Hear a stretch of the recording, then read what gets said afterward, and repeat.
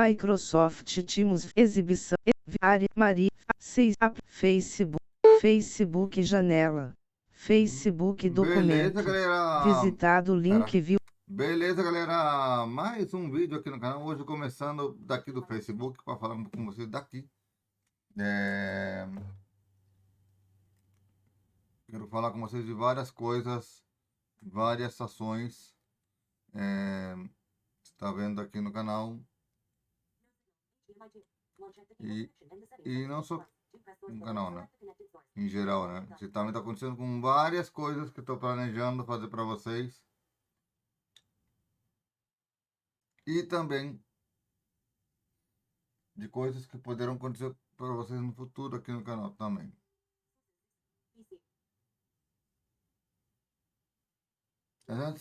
Entretanto, eu vou mostrar para vocês aqui meu Facebook, como vocês estão vendo na tela.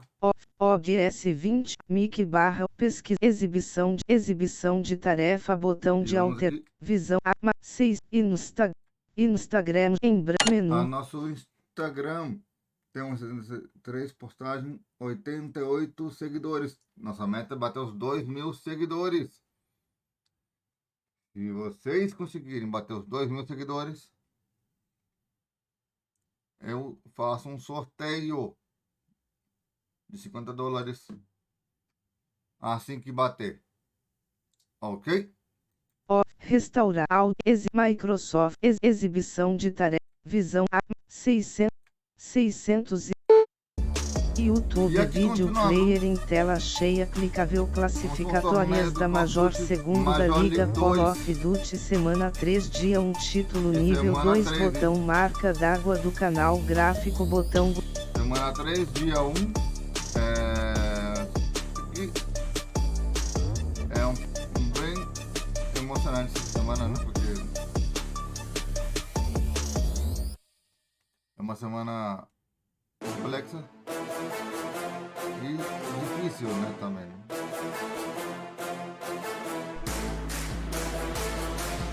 Tem muita coisa para ver no canal sobre a Major League. Temos o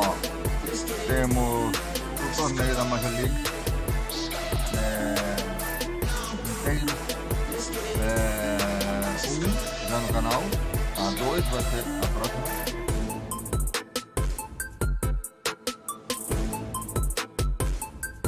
E também teremos outras coisas mais por aí. Como que, por exemplo, Marquitos? Não sei. Temos a FanFest da Future Game Show.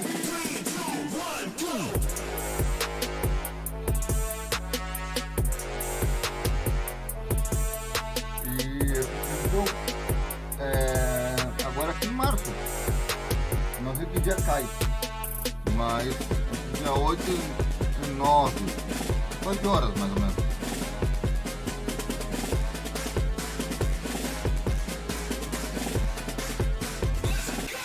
Então,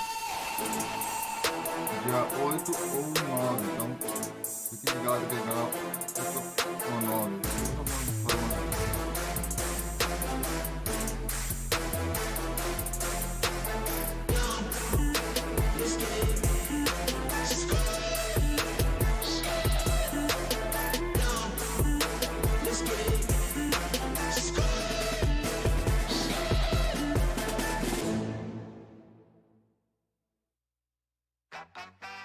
Já voltei, galera. Já voltei. Tive que mutar o microfone por causa eu tava vendo aqui na Twitch que tava dando uma falha. Deixa eu ver aqui, abrir aqui. Aí tá. Agora sim, vamos lá. Ficando aqui. Faltam 11 minutinhos.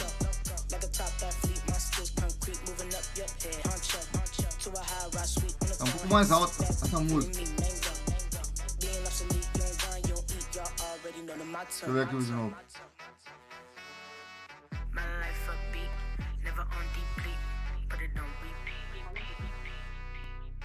E eu quero aproveitar para falar com vocês também sobre as outras coisas que vamos ter aqui no canal, né? Vamos fazer um pouco mais. Em março temos a Fit Game Show com um evento. Depois temos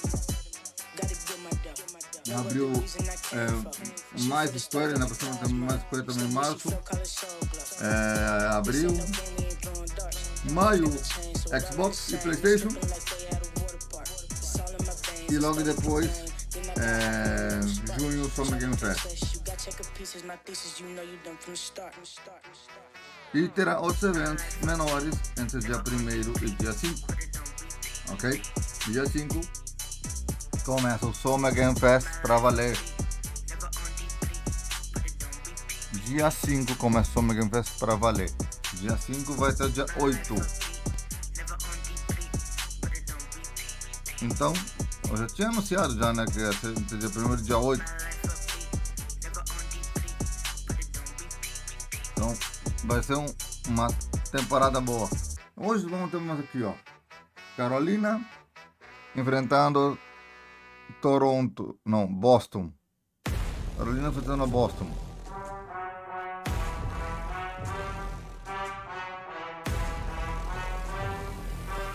Logo depois, em seguida,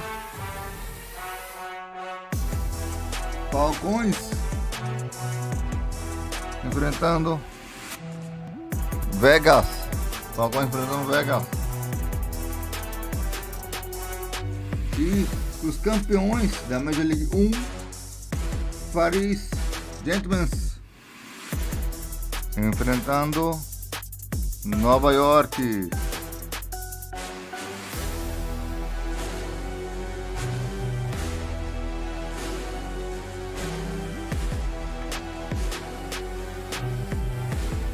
E o Paris já está classificado, né, para a Major League 2, para o torneio maior. Os outros ainda estão brigando, né, por uma vaga. Outro detalhe, também lembrando vocês também, eu quero falar com vocês sobre outro detalhe. Temos, provavelmente em maio, uma entrevista minha, a Nath e o Elemento vão estar fazendo aqui no meu canal. Então fiquem ligados, em maio teremos possivelmente essa entrevista.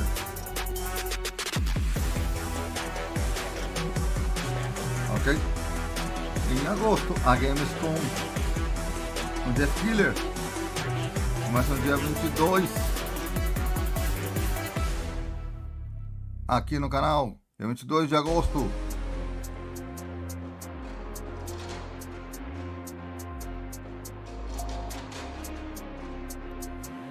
E vai até dia 26 de agosto. Vai até dia 26. E na mesma semana começa a PAX West. E vai até dia 2.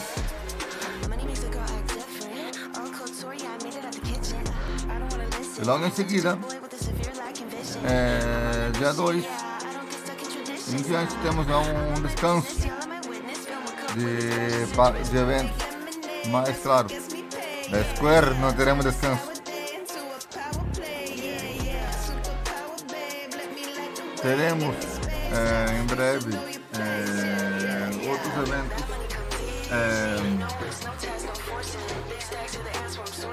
O que mais temos aqui de eventos? Ok, seguimos. Tokyo Game Show, 22 de setembro a 1º de outubro. É assim, a Tokyo Game Show, esse ano, 5 dias de Tokyo Game Show. Em outubro, a Fit Game Show vai estar trazendo o evento de Halloween deles. Em sequência, outros eventos menores também vão estar em caminho. Dia 20, de 19 a 20. Vai ser exato, dia 20. Entre 17 e 20 teremos nossas nominações aos prêmios da Game Awards. Quais são os nominados da The Game Awards? De 7 a 20. Uma passada foi dia 18. Então deve ser entre dia 19 ou dia 20, mais ou menos, vai sair os nossos nominados. E também vai abrir o site para votação. Eu vou esperar 48 horas para votar, porque nas primeiras 24 horas vai estar o site muito pesado. Então eu vou estar voltando 40 horas depois. E depois ainda teremos aqui para continuar vocês nominados. Os jogos que eu joguei aqui no canal. Não trouxe nos últimos 2 anos porque não dava para mostrar. Estava tão bugado o site da PlayStation que não deu para mostrar. E em 6 de setembro a 8, entre dia 5 e 7, entre 5 e 8 de dezembro, temos a PC Game Awards.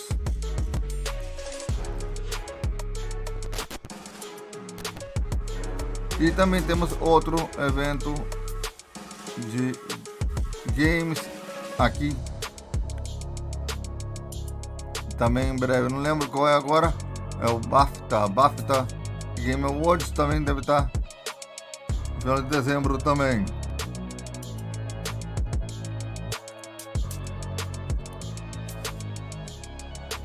Também temos o The Game Awards no dia 12 de dezembro.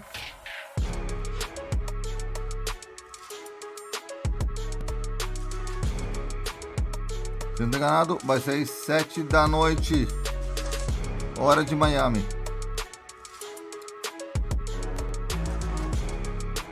Ok? Às 7 da noite, hora de Miami. Lembra desse horário. E lembrando a todos vocês, também, entre os dias 17 e 21, 17 e 21 de dezembro, temos uma entrevista com a minha mãe Natália Gabriela, contando tudo que ela fez durante esse ano e aqui no canal. E também teremos possivelmente a volta da Major League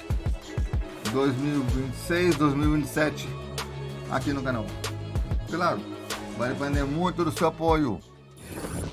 Se a Liga Major bater 200 views por vídeo,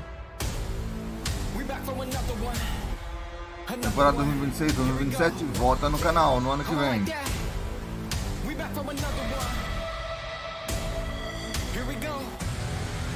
Nós vamos até, se não estou enganado, até outubro com a Liga Major. Não estou enganado.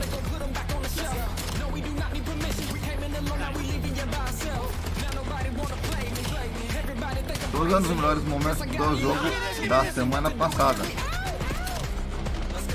Digo semana passada porque eu estou gravando na sequência. Mas lembra, temos outros eventos na frente que estão saindo no canal. Então, por isso vocês estão vendo que são semanas diferentes. 15 dias depois. Estou gravando. Porque temos muitos eventos em sequência. Nunca vi na vida tanto evento de games num ano.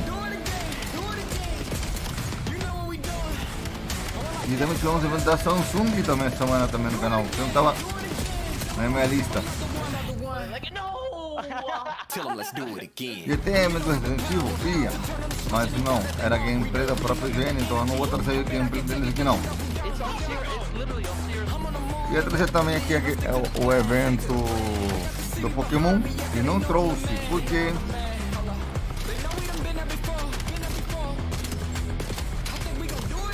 o evento anterior da higiene foi bloqueado. O ridiculez dele, né? Só que meu canal tem mais vista que o deles, né? Vou tentar aqui compartilhar com vocês. No final da live eu vou compartilhar um detalhe interessante com vocês.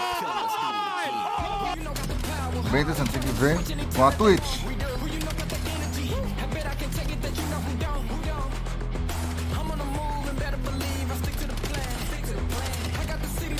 Tá ali bem interessante.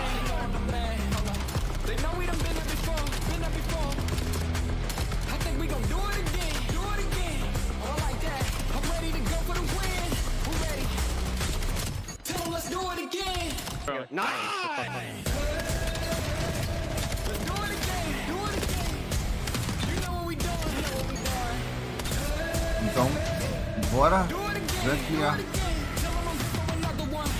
rapaziada vai dizer aqui, né? A Riley mais ainda, né? Porque ela é esperta em Call of Duty.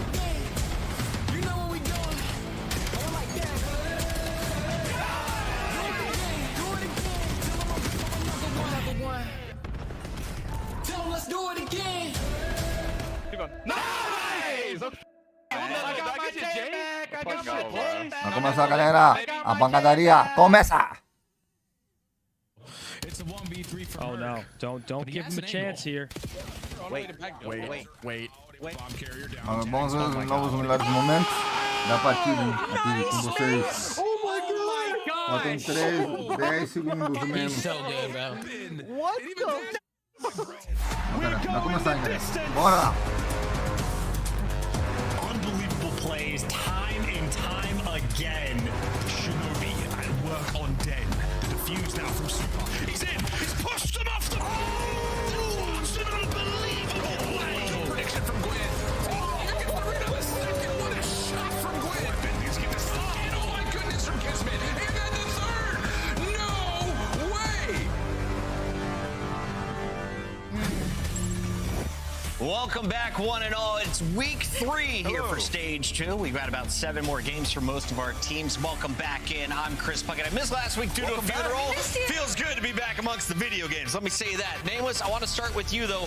What did I miss last week? I was able to catch some of the broadcasts, including some dubs from Riyadh. You missed a lot of 3-0s and 3-1s. Lots of 3-1s. Yeah, there was the series weren't as close, but we're hoping this week we get some Game 5 bangers. Allie, we saw a Game 5 between 2 of the teams that are going to face off today. Vegas FaZe taking on Riyadh Falcons. Do you think we get another second search and destroy? I'm hoping so, for sure. I mean, this is a team with some really champion world vets, and for Riyadh Falcons, even though they've been slipping a little bit recently, I'm expecting a banger still. We've got a lot to talk through before we get into those games. To update you on some of the rosters for squads like Boston, things have switched up. Cammy, gone. Yeah. Legacy player sent back down to Challengers. Instead, it is a Challenger player who was once on Cloud9, denies the Cloud9 offer, accepts the one from Boston. What does Spart bring to the team? Yeah, you can see the stats there in Challengers. He's been doing really well on Telluride Bush. Been in the limelight there, and now he's in the league on this Boston team that's been struggling across the board. But he brings a lot of search and destroy prowess. When he first came into the league, obviously they had that crazy run where he was the Major MVP, and they won a ton of search and destroy. So he's kind of had that moniker on him for a while, and they're hoping that he can come in and just be a breath of fresh air in that game mode and have a backbone to fall on in these series. And also hopefully give them some pace, right? So I feel like Boston Breach, a big issue for them was they were just too slow on some of these smaller maps. So with the addition of Spart, you hopefully add a little bit more aggression, a little bit more engagement, and also maybe a different way to approach the game. I know the Unshaven Loyal will be back in this, man, now that he's wearing a Boston jersey. Spart, playing with one of the most popular Challengers team, makes his move back up to the CDL. And I know I'm, for one, am excited that not only is he focused on competing, he's also focused on creating content this time around. He's been streaming a lot more. If you guys haven't checked out his stream yet, go show him some love. He'll be in action today. We got to keep it rolling, though, to Riyadh, because as good as Spart is, his team, well, they're at the bottom of the leaderboard. Riyadh right in the thick of things in the top 5. In fact, they're sitting there with a 2-2 record at 20 points. It started rough. Losses to Paris, and more importantly, that loss to Boston sent them back. Yeah. But now you have wins over Cloud9 and a 3-0 over Carolina Royal Ravens. Exceeds crew. Got bopped. How good are the Ravens, or sorry, are the Falcons right now? Well, the Falcons are as good as the opponent that they're playing in front of them. That's kind of how it's felt recently. Obviously, now with the wins versus Carolina on top 9, it feels like the ship is maybe righting itself, but don't let that fool you. They still jumped the map to Cloud9. However, on the positive side, I think Search and Destroy looked unbelievable in this series, and the fundamental bounce back and the hard point was fantastic at the Riyadh Falcons. So, big picture, they're surging up. They're fixing some of the tiny mistakes they were making in these series, and hopefully today's match versus FaZe should be another great one. And you called out that Kismet is one of the few snipers that is not landing the shots the rest of the league is. He needs to step up that stat. But outside of it, it looked like the Falcons found success. 6-1 map count last week. They're coming into this rematch against FaZe Vegas. Do you think it's going to be Kismet or Celium that has more pressure on him in this series? Yeah, I think, Celium always has a ton of pressure. He deals with it well, but I'm going to go with Kismet because there's a clear difference. Like when he's finding success in the search with the snipe, and you saw in the last one, he was getting loose, after the early round, which is something that he's done so often in his career and why he's revered as one of the best search players in the CDL. Well, we just hadn't seen too much of that throughout this year. So I think if he can continue to do that, they have a great chance because the hard point has been way better this split. I know I'm asking for a lot, but if Exon can drop another 40 against FaZe, and if we can get 99 kills in a Game 5 for all the people, it would salvage a rough schedule. Let's take a look at our standings, though, as we check in on who's on top of the leaderboard. 2 squads at 4-0, a perfect record for the Gentlemates as well. After that, it's a 3-way tie at 2-2. A bit of slop, but we'll decide who moves into the top 4 between FaZe and Falcons tonight. We're going to break. When we come back, the first fight. I just lied. What do we got? Boston, baby. Yeah, I mean, talking about the Boston series versus the Falcons, that's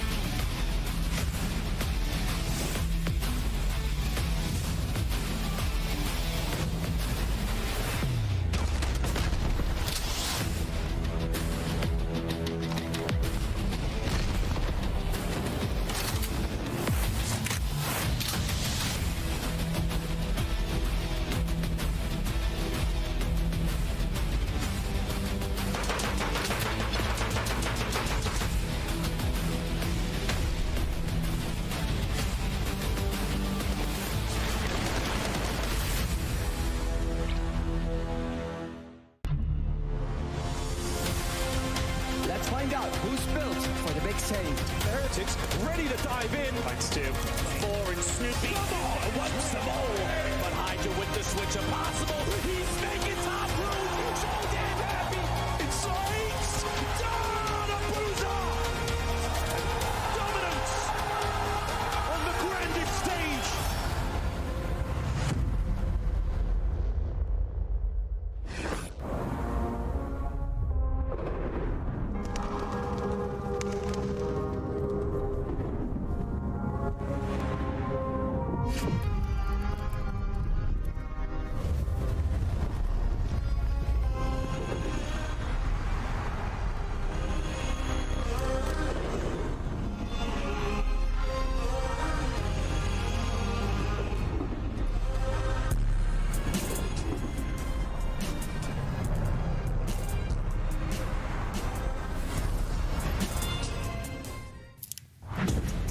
Carolina Royal Ravens looking to bounce back after a rough week number 2. This is a perfect opportunity to do so. And if you're looking at the Ravens week, well, today you've got Breach. Tomorrow you got Vancouver. This could be a 2-match win week if you're a Royal Ravens fan. Yeah, but you got to tread carefully. I mean, the last performance wasn't exactly great. And with this team, you dive into it, 7-14 at hardpoint. Their HP has taken a huge fall off, and it's not because of kills. They're actually like top 8 in Team KD in the game mode, right? You can't forget map 4. Yes. I mean, nobody's going to let them live that down. Abysmal, Allie. And when you go back, you watch it, you're just like, it's a ton of like mini decisions of selfishness in the players where you're just not helping your teammates. So for these guys, the focus has to be on teamwork and game, but they have to also have that weird balancing act where it's like, we don't want to lose the edge of where we have insanely talented players. So they got a tall task if you're Brian Saint and the coaching staff here to balance that, like play the right way, but also don't lose your edge. Last 10 maps, you have won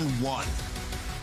Your retakes in SND 0-7. That happens. How do you just mind wipe and start fresh? Because those are abysmal stats in stage 2. Yeah, that happens sometimes. How do you mind wipe?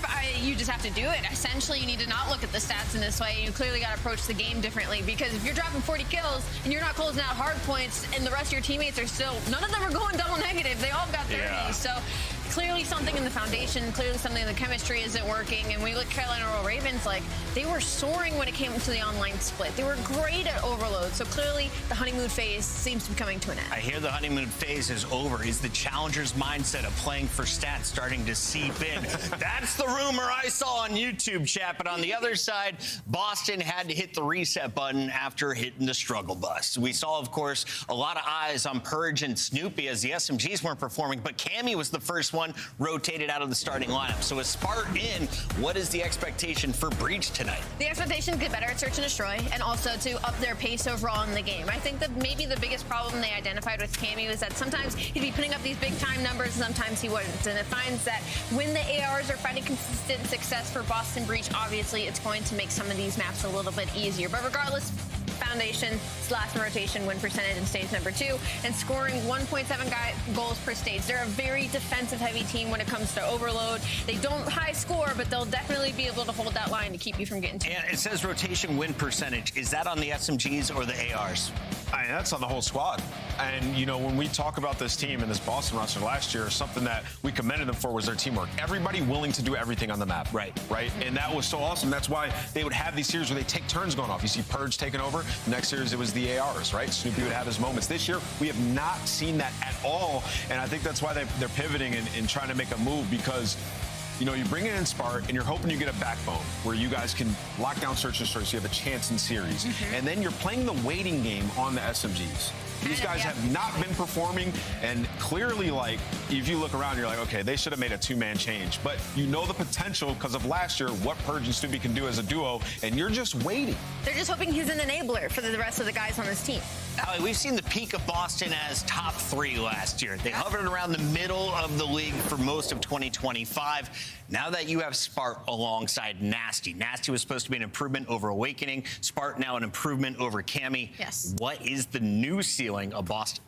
The new ceiling should be to get top 3 again last year. I mean, if this is the kind of change that you made it in hopes in that, and I understand your faces, but I'm just telling you what the organization is hoping for with the change, right? And we're saying ceiling. Hoping to enable it. Hopefully they hit the same placing at peak that they did at least last year in a top 3. And then the real question is the floor, though. The floor is, well, I'd say on the lower middle end of the league. I don't think they would end up placing like 10, 11, 12, but I think they definitely would stay maybe around that 6th to 8th range if Spart performs This team could get way worse. I mean, at least... Really? Yeah, because when you were watching, like, Cammy and Respawn was not awful. And a lot of the series, like, the ARs were playing fine. Like, Cammy started to figure it out. Like, I thought he was playing fine in the Respawn. So, yeah, I think Search, he's been a liability throughout majority of the year.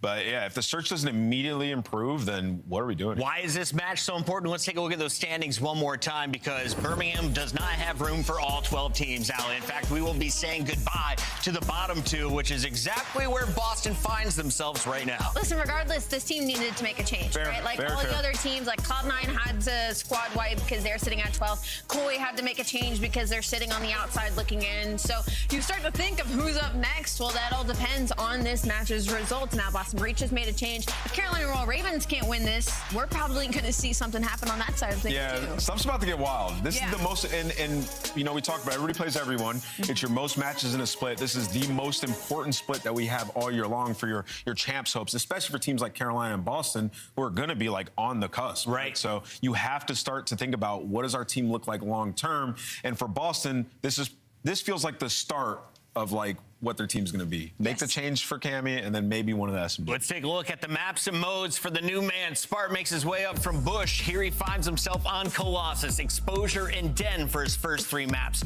for the 2026 season. Allie? Yes. Do we get to a map 4?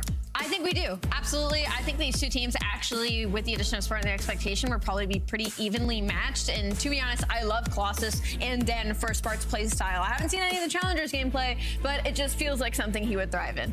Ravens, going back to Colossus, 0-7 on it. Probably like the most mind-boggling performance we've ever seen.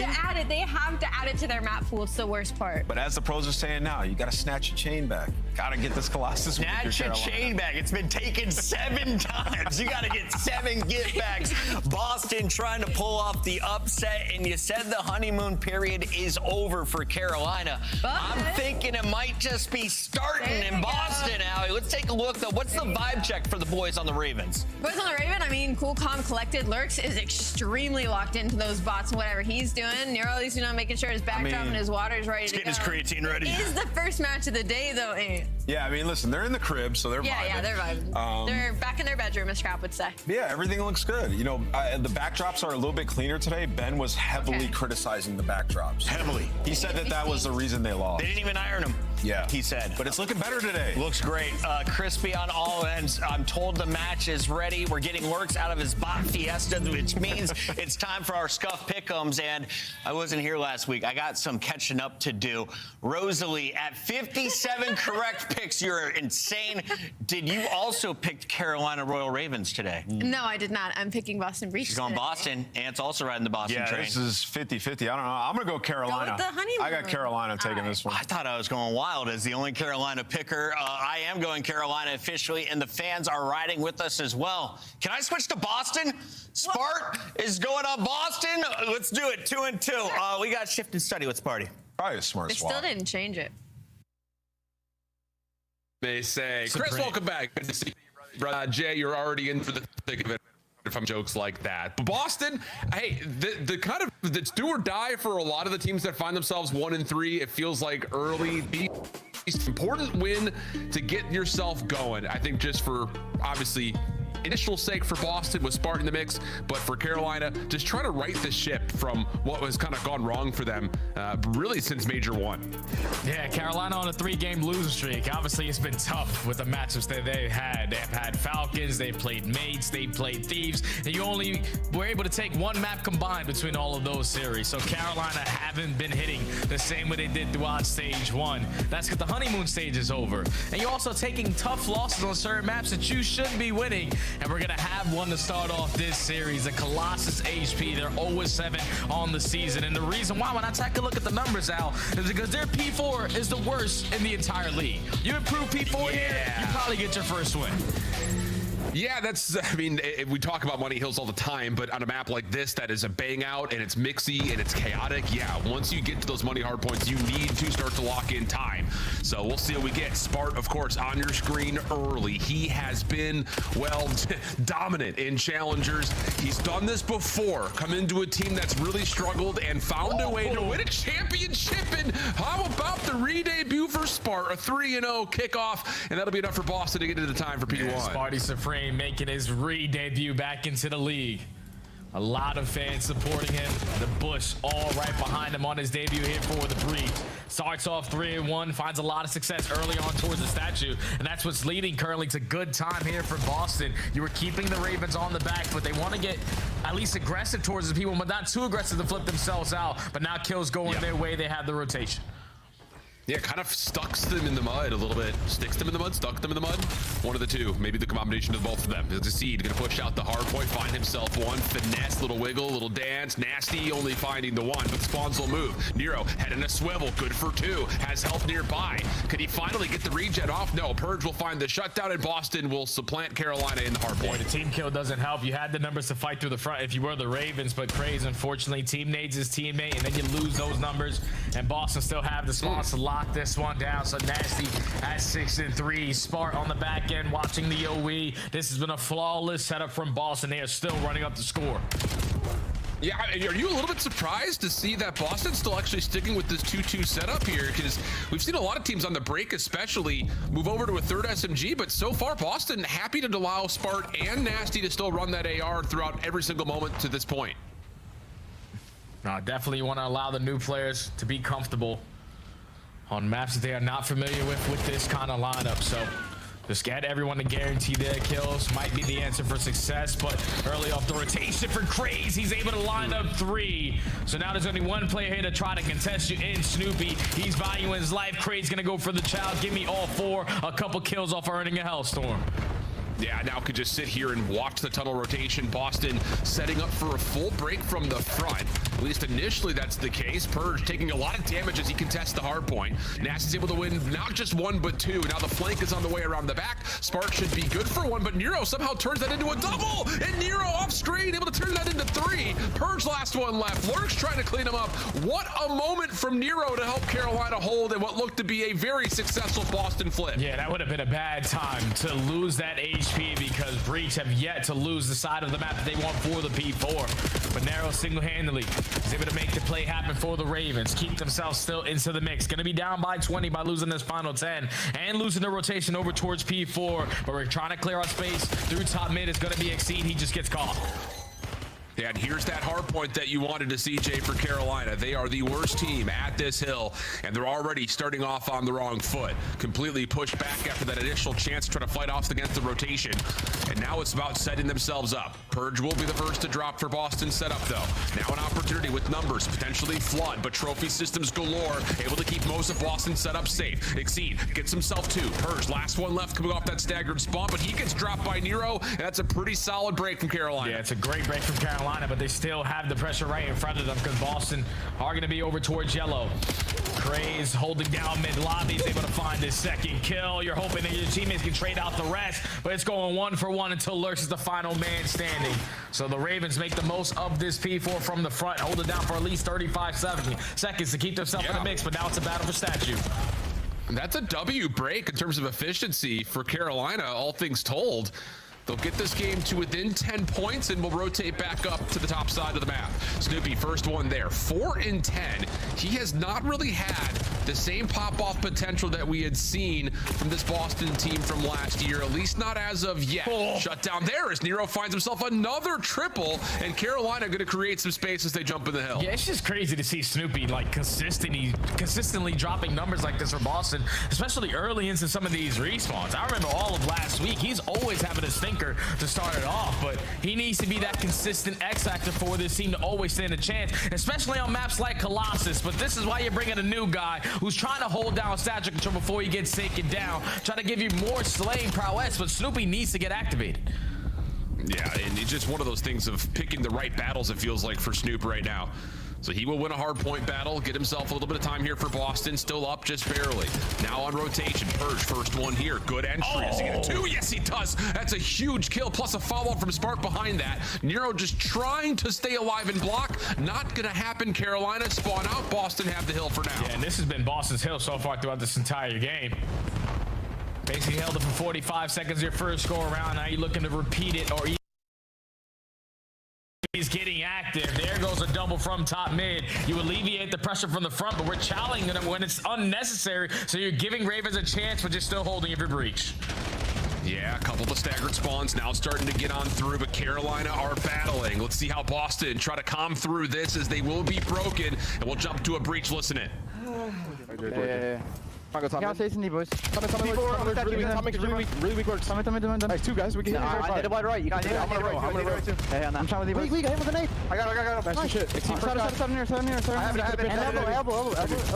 Two. Both of them. Oh, whoa, you left, bro. Oh, yeah. Nice shot, bro. Nice shot. Hey on that. They're going mid. Nothing wrapped. I'll get you ton of pinch, Eric. Push right. Exceed. Absolute. They have all the time. Give them in. Nice. They're gonna spawn yellow. He's already close block. Here you go. No, I should have prayed. He's gonna go to I'm 1 HP tonight. I'm 1 HP. No courage. Just I'm watching your cross. What happened to your cross? On the Eddie. Too close. I'm gonna down one shot. Close up. Oh, it's weak. I got tunnel. Yeah. I heard you. I saw blue. I'm the heady crazy. I'm one shot. Crazy. He's I'm one shot. I can only I'm not tunnel. One shot on the heady. Both there. I can't. Let me look a second. I'm so great. I crossed. He's close. I'm gonna get Russ. Someone's Russ. No, he's back. I see Russ anymore. He backed up. I'm running. I'm standing. I'm going tunnel. Come on. I heard you. I need to. You can still play a bar. Yeah. I'm watching. You got me. AC one shot dead. I'm 1 HP, bro. I can't try. You're good. Hold statue. I'm on time, Lucky. I'm going time chair. We can double this. Here. Rush. I send him close side door. I'm looking at the plat. I don't see anything on plat. Rush me one shot. He's going yellow side door. One shot time near. Nah, shit. Time. One shot time. Nice. Yo, get my side. They give me time mid. I heard you. Take a left, right. Okay, a couple of nice moments in there. I think in particular hearing Purge kind of quarterbacking Snoopy on those wraps, both through tunnel and then back again up to the top. So decent moment here for Boston. Carolina finding themselves on their Achilles heel, moving back over to this very treacherous P4. Yeah, and it's the final 15 seconds. They won the rotation this go around. It's just the pressure from Purge through mid lobby, opening up with a double, allows Boston to flip the spawns and then keep this one scrappy. Still gonna be up by 35, almost 40 points as we get to our third set. Back over to the P1. And if you're Boston, it's all about these fights over towards Statue when Nero finds it first. All Craze, good patience, taking down 2, but Spartan Purge still outwin the duel. Exceed trying to get into the hard point, was the lone man there for the Ravens, and as he drops, Boston get closer to 200 points. Moment of pause, Boston on the setup, trying to once again keep Carolina on their heels, and so far, so good. Trades coming through though, and Nero continues to have a blazing map number 1, but he needs some help. Yeah, he needs somebody to get on time, or someone to get a trade at some points, because again, he wins a massive one-on-one gunfight to secure the blue spawns for his team. You are in the driver's seat now to soak up this final 20 and potentially chain it over towards P2, but Nasty ready in, waiting in bottom tunnel, is able to line up a double. Now that forces Exceed to try to do something out of nothing. He gets caught, Boston get the break, and now they're already in your face. And Nero's just sitting here like, where are my subs? Just continuing to take 1v3 moments, and to be fair, he survived through a lot of it. Lurks, not having a great game. Maybe a chance to make up for it here, but gets bested by Snoopy. Back over to the hard point we go. Nero right back into the mix, but traded by Spart. New guy up, the Sparty Supreme. Gets the trophy down with Nasty there for support, and how about it? The kills come through. Nasty doing it all right now, as Boston have a chance to get this thing closed here. And now there's only one more play heading towards the back to try to make a play. And it's going to be Nero once again. He finds the opening, finds kill number 2, leads to the break-in for his team, almost finds Purge towards the backside, but Nero making big-time plays to just keep his team in it. So 30 seconds here at the P2. Boston are just looking for the opening, and they find it through top mid. Now everyone through the front door. Yeah, for Boston, this is just cross your T's, dot your I's. Don't do anything crazy. You've got a huge advantage. Don't let Carolina run through you. And as they get cleaned up on their final break attempt, all eyes moving over towards the third hill, but Spart does not predict Craze getting as close as he was through tunnel. So now you've got numbers here for Carolina. Fighting off the heady is Nero. Maybe more in front of him. What set of shots this is for Nero. Lurks able to follow up with the elimination, but Nero is just turning, burning, not quite able to get the pistol up, and Spart's double now has a natural advantage for Boston. And now you got to clutch up down here if you are Lurks and Craze, or Exceed and Craze. They get two-pieced by Spart. So he single-handedly was the guy that spawns over towards blue side, finds massive gunfight after massive gunfight to lead to the break here for Boston, and they can close it out here at P3 and another clean 4 dead. All 4 dead again. Oh my goodness, what an absolute incredible map number 1 to this point.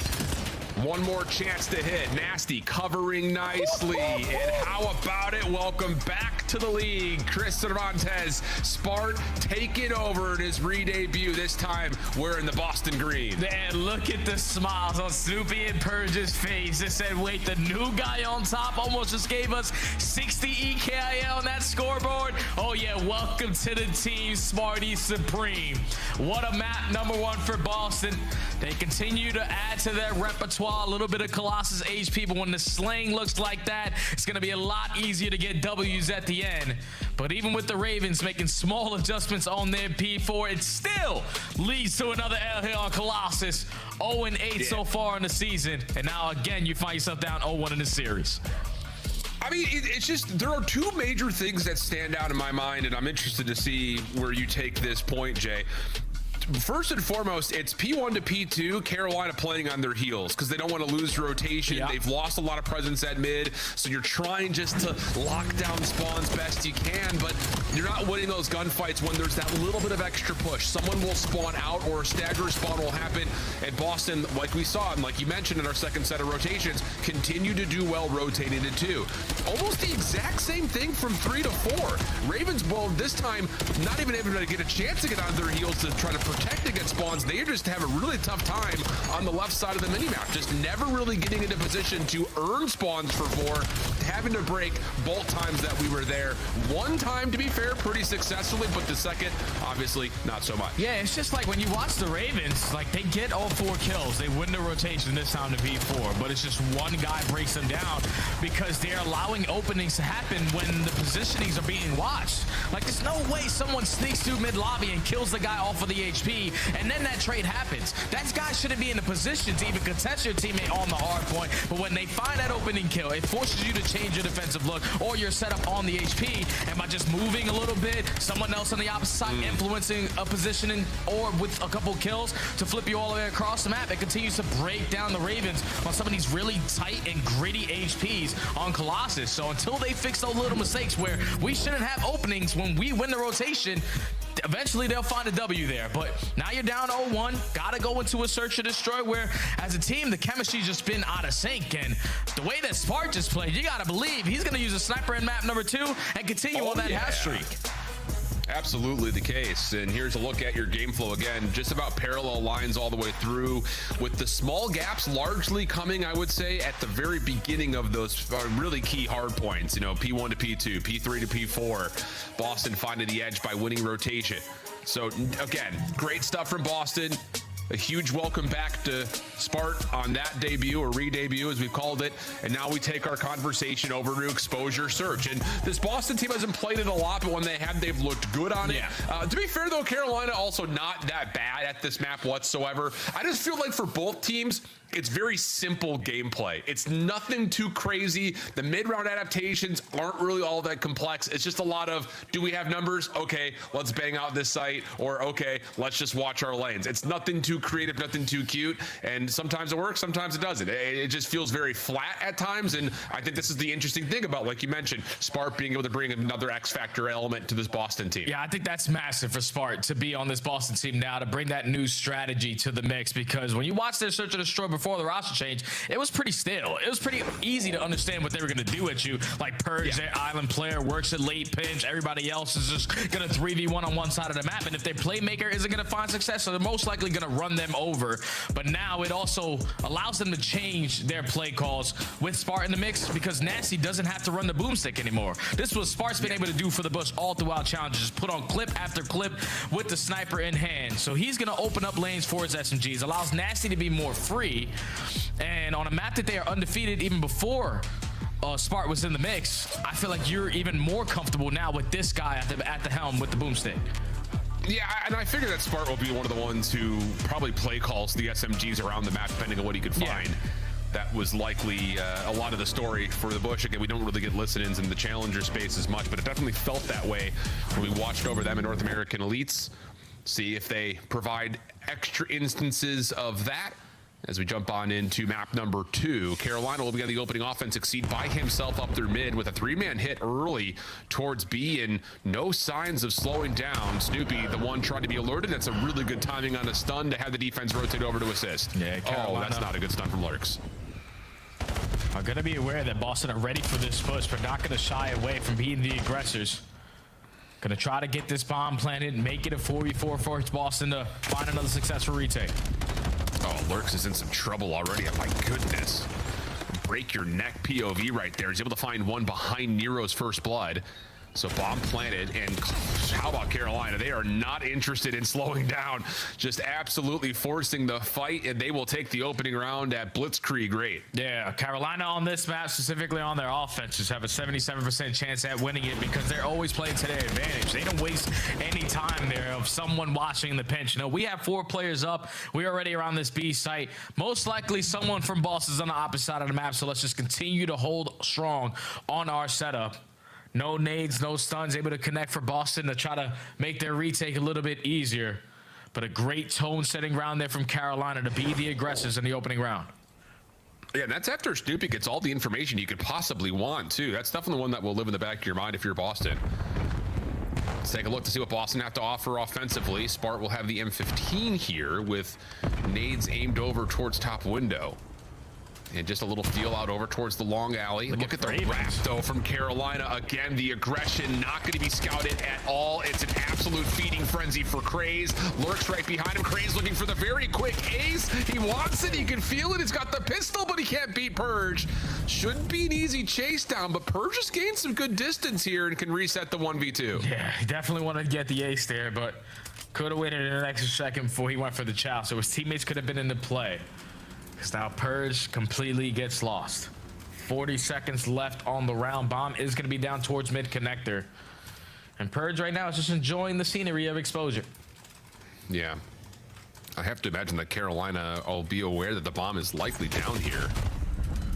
Yeah, now Purge has been seen. He is the smoke player, though, so he's got a little bit of an opportunity to reset this. Nice set of shots. That's on to Nero. But with 18 seconds, now a decision has to be made.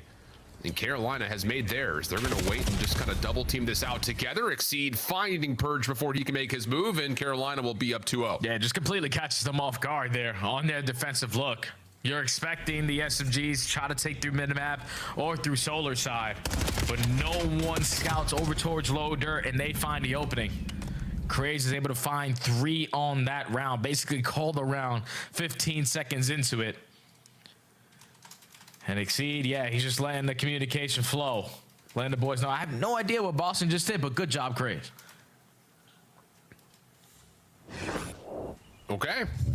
Tempo, tempo, tempo for Carolina. They're going to keep the gas down here in round 3. Nero going to go up top to ring, try to play a little bit of info gathering off the jump. Exceed going to try to snipe down low, but he's been stunned. Nasty not interested, and actually Spart's got a good crossing angle from the A site. And how about Purge going to jump right into the smoke and see if he can kind of wrap behind this Carolina play. He may actually just get Exceed for free here if Exceed's not too careful. Yeah, you got to choose wisely. You're going to turn that corner or not.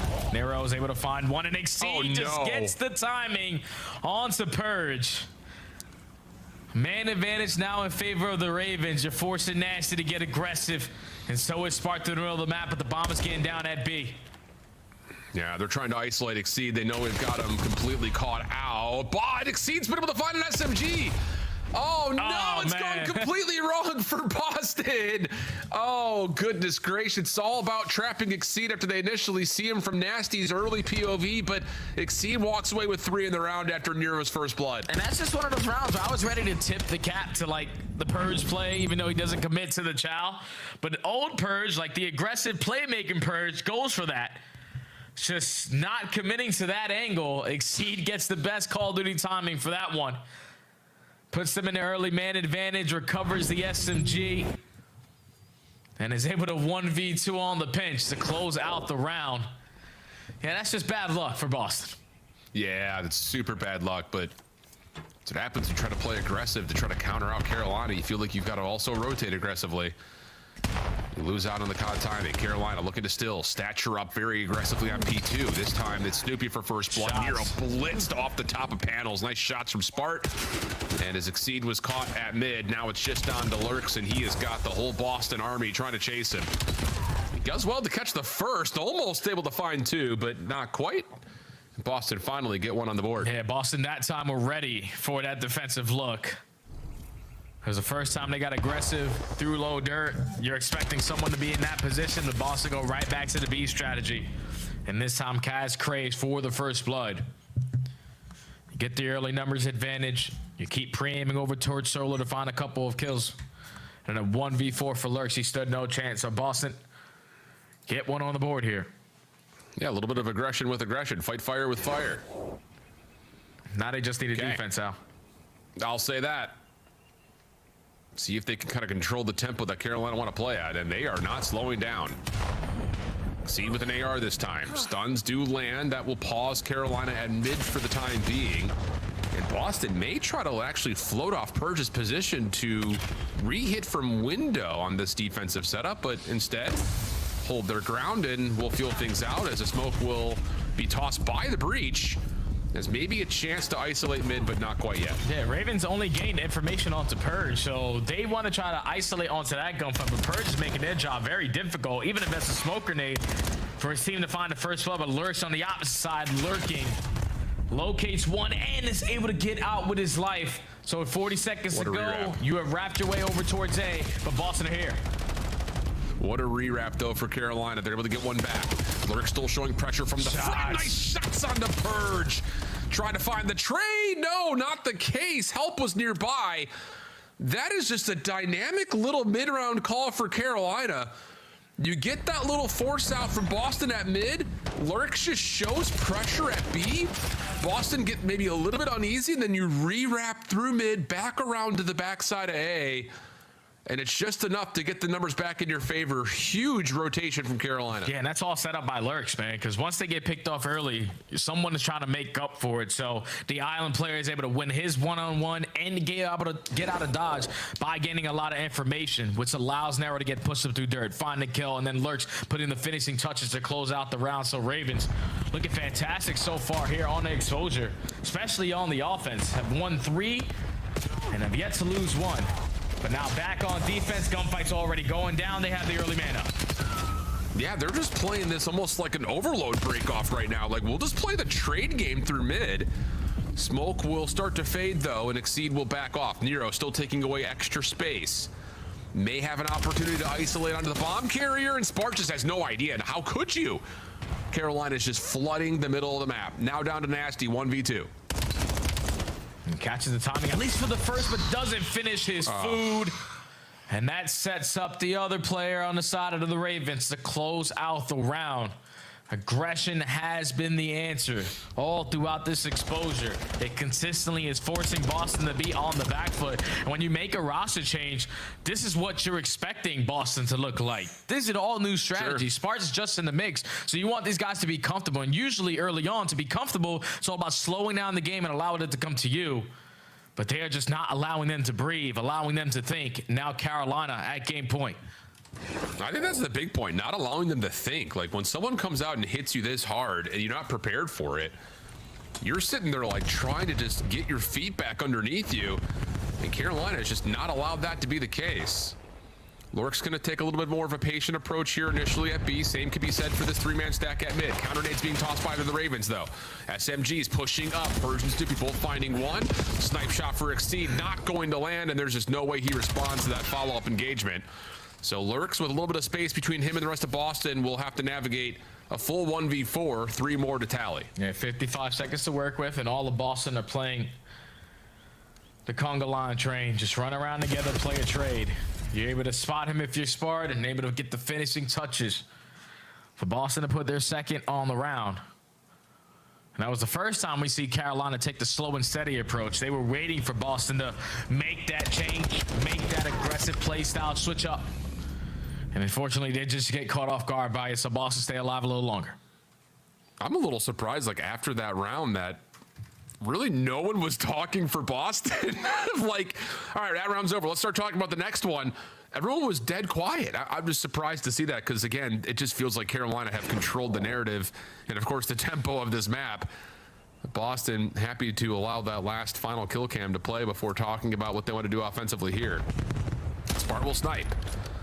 Is able to see a nice little sneaky slide from Craze. That's enough information for him. Snoopy trying to get freed up through Zig, but the window now on that play has closed. Follow-up info at bottom window, and Boston will now try to use this position to frame up and execute. Yeah, but they're wasting a lot of time here because their bomb carrier is the guy watching in the pitch. So Ravens, who weren't in the play to stop a potential A plant, are now in the mix. Hold the rotation over towards dirt. So Nasty's still going to think that this is crystal clear to get the bomb planted, but nice Ravens just get caught on their retake right through mid-zig. Bomb is now down for Boston, man up. Yeah, Carolina were just looking for timing to see if they can contest that bomb plant. Not the case. Cool. Nice shots from Snoopy on the response to Lurks up close and personal. And Exceed's position is now known, and he's able to at least take down 2, but Spart was right there for the trade. So, yeah, I like that wrap from Boston. You get the info from Snoopy early. stays alive, knows that he's got bottom window control. So all you got to do is worry about top from bottom dirt and then let the bomb carrier jump up past that to get the plan. And then from there, yeah, Carolina just missed the timing on the execute. Yeah, it just helps when Carolina are trying to retake it with no information. Like there wasn't a guy spotting bottom window or even top window. To see them cross over towards the site, they were just hoping that, all right, it's been a lot of time. Well, this might be our opportunity to go. But just choose the wrong time to do that. And now Boston with back-to-back rounds staying in this S&D. Starting to build some momentum slowly but surely. And the Ravens are going to switch up the pacing this time. Not camp to spawn. We're going aggressive towards B. Yeah, Purge will get bottom dirt control, though, and has a lot of options in front of him. Will play the long wrap, so now Boston can fully stack for a B defense. Carolina will get on to site. Good nades, though, for Boston will land. Snoopy's able to take down one. That's in the back corner by the boxes. So Spart's watching for the push through, and everyone else from Boston are just saying, Purge, let us know when we can go. But Exceed is able to find the pinch, and that turns into a 3v3. Yeah, there's just no need for Purge to continue to just run forward. Like, you got the first blood, you have them trapped over towards the B site, but when you gift them that first kill, now they have a route on the way back over towards A. So your teammates who are ready for the push at the opposite site need to rotate back with the bomb already down. Yeah, and you have to re-clear out bottom window. Nero playing at Zig. Craze floating around the boxes, but Nero will drop. Now it's really on to Craze. What can he do? He's spotted. He's being chased, and Snoopy is hunting, but has lost him, so he'll leave him for Nasty. Meanwhile, it's just down to where is Exceed. Now they know where he's at. Easy follow-up at Boston. Now all of a sudden, they're only down one. Round by round. Teamwork is making the dream work. They are dissecting what Ravens are doing to them. Now on their offenses. 3 rounds in a row for Breach. They find the early first blood. Purge almost gave them a chance by getting caught. But once that bomb goes down, you put yourself in the early numbers advantage. You're able to set up Craze to walk right into the preem of Nasty. And then Exceed trapped towards low dirt. No chance he's able to stay alive for a long time. So Boston now force round 10. The pressure's starting to cook a little bit up now. Carolina, do you go back to what was working? Just try to full dive at something? No, and this time it's a 2-2 split, so you really can't afford to push either spot at the moment. A little feel out for Exceed, bottom window, but not much. Trophy system is keeping him safe for now. Purge up close and personal, maybe looking for timing behind. Is Spart still sniping? Because if Spart can watch the lane, maybe Purge can push through it, but... Oh. Just gets caught. Not even the shoulder to gather information. You walk right into the preaim of Nero. The new guy on the block, though, with the wall bang, able to make it still a 3v3. Manageable here for Breach. Ooh, high-low setup, though, between Exceed and Craze inside Zig. We've seen Boston try to at least feel this out, if not possibly full clear it. There's a little slide through deep. Snoopy up close, lots of damage, but no one drops. 3v3 we go. And they had information that there was 2 players from Ravens in that crossfire setup, but now time is ticking, and the bomb is on its way over towards this A site again, or at least towards B. Exceed is thinking he has all of this cleared on now, but Boston slipped the net, bomb down. Yeah, Carolina will have an opportunity to try to pinch, but it's very aware to Boston. Spart gets the opening tags. That's Craze who has to back off. This is a big feel out between Nasty and Exceed. Didn't see him. Oh, Nasty's gonna be able to find him for free. Oh, goodness, not like this. Snoopy gets another, and Spart with the closeout. We're going the distance to round 11. 4 rounds in a row for Boston. Even rounds when they find themselves down early into these rounds in the man up. You're making big time plays to break down the Ravens, just slipping the net right underneath Exceed's positioning. Gets the bomb down, catches them off guard, and then Nasty gets the best COD timing there to find that opening kill. But Boston have dissected this exposure search and destroy round after round to not force the final round. Here's round 11. And I'm not surprised to see this from Carolina. All 4 players just going to try to bully ball out the bottom side of dirt. But Purge, he is in position to just sit here and maybe go 1 for 1, if not possibly better. And that's enough of a call to say, if they're pushing through dirt, there's got to be more here. Purge isolated. Nasty able to get a couple of shots back, but 3v3 and Exceed holds the angle. Not expecting that. We're Boston. Snoopy gets a stun behind him and is able to get out, but it's 3v2 now to Carolina. And they have the bomb down as well, Al. So this only gets more difficult for Sparta and Snoopy, as they're both taking different angles here. Exceed just throwing shoulders. He has information onto both that Ravens are playing the bomb down. We need to gun someone. Nade out, doesn't land. Oh, Exceed pushes through. Snoopy able to find one. Maybe with isolate onto Craze, but Craze will back away. So this will be a 1v3 to try to clutch up the round 11. It's just all about the TDM from here. Bomb will be given up. Snoopy's gonna get a little bit of a lifeline here. Has to commit to A on this angle. Exceed, able to watch the opening shots. Snoopy tries to isolate, around the Rosie, finds the first, but the shots over the top from the bomb site save Carolina from an absolute breakdown. And of course it comes in a round that can be identified as nothing but bully ball. 4-man hit through dirt. Somehow Exceed commits to keeping a scope out, by the way. Didn't expect that. And how pivotal that shot may have been in round 11. Oh yeah, that was the biggest shot of the entire round. Did you keep your teammates alive? That's also the bomb carrier in the side of the breach. And you're able to play a setup after that, just lock down that side of the map. Exceed, so impactful in search and destroy. Couldn't find any first bloods, but he found so many kills with the sniper in hand. 13 and 6, 18 non-traded with almost 1,700 damage. He was the reason why they started off early, and he's the reason why they close out strong. Ravens tied the series up. Wow. I thought for a second we were about to watch the downfall of Carolina as that roster as we knew it, if they would have dropped 5 rounds in a row or whatever it was. But not the case. 1-1 is the count. Den Overload coming up next with a lot of us to talk about, especially with this new roster and what Spart brings to the table. We'll see what we get when we come back after the break.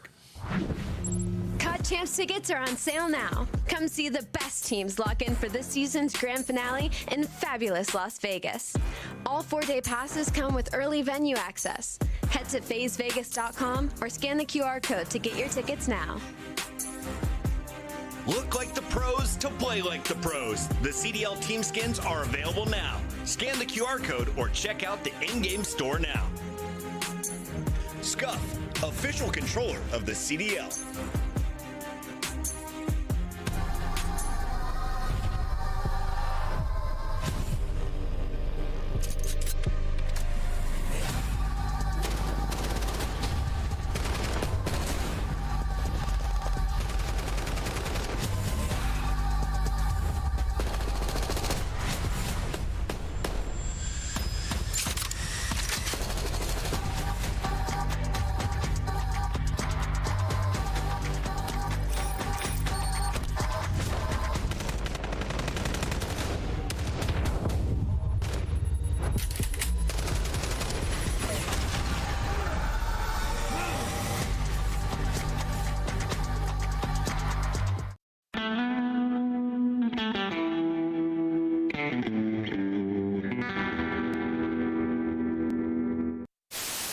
We get it? Yeah.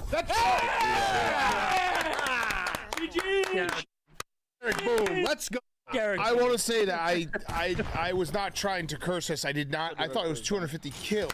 So when we were up 70 kills, I was like, "There's no way we can lose." Yeah. Now it makes.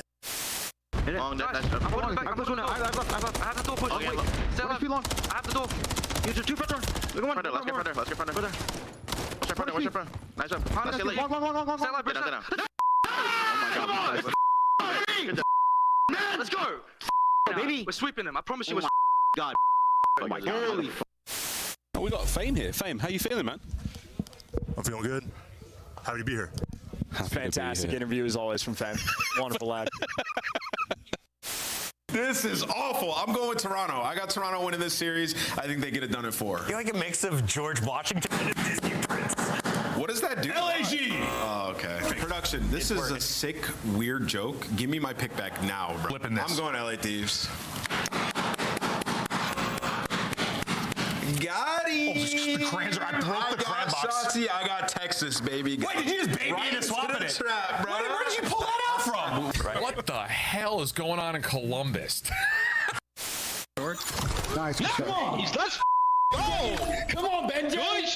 Come on, Benjay. Oh man.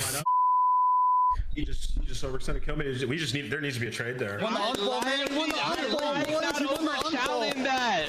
How are you losing that? Oh my God! No fundamentals out of the full pro squad. GG, brother. Nah, Jay, hold your tongue right now. Production, I can feel them curling their little mustaches saying, we got Jay on this clip right before we come back from break. Hey, come on. That's a sick joke. Sick joke. I don't like it. I don't approve. I quit. It's got to get out of there, Al. I'm sick and tired of seeing that clip. I'm 100% blaming Nameless.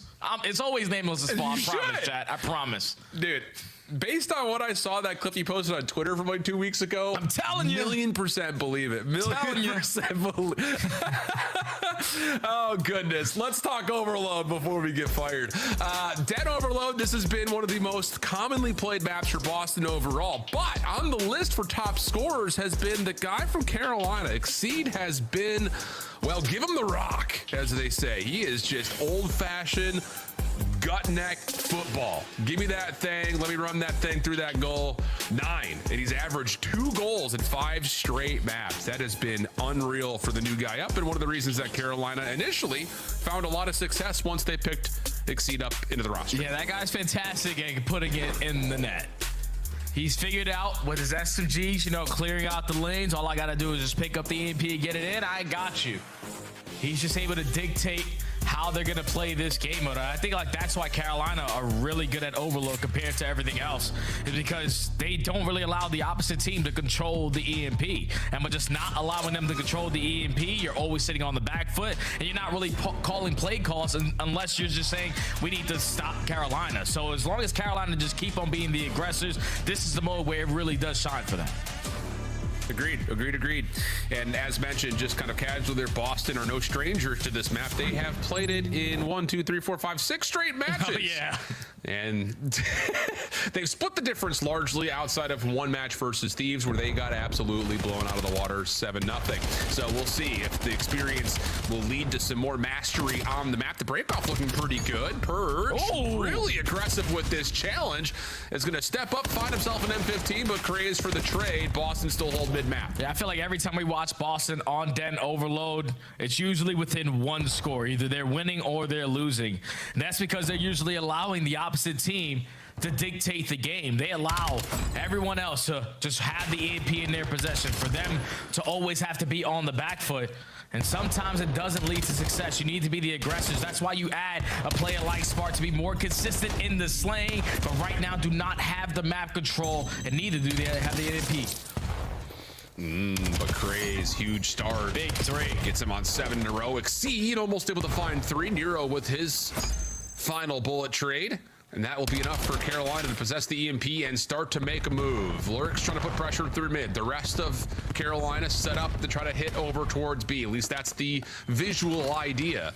Boston still putting a lot of focus to make sure no one hits through Couch's side. And Ravens, after they've been pushed back by all these nades, will try to feel things out and see if they can swing it. Yeah, and this is what Boston do. Just always on the back foot. Like to play on the defensive side and usually bank on their counter caps to get some scores going. And when you find the opening kill, someone takes a risk, you also find the second. So now you can be the aggressors. This guy just has a pistol. Someone's sending it for the kill. You clean up house, you clean up the kill feed. Now it's your turn to try to go add one to the tally. Yeah, Lurks does hold the line, at least initially through mid. Nasty trying to find a route through Dojo, but shut down. It's over to Snoopy. A quick swing through small, and the help is there. Spartan is able to get himself a score, plus an extra elimination. Boston on the board early, and an opportunity for Carolina to set the tone over towards Dojo side for our second device location. Yeah, beautiful counter cap there from Boston to get on the board. Now they're looking to try to chain it to back here over towards the Dojo spawn. You're just trying to hold down your side of the map. Do not give Ravens the opening they are looking for. This time you're able to find all 3 in the feed. Snoopy gonna try to locate the last guy. He gets the information. Boston have a chance. Yeah, and you've got nades all set up, ready to go here. Quick pinch from Purge also on the way. He wins his first. Snoopy flying high, able to turn down to a couple more. Nasty finishes it off, but we need to grab the EMP. Should still be enough with Snoopy blocking spawns to get the score, and it is. And Boston on top of that, off the respawn, in position through rooftops. And how about Chris Cervantes? 10-5 for Spart. Snoopy behind the play, creating more problems, and Boston are rolling. And they have another opportunity to quickly add another one to the scoreboard. Nasty watching the cross through bottom comms is able to find 7 in a row. Hellstorm in the back pocket. They're even team killing themselves on the side of the Ravens. Nothing's going right. We're already going to be at half because this will be another score. Feels that way. Spart gets another 2. Can't quite get the third, but some damage surely is there. Nasty to the pistol. Doesn't need it. Just steps foot over the line, and it's a very quick 4 goals in a row. Boston expediting our halftime to swap the sides. Yeah, and all it took was just that 1 goal line stop, which turns into a beautiful counter when you're finding every kill in sync. And then after that was just dominance all over the map from Boston. Players drop, instantly spawn up in a position to defend the EMP, and you're making the most of it. Spart right now is just super consistent on his debut here for the Breach. The Bush are watching, everyone in Challengers is watching, and even all the pros are watching to see what this new form Boston is going to look like. And so far, Spart has answered every answer correctly. Dominant on the first half of this overload. Without a doubt, my friend. Without a doubt. Holy cow. All right. Let's kick it off with some more Boston action. 2-for-1 exchange over the middle of the map. Keep in mind, this Boston team, in terms of overall team KD, has been good in overload. 1.02 is good enough for 5th in the league, but the way they're shooting right now, it may go a little bit higher than that.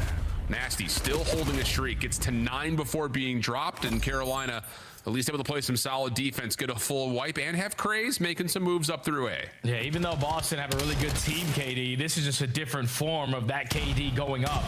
Not being on the defensive look, always trying to be the aggressor so far here on Den. But now need a goal line stop, and Purge is able to combine for a 2. Nasty flies in to clean up the rest. Boston in control of the map, in control of the EMP, and Nasty can call in this L-Storm if he wants to quickly add another one. He might not even need it. Lots of damage already in over here through tin. Pistol, no, not going to be able to get a little extra lease on life. Spart, able to find 1, slips, but not fully away.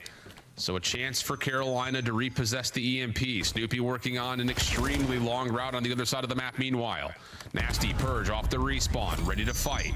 Nades holding them in position. EMP picked up, but there's Snoopy's pinch. Now in play, but hold on a second. Boston don't have any defense over towards B.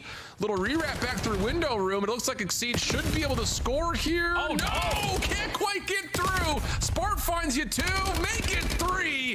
What an absolute re-debut this has been for Spart, now holding the EMP. Yeah, that could have been an opportunity right there for the Ravens to get some momentum, but just the movement, everything clunky on the side of the Royal Ravens. And another goal line stop for Boston. Allows them to control the game. 3 minutes left to go here on overload. You got the EMP in your possession. You got Hellstorms in the back pocket, and you got players watching the OE on the pinch.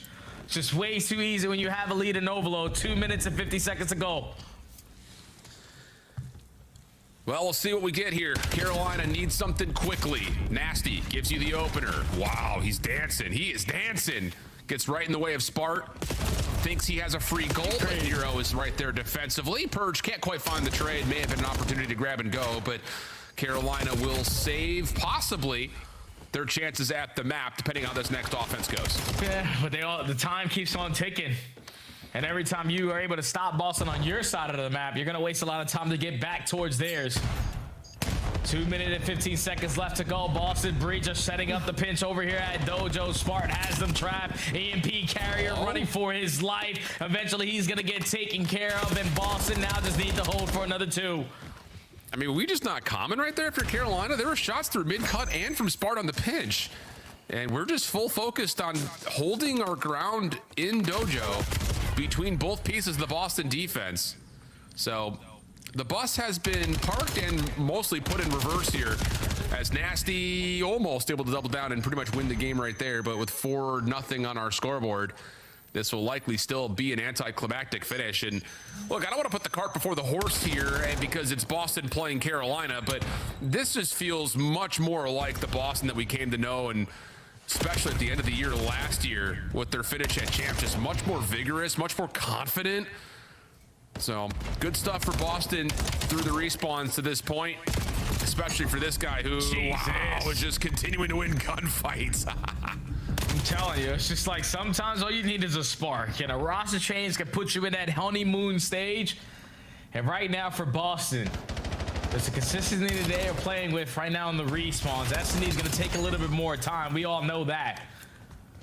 But to handle the Ravens the way that you are doing it, and back-to-back respawns now, and on a map on Den Overload where it's usually a struggle for you within one score every single time, you're finding more consistency in your slaying. You are dictating the map with your pressure out of your SMGs. And so far, Smart has been the perfect fit to this team. Well, Carolina's still going to try to fight this. Succeed. Golly. Something about fried potatoes and paper bags, I'm sure, is being talked about in the chat right now. 8-21. Woof. And that's enough for Boston with that little follow-up win off the respawn to cleanly take map number 3, 4-0. That is more than a statement. That is sheer dominance in every level of it. And Spart's going to finish 28, give him 29? No, not quite. 28-16. And all smiles for the Breach Boys. Yeah, this is easy. Right now for the respawns, man, you picked up a guy who's been consistent out of this world. 40 bomb on the opening HP, almost double positive here on the Overload. And I know Octane is sitting there watching this matchup, and he's saying, finally we got someone that can help Nasty in some of these situations, because Spart is on fire so far in this series. He almost had to come back into Search and Destroy, but who cares? You're up 2-1 going into another respawn where you can currently do no wrong. Unreal, dude. I mean, this is about as good of a re-debut as we have seen out of anybody. And for Spart, it's not even his first. I don't even think it's his second at this point. This is his third re-debut back in the league. Oh, gosh, dude. This guy's LAG, been Cloud9. Yeah, this guy's been around the block once or twice. Yeah, he's seen a thing or two. Tell you what. But that is a stellar scoreboard for Boston and nearly a red carpet outside of what Lurks was able to give you for Carolina. But yeah, single digit. Yeah, I mean, yeah, go ahead. What is that? Like, I swear, when the Ravens were at their peak form is when the ARs were the best. Like, Nero and Exceed were consistently throwing up numbers every single series all throughout stage 1. But they just haven't been consistent after the major. Like, you get destroyed at major 1, you come back here, and Exceed and Nero's gave them life, especially in map 1. But Exceed, like, where has this guy gone? I know he's the experienced guy, the veteran presence here on the Ravens, but you need to show your consistency with your AR play like the way you did when this team was first formed, because every time he gets ran over, respawns are looking one-sided. You need this guy at the top of his level, not only in Search and Destroy, but compete with some of these teams, and single digits in Overload, which is a heavily kill-dependent game mode. Yeah, that's not cutting it. Woof indeed, my friend. Woof indeed. Wow. Okay, so we'll stay on Den, but we'll swap things over to Hardpoint and see what we get here. For Boston, this is a map that they would, I'm sure, love to be able to see a win get over the finish line. They are 0-3 on it. And honestly, really, I'd say over the finish line, they would like to get a game close. They've lost by largely about 80 points at least. Whereas Carolina, I mean, again, it's just kind of a same story, different book. We talked about the Colossus already. Same things occur across all the maps, though, when it comes down to being really bad at any given particular money hill.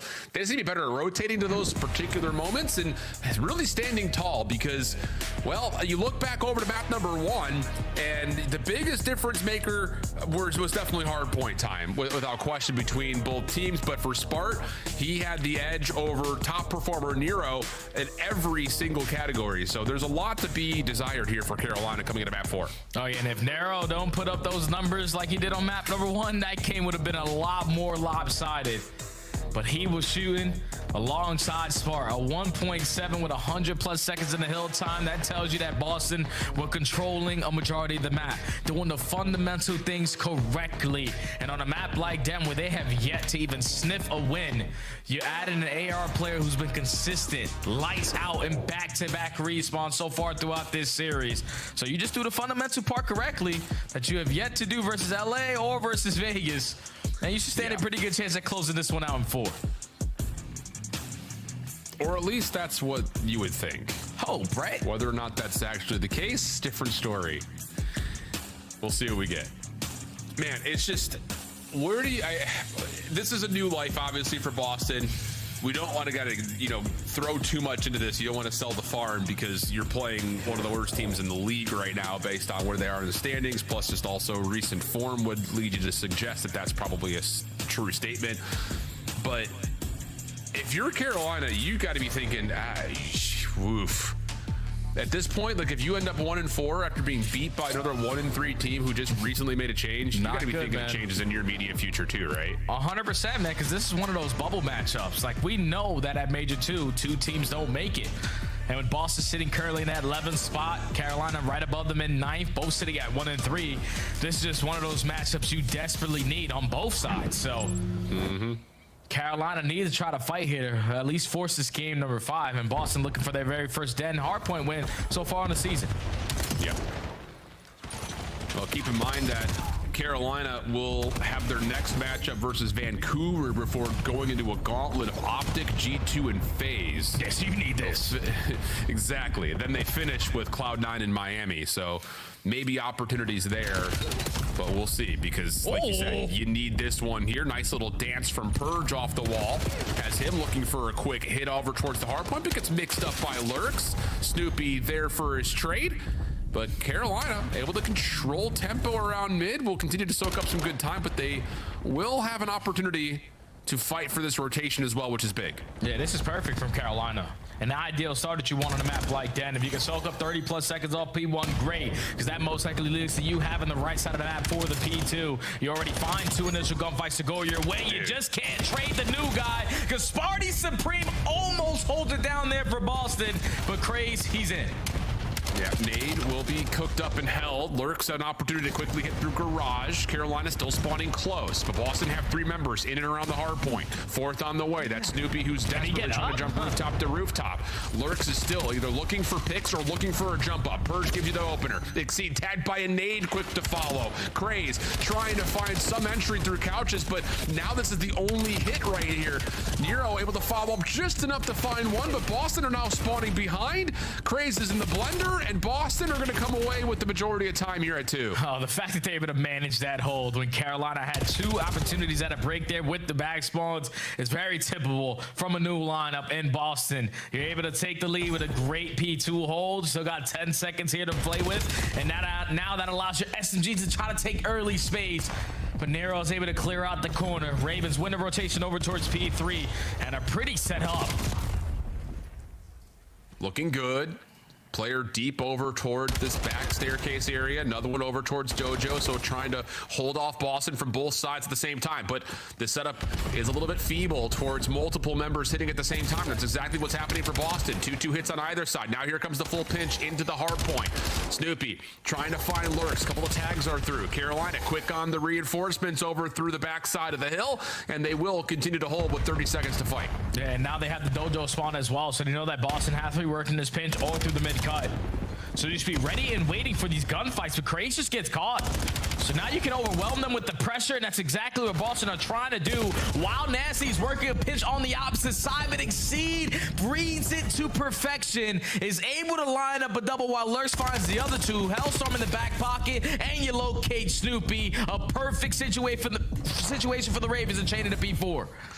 And Lurks, yeah, aware that he really cannot challenge out to rooftops initially. Does he expect the second? Maybe, but Spart's able to get the win. Craze quick for the follow-up in Carolina. A chance to grow their lead here.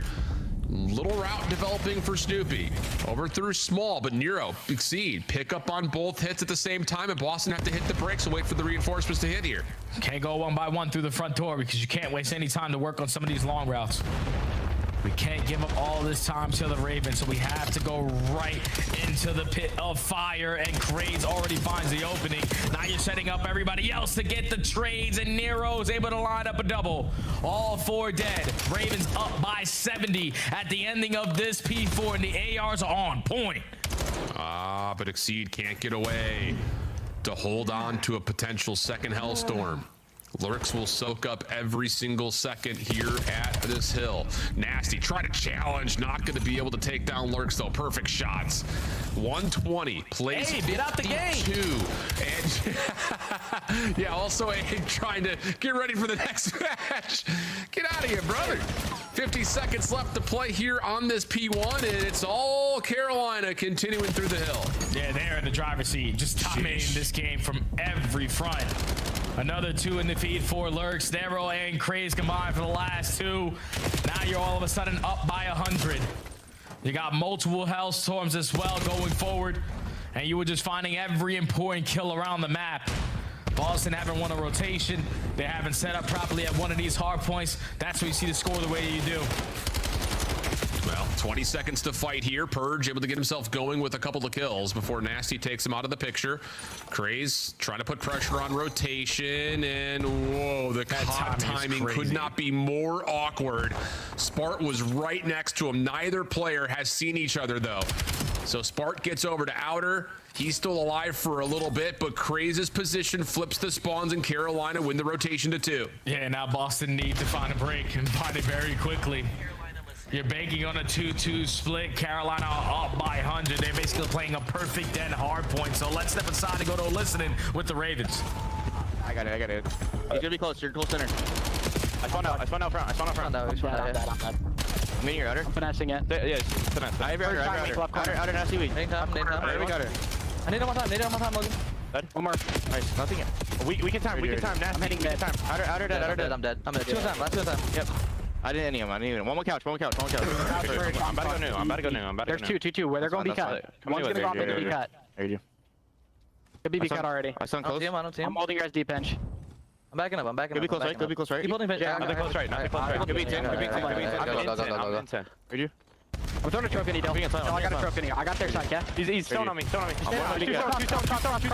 got one. Just stay down. I got your cross. One shot here. Locker's weak. There's 2 there. I think. I don't think anything's pinching. Logan, I got your lockers. I got Smart. One's pinching. I'm pretty sure he's pinching now. Smart. And they're dead. Nice. Deep. I got killed from outer. One shot. Outer.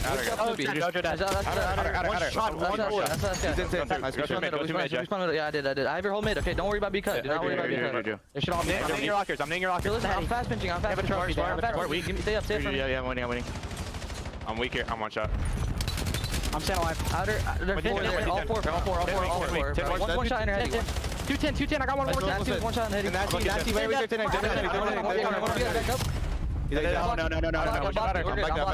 I'm blocking. We're good. I'm looking B cut. Yo. I give you one. Never. Two front. Actually, I have your weapon on so low-key. Then you'll mid now.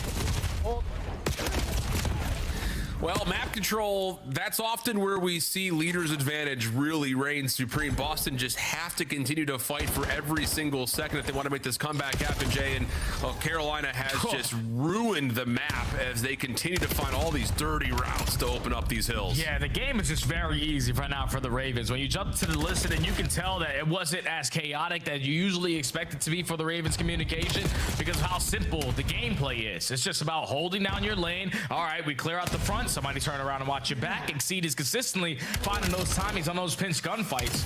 And when you're winning every single rotation, yeah, you're in the driver's seat from start to finish. Another clean 4 dead. Lurks doesn't even need to use his Hellstorm to close out this game. This has been perfect from the Ravens. Yeah, it also helps, I was about to say, when you get a game like this out of Lurks, allowing Craze to do what he does best and what we saw all year last year in Challengers. Yeah. Knife kills are working out as well. I almost said 26. 25 and 12. Nero finishing things off. Not going to be able to win here. Obviously, 241 to 105. This would be a record book comeback in the face of, Hellstorm still to play with as well. So, great stuff out of Carolina as they likely will extend this thing to a 5th map. Yeah, it's over with, Al. Yeah, calling them streaks. Let's pad a little bit more stats here. All we need is 9 seconds if you are the Royal Ravens, and Craze might be able to put the finishing touches here. He's able to line up a double. Nasty gets the trade, but you still don't have the numbers to reinforce it the way that you want to. And now Craze is hitting you with dirty routes. This is game over. Yep. Sure feels that way. And this time that pinch almost works out for everything, but doesn't make a difference. Like you said, the presence had been reduced enough. Yeah, man, it's a different team when you can find opportunities for Craze to just do whatever he wants. And that starts first and foremost with the ARs locking things down like you mentioned, but when you're getting that kind of a game out of lurks, yeah, the game feels super simple when you're playing from that big of an advantage. Yeah, because he goes between an SMG or an AR, always keeping you on your toes and going double positive here on the hard point, dictating the pace, controlling the map, winning all your trade fights. Just doesn't get any easier than what the Ravens just did there on Den. Boston still got a lot to work to do here with the new line. They've even Smart, the only one going positive there. Doesn't lead to anything for Boston. Just when they're beating you to the punch every single time, and then even when you're banking to be early off the rotation and you're losing those key one-on-one gunfights, you're always consistently playing from the back foot. So the Ravens dominate there in the map 4. And now we're starting off this weekend out with a game 5. Yes, we are. Take a look back over the game flow. And yeah, it's just the lead is so quick to be established in the flat line. Oof, not great for Boston. A couple of moments through P2, yeah, but everything else pretty much dead. Actually, you could just pretty much frame it that the entirety of it was dead. From P1 to P2, 30 to 3 to 46, and then again up to where they finish at about 109. Raid Search and Destroy is an interesting battleground, though, for this final map. For Boston, they have not played it much at all. For Carolina, like most other maps, this has not been particularly great for them, although, to be fair, it doesn't really feel like Carolina has one given search map that they like. So yeah, this feels like just gloves off. Better team's going to win today. Yeah, I'm right there with you, man. Game 5 versus a new team in Boston Breach. Carolina are undefeated in Game 5s. I guess who just wants some more here on the raid? We'll see. We're going to roll this thing out to a map number 5 to kick off our weekend. Carolina and the new look Boston Breach. It's been great giving some roses to Spart, but he's got to try to finish off a great re-debut with a win. Map 5 coming up when we come back after the break.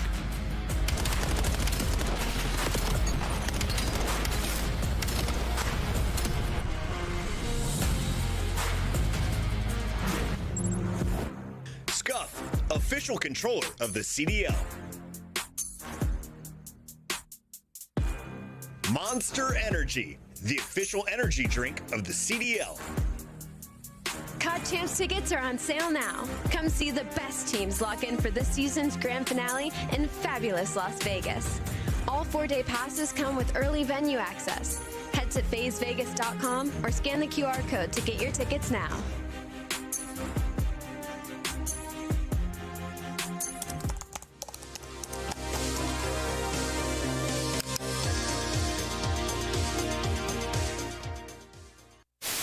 Ball mid, 2 left. Yo, another one. Broken, 1 shot. Nice, bro. Let's just run him in. That's right. Yeah, that's just. I think we just trolled at the beginning. We brought the ball to them to like relay it on the A side, and then we. I don't know. Top window. One shot there back mid. Exit. He wants this to go so bad, like. They just scammed it. Like when. It's first dub. Go, baby. I'm bomb. One shot, on bed. Nice, shot through. Nice. It could be pinch. I bet. Yo, no, I have their side. You have their side. I have their side. Okay. Yo, load him. He can't jump. Nice. That's what I'm talking about. I hope you will never be in a finals ever again, you bum. What do they have to give yourself a fighting chance here in the series? Real. Ruthless aggression. Another on stairs. Can't get it. It's Krent with 2. It's now down to Lucky. And will he be that in this 1v2 situation? Here they come. Finds the first. Oh my God! Lucky! Dios mío, how has he done that? Man, Wixels is just going to have to slide in with ARs. Oh, nice little deep shoulder coming through. Astrio! Wow! No way! way. He gets the one through the drop, and then all. What do you want to say to the fans out there that's been supporting you guys? F Optic, f the green wall. Vamos! And that's going to do it for me and Vico here on the stage.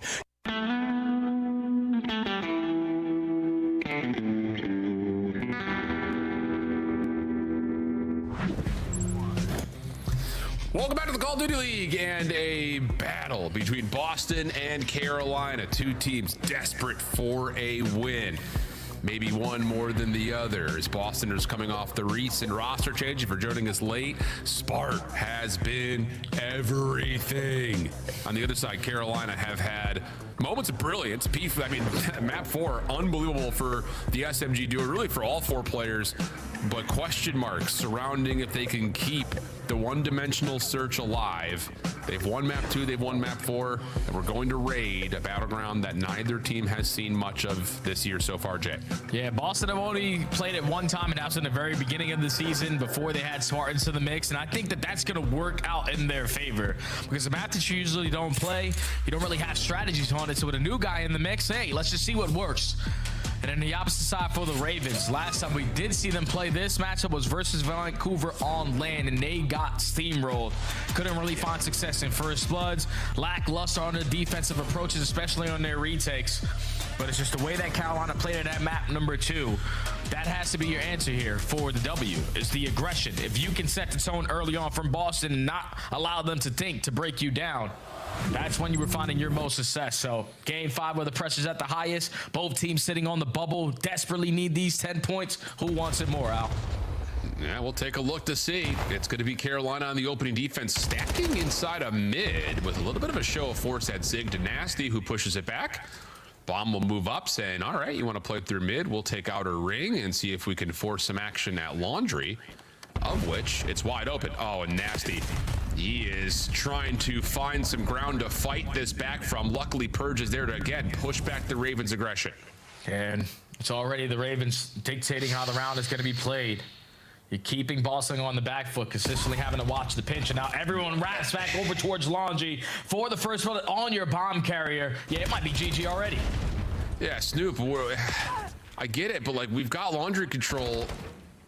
That feels a little over aggressive, and Exceed will punish with an impressive shot to be sure. Spart, Purge, both caught outside Laundry, both will drop, no problems there. And yeah, why, Snoopy, why? Yeah, I don't think it's because anybody else was in a position to try to take that spot of the map away. And with him being farthest pushed up, he was just trying to clear out space, but unfortunately does get caught. And as your bomb carrier in that position, it's already going to be done on the round. When Exceed is able to line you up like this, just by the hairs of the chin, able to turn that scope in the right direction for the first blood, and Carolina quickly, with the aggression, find the opening defense. Like, I kind of get it from Boston because you've seen 2 players push up in towards Zig. Like, Nasty has to run away back through Art. Purge has seen 1 push up as well, but it just feels a little delayed to make the call to push through Laundry at that point if you're Boston. Another look, as I believe Exceed did maybe see Snoopy over towards Water Stairs. Lurks is just holding this high-low with Craze. So, yeah, they're expecting Boston to try to push through this, but they are not going to get so lucky. Snoopy's just kind of playing feelers right now at the staircase. Yeah, I love this out of Snoopy because they gained the information early on. They know that he's at Water Steps. None of the nades or the stuns are able to connect to find that opening first blood. So that's already 45 seconds gone away, and now Purge in a position to at least keep A-bomb safe. Spart tag, Purge, cheeky corner. That's bomb carrier. Gives you first blood. Oh, and then the jump up, he's able to force a team kill and get another. Plus shots to Exceed. Final shots will be landed through Art. But yeah, another moment where it just feels like Carolina, no information, just trying to force something, get punished. Yeah, they had information early on. That's why they were trying to isolate onto Snoopy. It's just once Snoopy doesn't get aggressive up through mid-map, none of your stuns are able to connect. That leads to them now wasting a lot of time and forcing themselves to make a play at A and not checking the corner in towards Laundry. So not as fast of a round that Ravens just got done on their defense, but basically the same result. Just take care of the bomb carrier pushing up towards Laundry for the first blood. Force them to try to make up for it and just catch everybody else like dominoes. Tie the game is Boston. A couple of early nades being shown for both teams, either from or to driveway. Oh, and how about this? Lurks just aggressive through poolside. Able to get the first, and here we go again. And we should know that there's some timing here. That's better. No hesitation. You're going to clear out the backside of Laundry. Shoulders, Craze, seen, but how can we isolate this? Back over to Jungle. Craze able to at least get one. Should be isolated here, but if you can get insane. Not the case. Snap towards Nero, decent, but Nasty not able to win that battle, and Spart will fall directly afterwards. Carolina keeping us with all defenses and all quick ones. Yeah, that strategy right there from Boston is just awful. Like, the map's been out for 15 years. We know if we get Laundry control, there's no need to try to push through the backside of their tree. Let's just get the bomb down and even play a man disadvantage post plan. Gives us a better chance there, because when you wrap back, try to push through back rock, and then you gift that free first kill to Craze, you put yourself in a 4v2, you're trapped on the backside of Laundry. You simply stand no chance there. Or just the Ravens finding the first floor onto the island player, allowing them the bomb plant, and they don't get it down. It's just an easy round there for the Ravens. Yeah, it just feels a little bit too much respect given to that opening first blood to Lurk's bottom bedroom, thinking that we can just counter the aggression on the other side of the map. Speaking of aggression, Carolina, smoke, trophy, nades, all allowing a quick B plant to happen. Wow, that trophy is doing its job, tell you what. Craze having some trouble getting out of here. Lurks trying to keep basketball held, but with only a sub, has to be cautious. Back over to Tiki now he goes. Tough gunfights from here. Oh, but the finesse is decent. Tries to stay alive through the water, not the case. Repinch through money window. Has Craze set up, or is he? Nade under the corner will work. Nero to follow. And another quick round likely to hit here, and it is. Yeah, that's good stuff from Boston. Just be the aggressors on the round. Okay, no one's scouting over towards this B site, or if you were, we're not going to allow you an angle once we invest this smoke grenade. And then Lurch just dancing with death around Tiki's side, draws the attention, leads to your teammates finding first blood. And even though it's traded, it allows Craze to go from the bomb planter, wrap through mid, get through money, and basically get the kill that secures the round there. So the Ravens starting to pull away in the search and destroy. Feels very similar to Exposure, just in the sheer raw aggressive nature that Carolina are playing their search at. Trophy this time supporting Boston on their move up to Laundry. Have they learned their lesson, or is it just a definition of insanity? Craze Lurks playing through mid. Purge thinking about getting into Laundry, instead just watching the cross. Nasty, did he see Craze? Yeah, sure seems to have, but it's a tough gunfight over the car. There's help nearby. But Nasty stays alive, tries to come back as the bomb is planted 3v4. And now you have information that's at least two players on the pinch. So if you're Boston, try to be the aggressor on the opposite side of the map where you had the advantage, but now you are trapped. Someone's got to clutch up. Yeah, they've been conditioned to not push too far up through Laundry, and that's exactly why. Exceed gets Snoopy, but the first two kills in this exchange go the way of Boston. 2v2. Spart showing some force over through ringside. Exceed can't quite find him with the scope, and Spart finds another. Just down to Nero. And whoa, good shots to Purge, but Spart will have the final word on that gunfight as well, and a good response comes through for the breach. Yeah, fantastic response there from the breach for making the adjustments of just this time getting the bomb plant down at A when they give us this bomb site. Nasty's able to gain information on the flank. And even though he doesn't find one, he calls out there's two players in this position. So we have a chance on the opposite side to be the aggressors for our advantage, but when you got players with the confidence as you do, Purge and Spart are able to both win one-on-one gunfights to give them the man up and able to hold down the ring control to secure the offensive round after Spart locates 3. So Boston now putting the momentum on their side. Back to the defensive side they go, and Spart's not able to line up the first one. But he sees that there is pressure at ring already. Lurks need to clear out Laundry. That'll be job done. How far do the Ravens choose to take this play? And not much further, as yep, Spart will ring out a shot through jungle. And that will be the line in the sand. Bomb planted behind this play. Now it's the question of how to Boston retake. Oh, and Spark finds the kill. So now this is going to send in Purge to just hit the go button, but he gets caught by Craze. So a 3v3 turns into a 2v2 after Spark finds his second on the round. Yeah, but Nero there for support, and then Exceed still holding over towards topside art. Clean to watch the re-wrap through pillars. Okay. Still more aggression for Carolina. This time a little bit more measured. Works out nicely. Yeah, I just think right there, if you're Boston, once Spark finds that first blood, you got to force Carolina to think a little bit. Because you get the early man up advantage.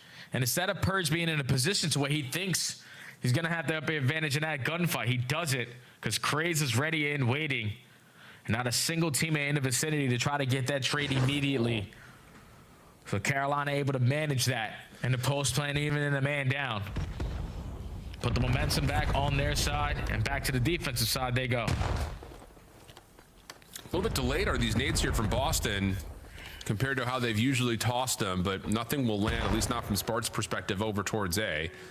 So first structured look to a B hit for the breach. This is hard. Craze, the one watching from water stairs, has been tagged, still alive, and there's help nearby. Lurks for first blood. Smoke allows Carolina to stay here. Nero gets you a second. Spark through the smoke. Good hip fire, but nothing more.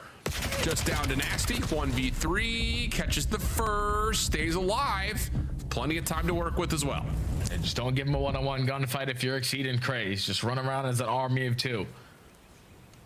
Forcing to beat you by getting the bomb down, but you have the information. The bomb's right in front of you. You're Craze, throw your shoulders, get the info, and I'll just don't 1v1 gunfight this. Yeah. Seed playing a deeper angle by the cutout window. Tags. Off the wall. Nice little pogo stick there. Craze just knows he's got the advantage in the gunfight. Takes it swiftly. Carolina maintained their edge. Yeah, and Carolina are doing exactly what they need to do versus a new team in Boston. Insert and destroy. Just every single round, we're taking a part of the map away from you. We're forcing you to be slower on your approach for the offense. So that time they do it over towards ring, because consistently it's been through the middle of the map. But you do it this time towards ring, you force them over towards B. And with all that mid-map control that you had all the crosses being set up. So Boston just allowing them to take so much map control away and just consistently playing with their backs against the wall now need 4 rounds in a row. First look that we've had from Carolina through mid. Snoopy, who's played this water steps angle before, well, this time he's pushed off and there's just not enough help to have Exceed into a tricky spot. So first blood for Carolina. Now the refocus, pivoting back over towards A as the Boston defense have bid on the play, at least initially, to stop anything over towards B. Yeah, but Carolina still haven't made the decision on where they want the play to go, because they know that Boston are looking to make up for it in the numbers. Just trying to catch a lurker, potentially with his pants down. And you still have Craze singing towards the middle of the map. A couple shots go down to water steps. Let me just set him up for that kill. Even though Spart's able to find one, man advantage still Ravens. Oh, Craze gonna try to force this gunfight and wins it. Last player money window. Craze has the advantage and of course is gonna chow it outright. And Carolina are gonna take the series by way of the 2-4-5. A convincing win on the Den hardpoint. Huge edges in the search and destroy that has Purge and the rest of Boston Breach a little frustrated after what was an incredible re-debut from Spartan. They cannot pay it off with a win.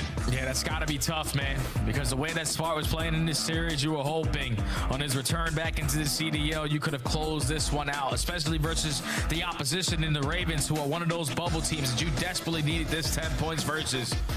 Unfortunately for you, you get ran over in the last 2 maps.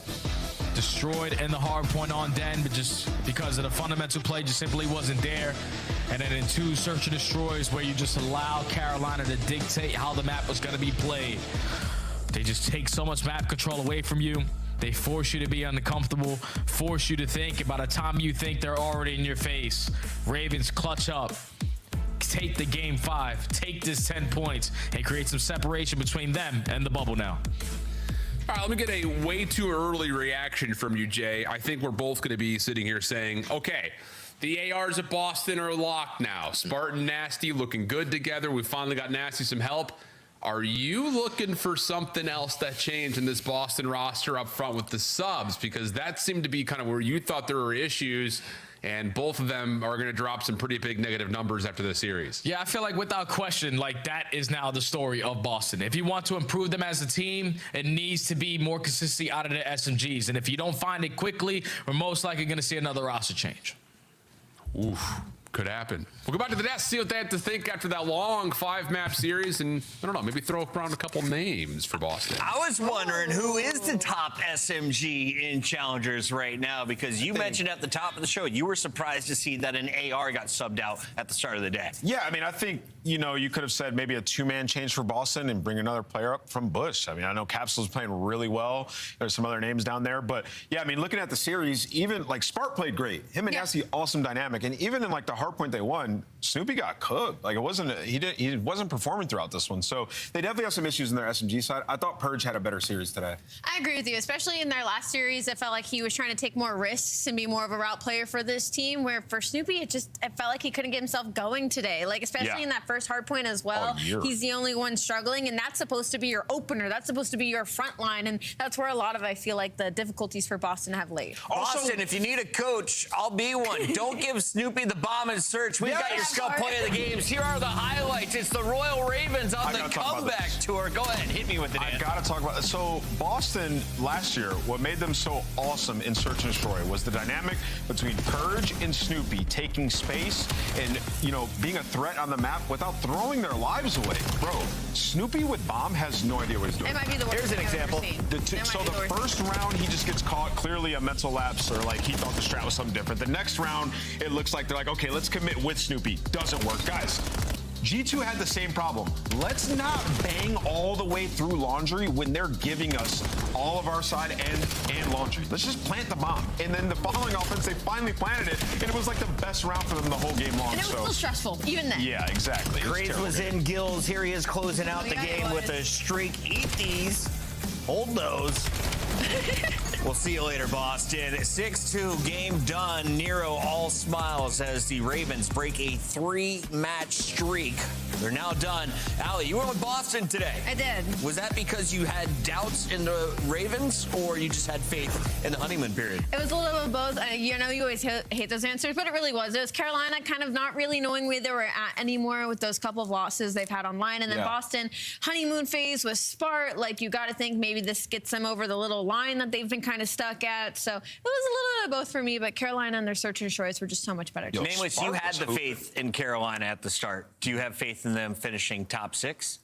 Ooh, top 6 is all said. And I got to see some on land. You're talking about the online qualifier? Online qualifier. You play all 11 teams. So they I definitely think that there'll be a team going to Birmingham. Let's put it that way. They won't finish bottom top 10, but not top 6, guaranteed. Yes. Yeah. All right, we still have a ways to figure out what's going on between these teams. We're going to try and get an interview here on the line in just a moment. Is there anything positive you can take away as a Boston fan? You still have 6 more matches. You were hooping in the overload, and you won that opening hard point, so, clearly strides in the right direction. It's just going to take a couple of more weeks for them. Spark's a shooter. It means we're staying here all night long. 3 game 5s on the other side of the break. We hope to have Lurks on the line. Lurks, pick up, bro. We'll see you in a second.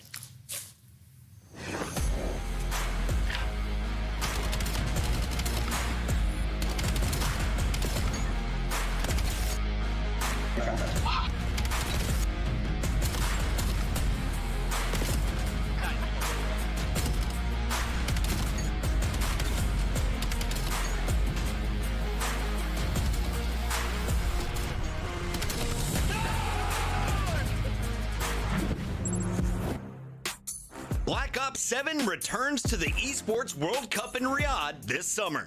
Scan the QR code to be notified when tickets go live later this month. Start the season strong with the 2026 Call of Duty League Pack. Grab yourself the CDL operator by scanning the QR code on screen or check it out in the Call of Duty store in-game now. Scuff, official controller of the CDL.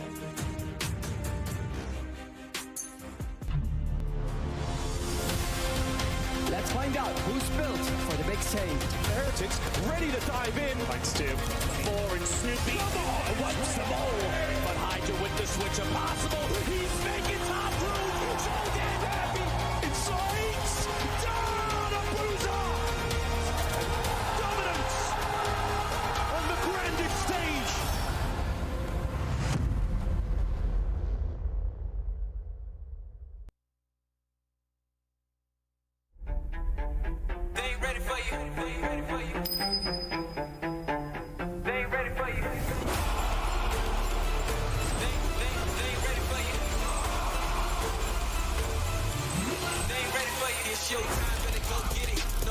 with it, move like you're so in it. Knock it out the park, yeah, show in it. They ain't think you had the guts, now they know really, man, you better come with it. You ain't playing no games with them. Your homeboy gave up, you ain't changed with him. Do it right, cause you never switch lanes with him. You gotta fight for the goal, just hang with it, hang with it. Not down, no shame in it. But you gotta raise up with a flame in you. Put your fist in the air, let's push till we dare to the victory, yeah. We can victory, yeah, let's go. They ain't ready for you. They ain't ready for you.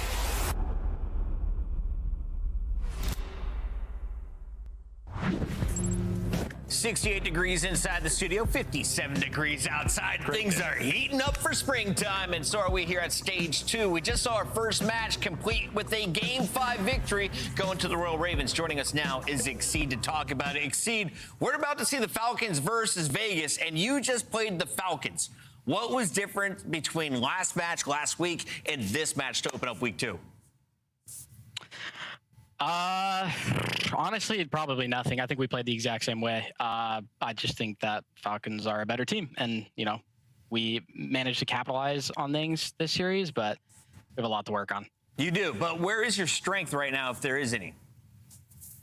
I mean, S&D and Overload. The Overload was so uncharacteristic of us. Overload we've been really good at. I think we're having a problem right now, and it's a really good problem to have because it's easy to fix, where we're doing the really hard things in the maps correctly. If you go back and you watch any of our maps and you're seeing us break hills or anything hard, we're doing all the hard things correctly. And then when it comes to just holding a hill or, just making a simple read, that's what we're messing up on. And it sucks, but it's one of the easiest things to fix. Fixable. Yeah. Yeah, you guys are at that crossroads where you're trying to become a top team and you got to break through, and it's difficult. So I want to ask you, how are you guys navigating that as a team? When you guys are watching VOD, what are those discussions like, and what's the one takeaway you have from the map that everybody's been talking about? Yeah, I mean, if you're talking about Colossus? Yes, we played it again. You shall not be named. I'm gonna air this out. And I don't give a fuck. We're good at Colossus. You gotta watch our fucking scrims. We're good at Colossus. 1-7. You are 1-7 now. 0-8. Oh, sorry, 0-8. I don't care. We're 0-8. We're good at that map. We're good. It's our best map. How do we get Scrim Colossus to match Colossus then? Because that's all I'm hearing is the frustration of practice not translating to the matches. I'm playing it till we win it, and then once we win it, it's under our belt. It's all that matters. I love it. I love it, Exceed. Exceed, we love having you. I wish we could do a podcast with you today, one of my favorite guests. But for now, we got to go to Falcons Vegas. Who do you have winning? No bad juju, not picking a team. Good man. Smart brain. We'll see you later. Thank you, guys. Yeah, I'll be honest, they're ass at Colossus. Hey, 0-8, bro. I try to give them a free dub. I try to let them just take them up. Anyway, let's talk about Vegas FaZe. They're our first team in match number 2. They wear pink. Take a look. It's kind of like a pinky purple. It's pink. Rodley, walk me through this squad. We've got the veteran Simp alongside some new blood there with 0-4 and Abuza. We got the King and Simp, obviously, and now alongside, I guess you could kind of call his new duo Andraza, and the fact that there's only 2 members that didn't get changed when FaZe Vegas got all shaken up. But essentially, the identity is the same identity FaZe has had. It took them a little bit to get here, but now they are one of the best teams in the game. They're really just trying to expand their hardpoint map pool right now. That's kind of my biggest focus, but they're the best break team. Their search and destroy has looked unbelievable. This just looks like FaZe riding the ship back to where they once were. Yeah, they've had troubles against G2. It's kind of the matchup dip. But outside of that, I thought the hardpoint's been great. I think you hit the nail on the head when you said they're expanding their map pool. They focus primarily on the SMG maps, playing a lot of Colossus and Blackheart, which, in this matchup, I do think this is another one it's just a tough matchup for FaZe. Similar to the G2 one, because these teams both love the Blackheart and Colossus. Last time they played, they went to Game 5, and if you look across the board, they mirror each other. The search and destroy's taken a small dip, and the hardpoint has been the focus for both these squads. So I think we're in for a Game 5 banger. Which SMG is the Simp on Riyadh? I mean, gotta go Pred, but I don't really want to compare either of them That's what I was getting at. Cellium and Simp are the comparisons we're going here. Let's talk about the former teammate battle here. They play different roles. Simp on the SMG, Cellium, one of the greatest ARs in the history of the game. He's playing alongside 2 other world champs and an upstart from Saudi Arabia. Xnid dropped 40. Riyadh gets some dubs finally. 2 of them last week. And you know what I love about this matchup is we got a special interview last week where they were essentially like, FaZe is always in game chat talking crap. And so I'm thinking like you just know Cellium, Simp, and Draza are at it in this pregame lobby. And I'm hoping that lights something underneath the fire of Riyadh Falcons because this would be a huge win for them as far as like considering the top teams. But also, you're Cellium. You obviously want to beat your old teammates. All right, so these guys are top 2 in holding. Is that what I saw? So yes, their hardpoint's been great, Chris. And they've played every map, and the only one that that they don't have win on is Scar. And I want to say, like, there's a lot of measurables where this team has been improving, and still so much room for improvement. Okay. Now, throughout this one, you talk about Riyadh Search and Destroy, top 2 in opening duels, dead last in conversion. So as they figured out opening duels a little bit throughout this stage, they start converting those into round wins. All of a sudden, they're going to be an elite Search and Destroy team. So, we already talked about the maps. These guys are going to square up. Like, the map set doesn't really favor anybody, in my opinion, in this series. Now, Nameless, we hopped on Cameo. We asked a psychic what would happen in this matchup. She busted out 6 tarot cards, and the final one said, it's not going to be easy. Yeah. It'll be a drawn-out fight. Game 5. But the veteran will come out as king. There's multiple. In the Through discipline is what she said. Through discipline. And who does that lead to? Who is this veteran with discipline? There's like 5. Yeah. Is it Kismet? I almost say Kiz. Probably. Is it Simp might have Is it the most Simp? discipline. Simp might have the most. This might be Kiz v Simp on discipline. The veteran with the discipline. The most disciplined player in this lobby is Pred. All right, let's get to predictions. It's time for predictions. I'm ready to lock in. Going after that one. Yeah, you're 1-0 on the day. Let's make it 2-0. Where are we going? Yeah, this is where I get like super aggressive and I ego chow, but I'm gonna go with the Falcons. I got the Falcons taking this. I think both these teams are solid. I've been a little bit more bullish on Falcons than the rest of the community, but I think they win in 5. You know what? Let's make that 9-8. I'm gonna go with FaZe Vegas. One of us is gonna pull away again. I'm copying Ali's scores all day.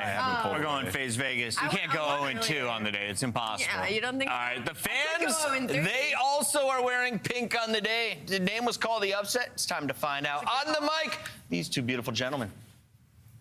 Welcome back, Chris. Good to see you. And a split desk, an exciting turn of events in today's series. Chance, which way are you going, big man? Well, I'm a James Randi fan, so I'm going anti-psychic. So that means no veteran clutches, no whatever. I don't know, man. It's Riyadh Falcons series. It could be a game 5. It could be a blowout any given map. They could take over at any given time. They are the most unpredictable team in the league. Not actually, but that's what I'm going to ride on. At least they're tricky. They beat the teams they should and occasionally beat one of the top teams in the game. Really just a matter of if they bring it together. And to their credit, they have been getting better over time. Yeah, I mean, look, mystery box team, you get a ray gun, you get a ballistic knife. We're going to find out in this series. But believe me, that ray gun, yeah, it's awesome. On the other side of the board, though, a team that consistent, dangerous, formidable.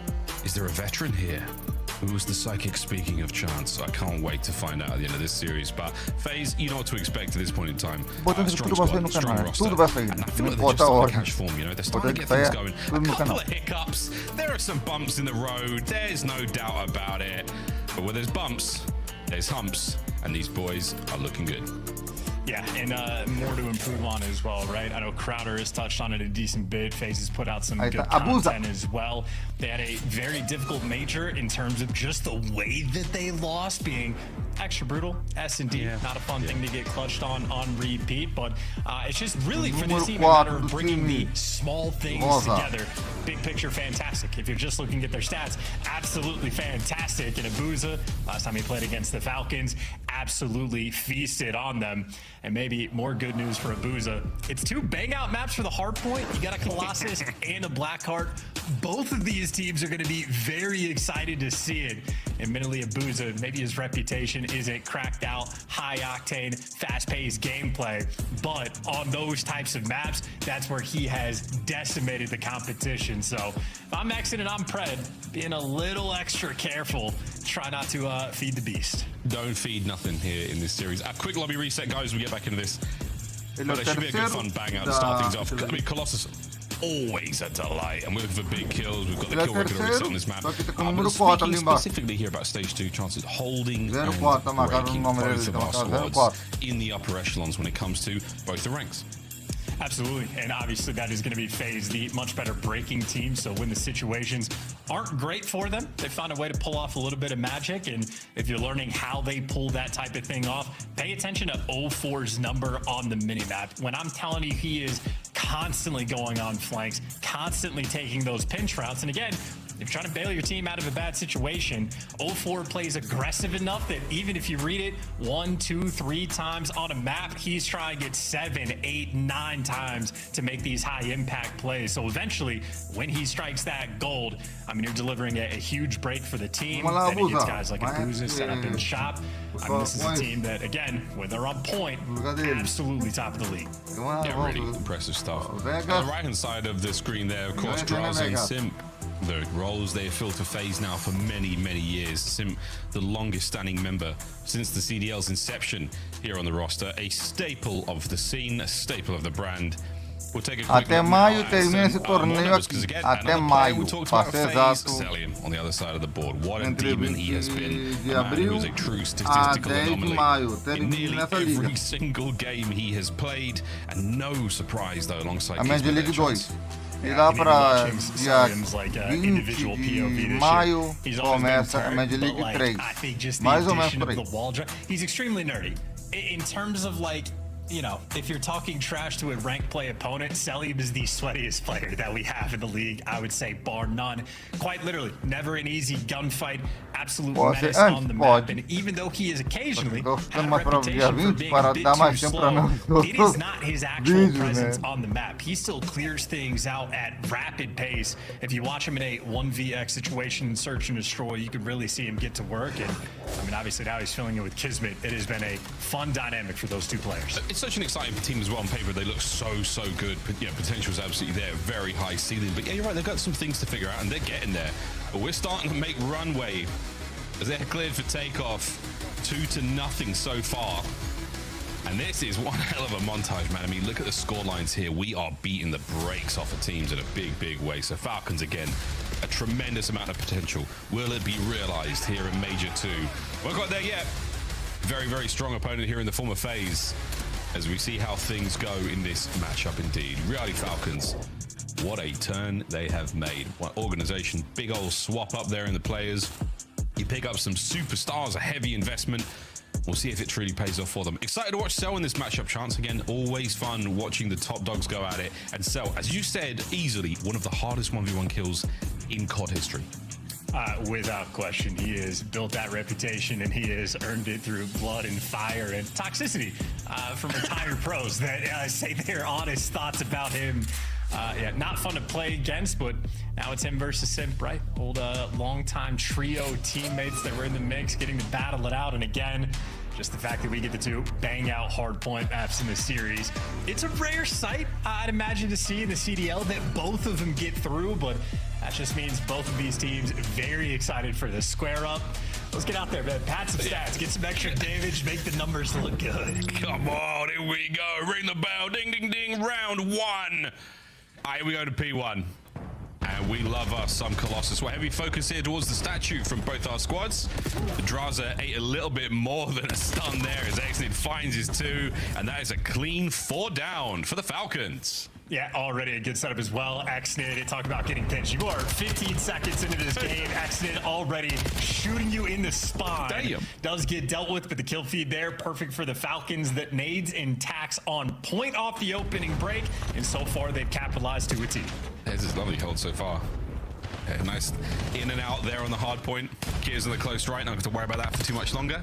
Beautiful shots on 04. That's another 3 dead. FaZe Vegas. Opening hit here on the round, and they're already on the back foot. Oof, Falcons. Great P1 going into P2 right now.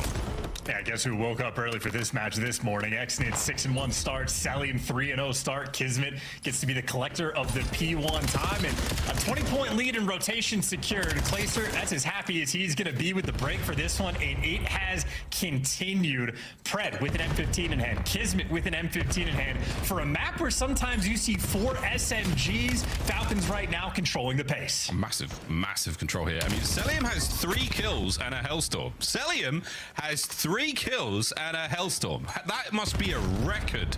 The assists, the stun connections, whatever you want, man. The time, he hasn't got that much, and he's still soaking. Look at this play. Attempt again from FaZe on the break. Break my ass. It's 55-2. Yeah, and look at the new FaZe duo. Drazen 04. It's not even a new one. That is a 2-12 combined. And acknowledging that sometimes you see 4 tropics on the map in one team's hand. Well, this hill, even Xnid had the M15 rocking and rolling. I mean, this has been fiending. These are easy gunfights, and that is back-to-back hills of perfection for the Falcons. This is not so much a bang out so far as much as it is coughing baby hydrogen bomb, and we'll let you be the judge of who's going to be on either side of that title card by the end of the match. Here go with FaZe 3 on towards P2. Quick contest.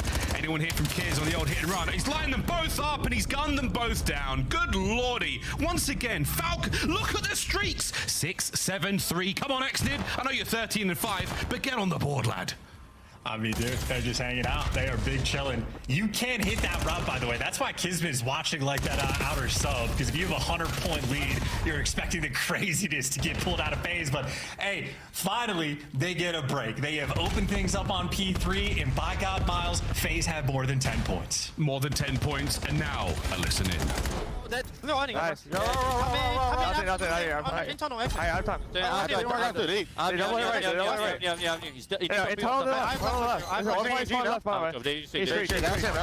gonna have to come. Absolutely. He pushed out our god heading. Pion, he's in pion still. He's laying on pion. Where's everyone? It's Sutter. Have it. Yeah, definitely left.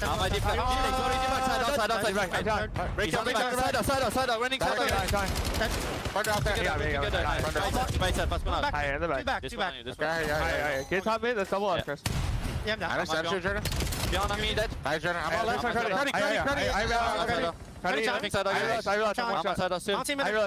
my side, I'm running for you guys. Back right. He's going on. One shot. Just shoot through there. Happy on. I think one hit right, guys. I'm on the left. P4 weak. I'm already defending. Let's side Cuddy. We're gonna flip. And I'm top mid. Beyond. One is P1. One is Help me right. Yeah, I'm coming. Hey, I'm Cuddy. I'm doing it on it. I'm nade time as well. Yeah, inner Sachi really weak. I'm down anytime. No trophy. I'm here. Gives weak. I'm your Cuddy chop. Anytime. Arshot. Yeah. Absolutely. Tough listening on the other side there, getting beat down, but now good news, boys and girls, we get to watch Xnid's POV. Yeah, they got 21-8. That is absolutely frothy. Cellium's had his feet up all game. First Hellstorm that gets called in, they team kill with it. He's chilling. He doesn't need the heart, Miles. They already know. He's got a gunship. Oh yeah, they already have the harp. You're not wrong. My boy is cooking. I thought we lagged out for a second. That Kismet was just having a moment of calm in the hard point. Look at this. They are ripping FaZe to pieces. Xnid 22-9. Let's just stay on this POV for a minute. He's gonna do some ish. I mean, Xnid had more kills in his first life than Drazen and Simp currently have in this game, and we're going to the 6th hill of the map, where, of course, Falcons still have the rotation. Another 4-man wipe, and Xnid, the most polite comms we have in the league. One shot. They're dead. They're spawning out. I have your front. I have your front, and wallahi, he's getting 50 this game. Let's go, boys. 24-10.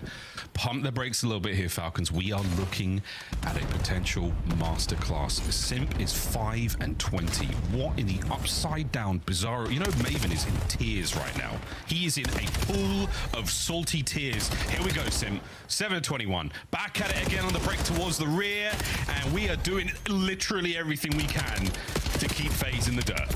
I mean, yeah, fought tooth and nail to fight for these final 20 seconds of scrap time. Yeah, down by 120 for the moment, maybe down by 110 and going into the new time. I mean, Simp right now has to pop off. And of course, he's going to be getting tagged up, shot through the wall, and overwhelmed. So yeah, Falcons are going to win this rotation too. It's a ray gun today, word to nameless. It is seriously strong stuff. No one's getting past Celium. This is a Celium we haven't seen in a minute. He is unkillable. 16 and 7. Seeing the full streaks is wild, man. And this is a Riyadh Falcons that have not let a single trick go by. FaZe are desperately trying to make something happen here. Shoot each other. Why not? Opportunity now to maybe get a break. FaZe are on. Good damage here from Cell, but man, he still nearly takes Simp with him. There's the break, and that could be the turning point for FaZe. Yeah, it could be, but that also took him 25 seconds to orchestrate. I mean, we're watching a Colossus now from Falcons' point of view that looks slow.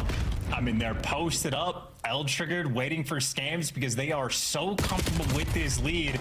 No reason for Kismet to move. Granted, he does get dropped, but it just kicks off a series of trades where FaZe, I mean, caught in a bit of a pinch. Yeah, Exit going hunted, and while he gets taken down, it's enough for Falcons to secure the spawns, and this will mean another rotation one. Well, we'll stay on Fred here as he gets tags in at everyone. Kismet's got a lot to do here alone. How much can he get done? Honestly, plenty there with an 8 on a Sim. That is unreal, man. A guy who's having a tough game so far, a bit of bad luck, just keeps on going. Pinch now on from the Falcons. Celium on the back line, and they have cleaned house. Sim, the last man on the front, and it's not going to matter too much.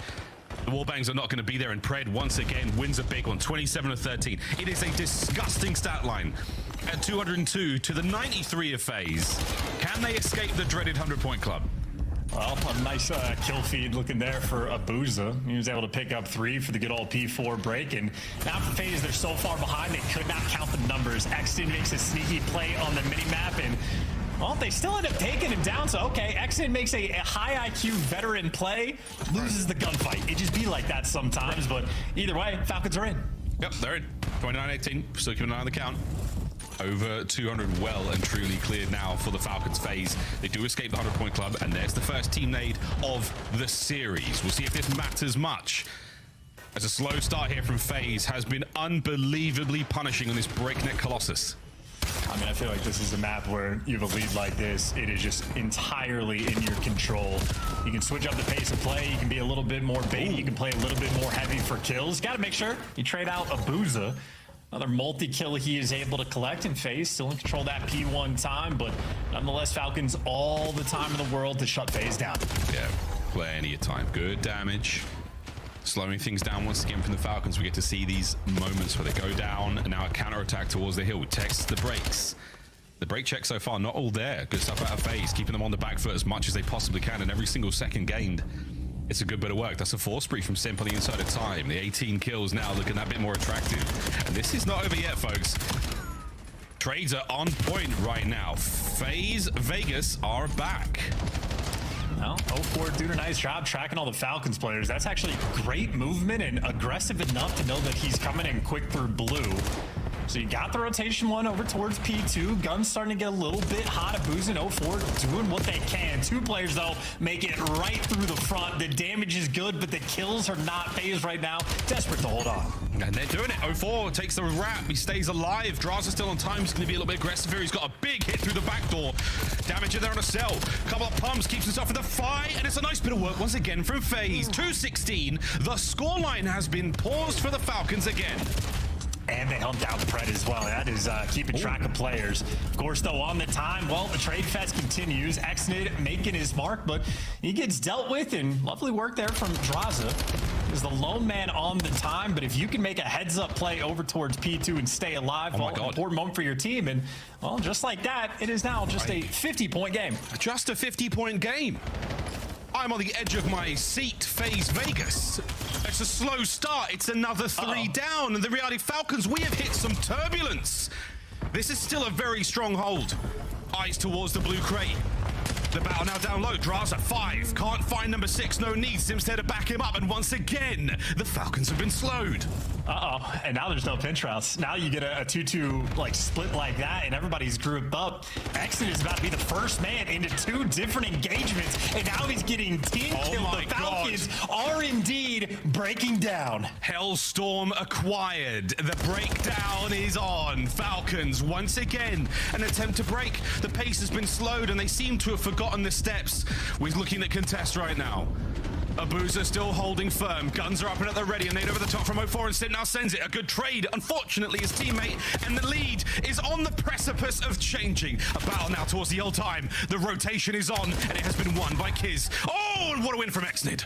I've been soaring from the heavens above, good lord. But yeah, Kismet has been the guy on P4. He has pulled FaZe apart multiple times. Now it's Drazen with the Hellstorm. Simp has to stay alive in the back, and it's Simp versus 3. The help is not going to be here. He gets 1 before he falls, but the Hellstorm only secures 1, and you do not get those spawns. A costly Hellstorm and a mishap there from FaZe. Falcons now the game in their hands. Game in their hands. An attempt from FaZe now. Destiny starting to call as they push their way towards this hard point. Kismet stunned up. The 2 players now on time. We're looking at the comeback with Cell and Kiz. They get their kills. The rewrap from mid, and the last man left alive. The last one is 04, and this could be it. The final dying seconds of the hard point. This is tough. That is going to be a Hellstorm that haunts them. Exted, yet freebie kills for him to get, and all's well that ends well. That is a 40 bomb for Exnid and a map 1 for Falcons. Yeah, look, I am happy with that one, but there is an air of, ooh, all right, boys, we nearly let that one slip. Yeah, Prince Face tells it. A unbelievable opening to the game. But that fear, that very real fear that we nearly threw that one, testament to the resolve of FaZe. Sim was 5 and 20 at one point. We're going to get a little peek at the stat screen, and that was one hell of a comeback on Colossus.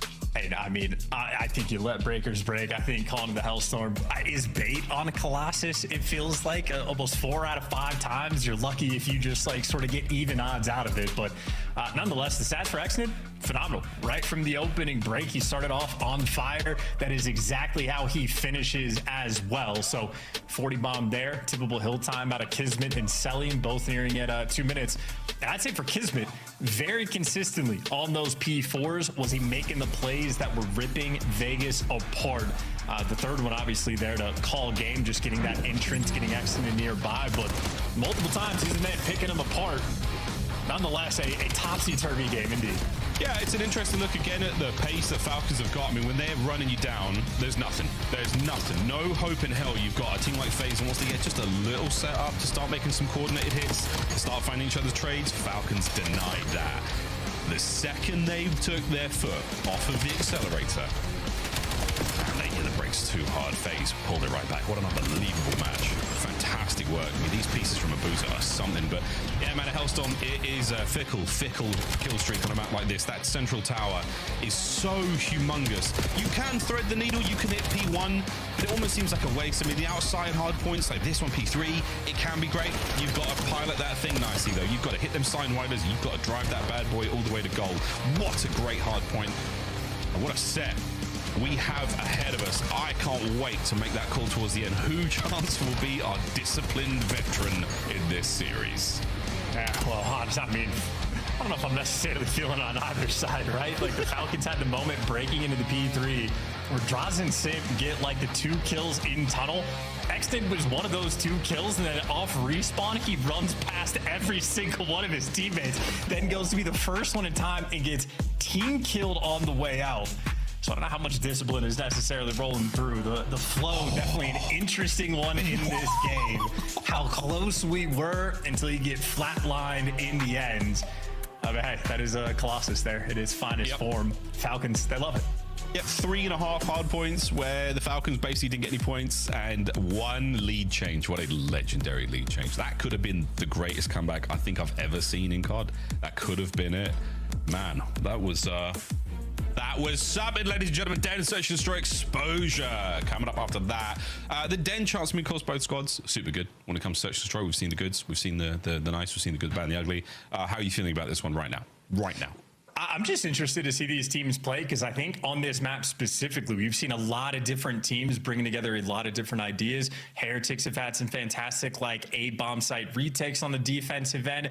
LAT were showing off great looks on both offense and defense of like overwhelming sort of strats they're bringing to the table. So I think the map itself has been evolving. and is fairly dynamic as well. Just interested to see what these two teams have cooked up. Obviously, you got Crowder and Clayster at the helm for either squad. Creative players on your team. They have a lot of tools. Right? Like if you're Clayster looking at your squad, even if it's a team that like is gonna need a lot of time to really develop the chemistry, you still have fantastic tools on this roster. So maybe to be Den, the map with ideas to play with. We'll see what they can cook up for us. Well, by the time the season ends, we'll be looking back very favorably on Den. S&D, I think. Same with Scar, actually. I really do believe that. Den so far snipes for a boozer. He has been one of the big men on campus with the largest rifle we play with here in the Call of Duty League. 7 so far on Den in the season, which doesn't sound like a lot, but those opening bloods, they are terribly impressive. He's definitely in the top 5 overall. We'll see what he's got to bring here in this map number 2. An absolute nail-biter. Map number 1 if you just joined us, but we change pace here and we get another search. Yeah, Boo's a top 3 sniper in the game for sure. Which is funny because, I mean, low-key, Sid might be the best sniper on his team. Who knows? He's just not going to use it, so we'll never be able to find out. Either way, Falcons, look at the amount of space they have captured over on this B site. And I think FaZe doing the right thing. They were never going to get that. Problem is, now Falcons getting aggressive on the defensive end. Loving the work coming through for Riyadh. Thanks, Sid. Hi, welcome back. Gets away with his life. Love that. What a mini-map. We're everywhere. We are everything, everywhere, all at once right now. Some multiversal shenanigans, and Kismet has seemingly been here before alongside Pred as they're living their best lives on the left-hand side of the minimap. Cleans that one up, and I mean, if I'm over forums like, boys, what do you mean they're everywhere? What do you mean? That's okay. I'm getting a start on the potential 1v4. Falcons roll deep, pick them apart. That's huge. And again, the tools that you have on this team, get guys like Pred up and aggressive on a site, let him get a creddy angle, be lazy if you need to, or not. Maybe let's 3-hit the pinch, send everybody together, start making moves. Selling at one point, wrapping back. But yeah, as you pointed out, the minimap just looking phenomenal there for Riyadh Falcons. That is a great defensive round win just to start the map. One look of many we're going to get here from the Falcons here in this game of Den. The 2-1-1 here from FaZe. Oh, and the snipes are up. Kiz takes a shot, and it's going to be Pred, his teammate, who finds the first blood. Super stuff. Well, a little bit of a trade there in mid-map. I'm going to reshuffle of both our teams. Yeah, and that's bombed down, unfortunately. So Falcons spreading the map, looking for a pick. What they did get...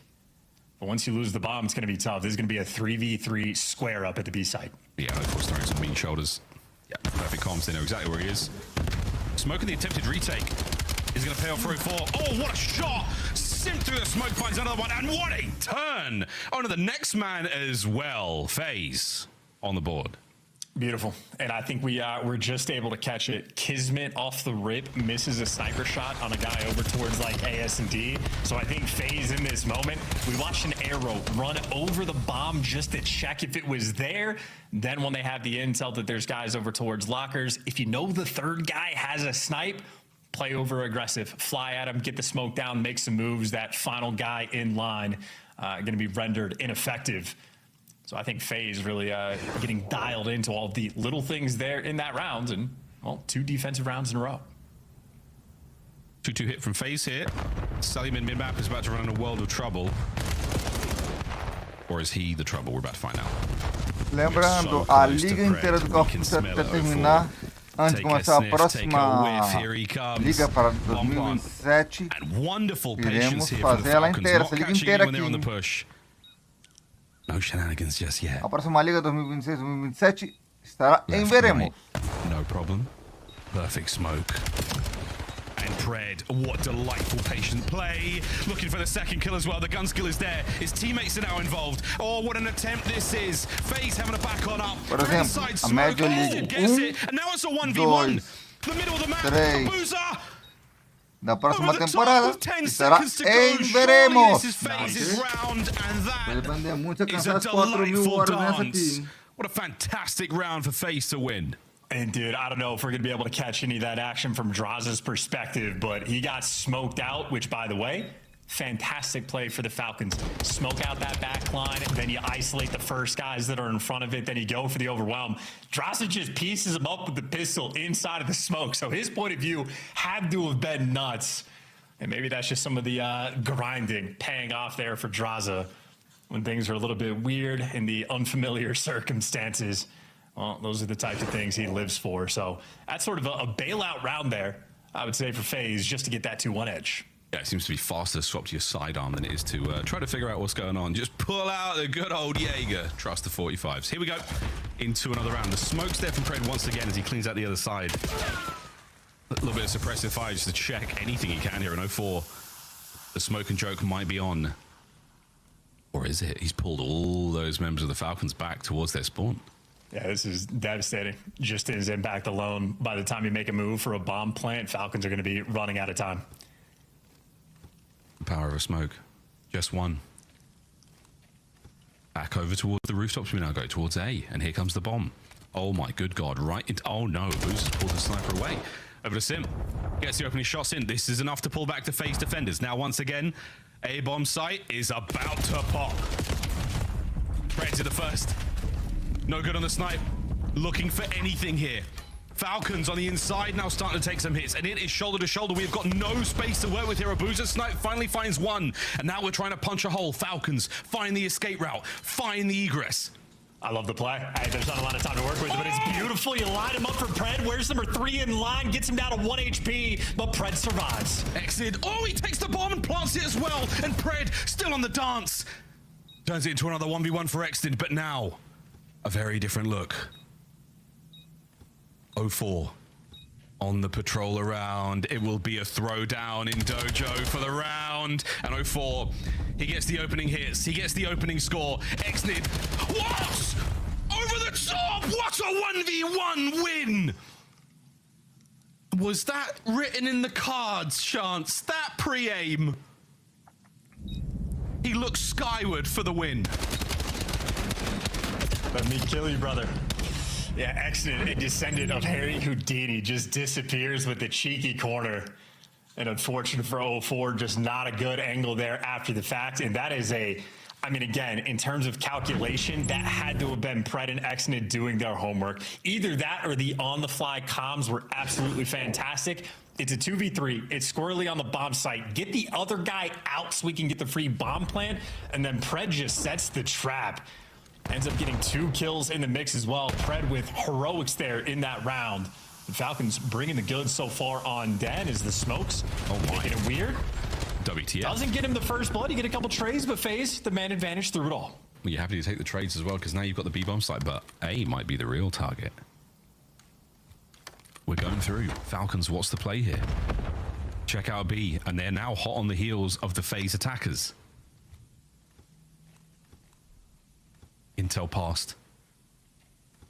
Oh my good God, the guessing game now begins. FaZe, they do identify the players of the rear. They have to still worry about it. Map like Den, though, they don't have to worry about the rooftop hit just yet.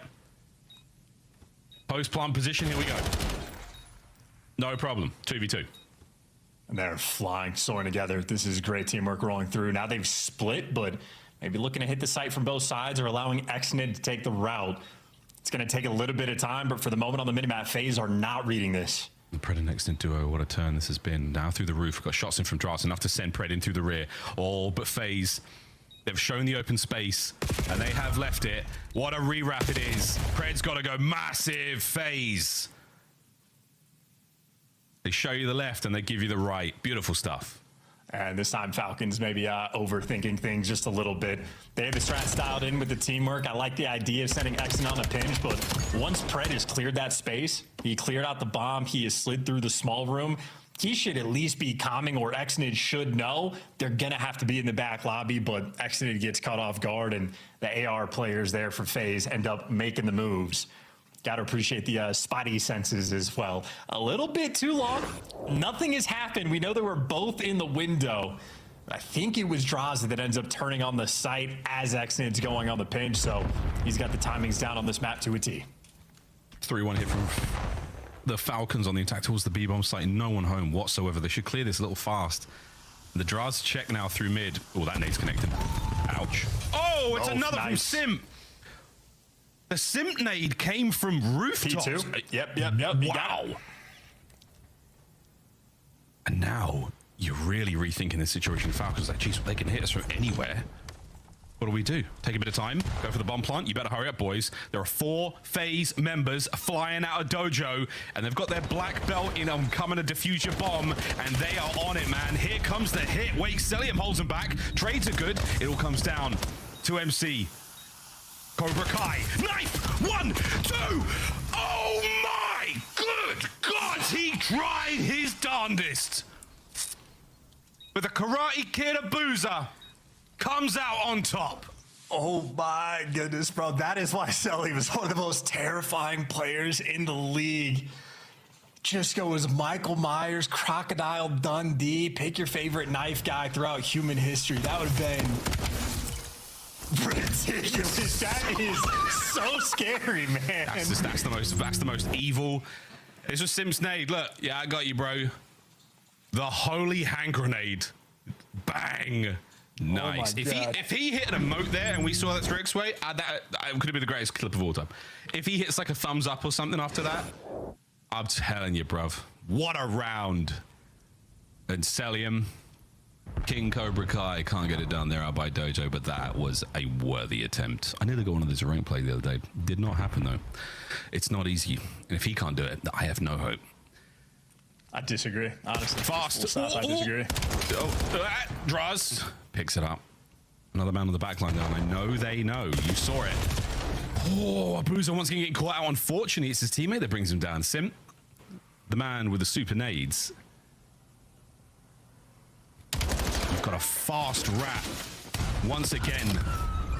And the trade just gets through. That is an unbelievable bullet. Oh my word, Celium. This is a 1v3.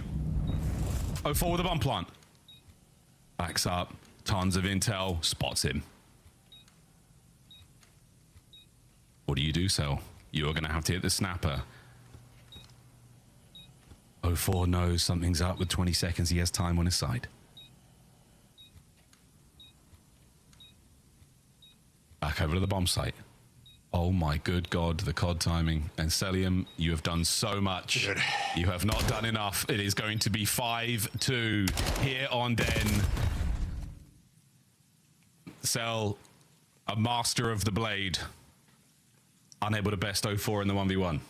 I mean, yeah, that phase, both teams, I'd say, have both been making plays and getting away with murder. 2 different 1v3 attempts from Celium. But I think this round, the COD gods just dictated that FaZe was going to win it. The way Simp was getting some of these kills. Just a lucky hit-fire bullet to finish off the guy that's one shot. And then, of course, 04. Great spot that he's playing over towards back patio where he can see the cross into like a search or like that small room.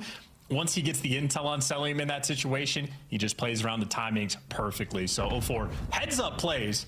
He's obviously trying to get his get back for the 1v1 failure early on.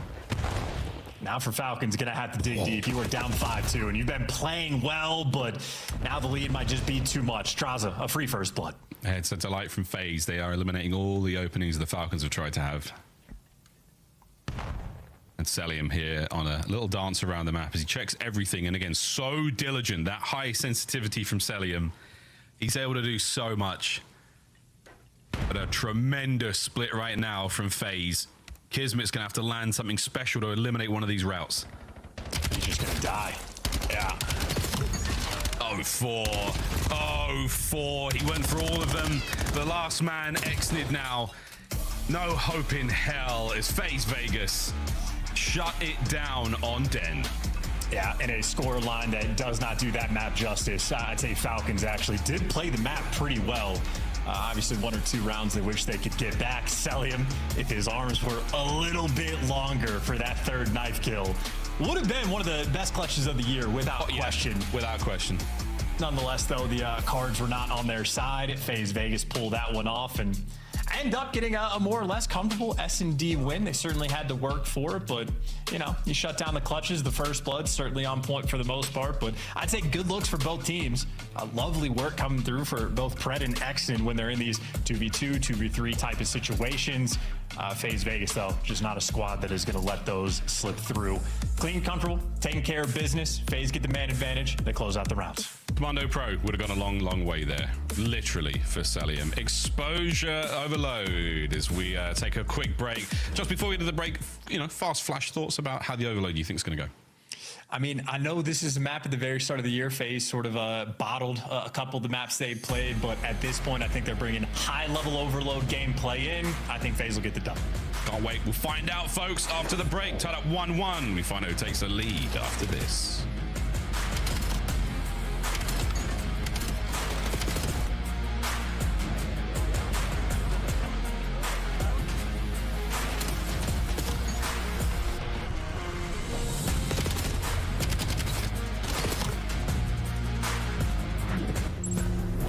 Scuff, official controller of the CDL.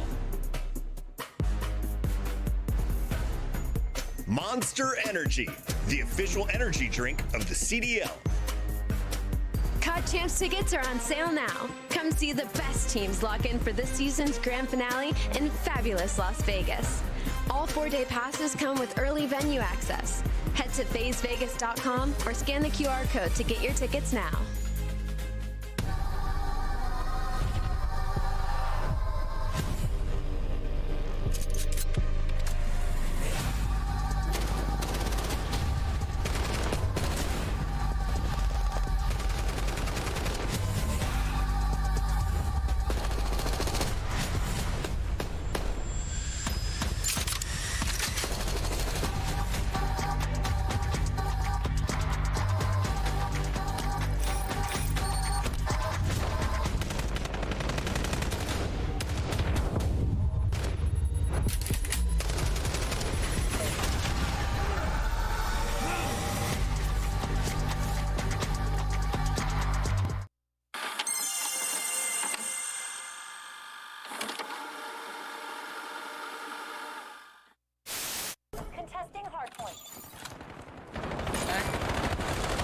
Oh, there's 2-1. Nice. My God, they were both 1 every. Oh my God. Yeah, that was it. Yeah, that was cool and all, but just know those first 2 were 1. Oh my God. Their door. Their door. Oh my God, to their door. I my pants. Okay, now I. Oh my God. Oh my God, what have I done? Microphone muted. Slaying with the 10 bomb as I just hit the 4-piece. Okay.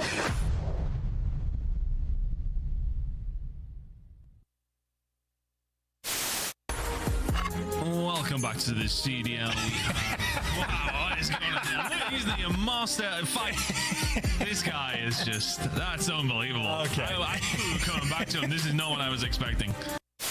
Skies dies, and then in a 3v4, effectively, New York Subliners slid on through. Don't stare at Hydra, please. Holy.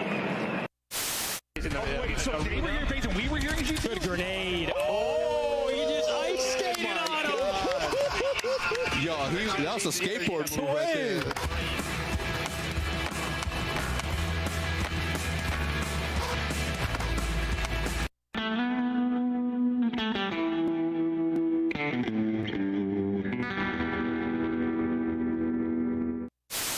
Standy will get free info here onto Assault. Quickly finds the kill. No. Whoa! He's going for the assassination. Didn't hold the button down long enough. And Assault says not so fast. Let me tell you right now, these guys play every day. You should know you cannot assassinate someone when they are a little bit taller than you on the map. And unfortunately, the 1v doesn't work, but you know them hands from Assault. They are definitely warm. 2 punches right to the chest to take down Standy. My good God, so many memories here in the Call of Duty world. But now we're about to make a couple more because we're playing a game of Overload. We're going to see how this one goes. Tied up 1-1, Riyadh Falcons and FaZe Vegas. Man, this has been a series, brother. This has been a series. We've even got quite a lot on the cards here, quite a lot. The Tarot have been talking to us. And right now, both of our squads pretty good at exposure overload. Very solid. You know, FaZe, you certainly give a little bit of a bump to. They just have a slightly better average margin and a lot better on their actual percentage of when they're able to score. So that means when they're actively attempting to make the plays, a little bit more successful. Means Falcons going to have to clutch up on the defensive end. But obviously, with a 5-1 record, they've been doing exactly that. And I'd say for the Falcons, playing really good Call of Duty. Again, it's going to be a team that will take a lot of time to actually develop chemistry together. Strange combinations of players, not a lot of built-in chem, not a lot of time spent together either. But already have a very strong record, are sitting in the top half of the league, have some good wins under their belt, and again, are improving over time. So clearly a lethal threat on the top side, and well, we know what to expect of FaZe at this point. 0-4 and Abuza fitting out of the roster quite nicely so far, and certainly a game mode they have very much enjoyed. I'd say Simp, one of the best third game mode players of all time. It's a meaningless thing to say, but I'll keep saying it because he's good at overload too. Well, he was arguably the best control player we saw. Who knows, the mode might come back in the future. You never know. Anything could happen here in the COD world, but really was possibly one of the greatest to do it, if not the. But enough of that. Let's soak some rays and enjoy the renewable energy of our team's joie de vie. I'm talking absolute. Now let's get it, boys and girls, onto the overload map number 3. And maybe be on the lookout for an Exnid pop-off. I know the guns at FaZe have gotten a little bit warmer since the opening break of that Colossus, but certainly been on one in this series. M15 in hand off the opening break as well, and moving to collect some of these kills just a little bit faster than 0-4. Hey, slam it. Hit it, run it, get shot in the back. That's how it goes in overload, boys and girls. You've always got to account for that one guy in corner. Snaps from Kismet, a delightful 2-piece and a pistol as well. Oh, and they've identified the next man up, but again, it's a sneaky Simp who finds himself another kill, and holy, Exnid doesn't let it happen to him. And good news, boys and girls. Once again, picks it up, runs forward, gets killed straight away. And better news, Pred's finally playing the game. Started off 1-0, but he was going for the big play, trying to facilitate the score. But the reason an extra player on FaZe kept getting through, it's because Pred was just simply not around. So Falcons, the kills column great, but really no possession for either team. Certainly a little bit more map pressure for Falcons. Accident now with the Dravik in hand. A little bit of a mix-up here. If it ain't broke, don't fix it. But if you aren't having any success, give it a shake-up. And that's exactly what we're going for from Exnid. Hey, unfortunate timing, cuts through, makes the play a little bit harder. He's got Pred to back him up here. And again, this should be a neutral position right now. Very, very little possession in the first few minutes of play here on Overload. Yeah, Pred is consistently trying to set up for the big plays for his team to actually go and get those scores. That's a 2-piece that they get, but you got an 0 for the overseer of the device. So now you got annoying players really on both sides, and Falcons have to reposition, but now they get the device. You could try to get out. Problem is you're forcing this through mid. A tough situation, and Pred doesn't give you the entry kill. Oh, he might not need the entry kill. Can they race it home? Cilium gets it in the end. Oh man, it was incredibly close. Not enough for the stop there, and a goal like that, that could be all the difference you need in a match like this. Just under 3 minutes to play still. In the end, it does in fact matter. And now you have FaZe Vegas spawning all the way out, so they have more device control, but at least that number 7 arrow just had to take a hike. Number 6 spawns right next to him though, so shout out squad spawns and overload. Very difficult to read. Difficult to read, difficult to deal with. Cell, we're waiting for this one. FaZe set themselves up perfectly for the big old attack here. The trade's going to be good, but they're trying to wrap it now. Can they make it towards A? Yeah, absolutely. Falcons are hot on the tail. Hot on the tail. And it's going in. Huge. FaZe 1-1. Yeah, quicker than we can even jump. Unfortunate missing the scores, but nonetheless, you get to see some of those cut-off kills. And now you're repositioning down low. More trades going in favor of FaZe for the moment. You see Celium backing all the way down. They know their low dirt is open, and Straza with the pressure. Straza, though, as he falls, you go back to a 50-50 setup, where you got Simp going on the full pinch to try to open things up for Vegas. We have indeed had an observer drop. That's fine. We will figure it out. 5 by 5 in the pike. Clean bottom side of the map. Oh, and a win there would have been absolutely sensational, but now we have to drive this one home. No hope on the attack here. This should be read and dealt with, and there we go. Last man taken care of. It's a big 2 out of Celium, who finds his 11th kill of the first half. Yeah, not a bad start in terms of Gunny. Now you gotta hike the device all the way across the map. So Selim is gonna be a long route. Started off his own A portal. Now he's made it to the 50-yard line, and he absolutely has teammates here for the cutoff kills. They are flying through mid, and while the trades don't go their way, draws a good movement. Enough to leave Cell on an island. He can't do it himself. He can't do it himself. I mean, that was a ridiculous win from Draz. I stopped this whole play, stopped this whole attempt. Pressure now on, tanks wide open, B goal looking good. Looking good right now. Abuza and Sim on the back pedal now. Desperately trying to get across. It's a massive set of kills there. Draza and Abuza get their respectives. And mid-map now looking good. 0-4, he is on the prowl. Abuza down low. You have cleaned everything up. Exnid, the last line here for the Falcons in the middle of the map. And FaZe are making a run towards the top side. Yeah, gonna be a beat hit, but every single Falcon player is gonna be there to meet him. Yeah, the firing squad made it. The defensive routes on point. And with 35 seconds left, Simp right now doing what he can just to play keep away. He'll be 0-4 in the feed, but make no mistake, that is Simp indeed trying to hold that line. But as he drops, well, the resets actually go down low, and now both teams have to race to the bottom side of the map. And Kismet maybe hoping his team can eventually work this out through mid. Question is, who's going to touch this last? Yeah, the extra time is going to go pretty hard. You've got to get somebody on it, though. Final 10. And Celium might just be playing to keep him off it. Falcons not showing much commitment to this. Yeah, not showing any commitment. And neither team able to get that extra time. We will go straight into the second half, all squared up 1-1. And again, the goals we've seen so far in the first, I mean, they were nail-biters. You're running across the line, you're desperately hoping for something. The FaZe cut through mid, show B, go A. And the Falcons goal, I mean, it was a miraculous dive from Celium.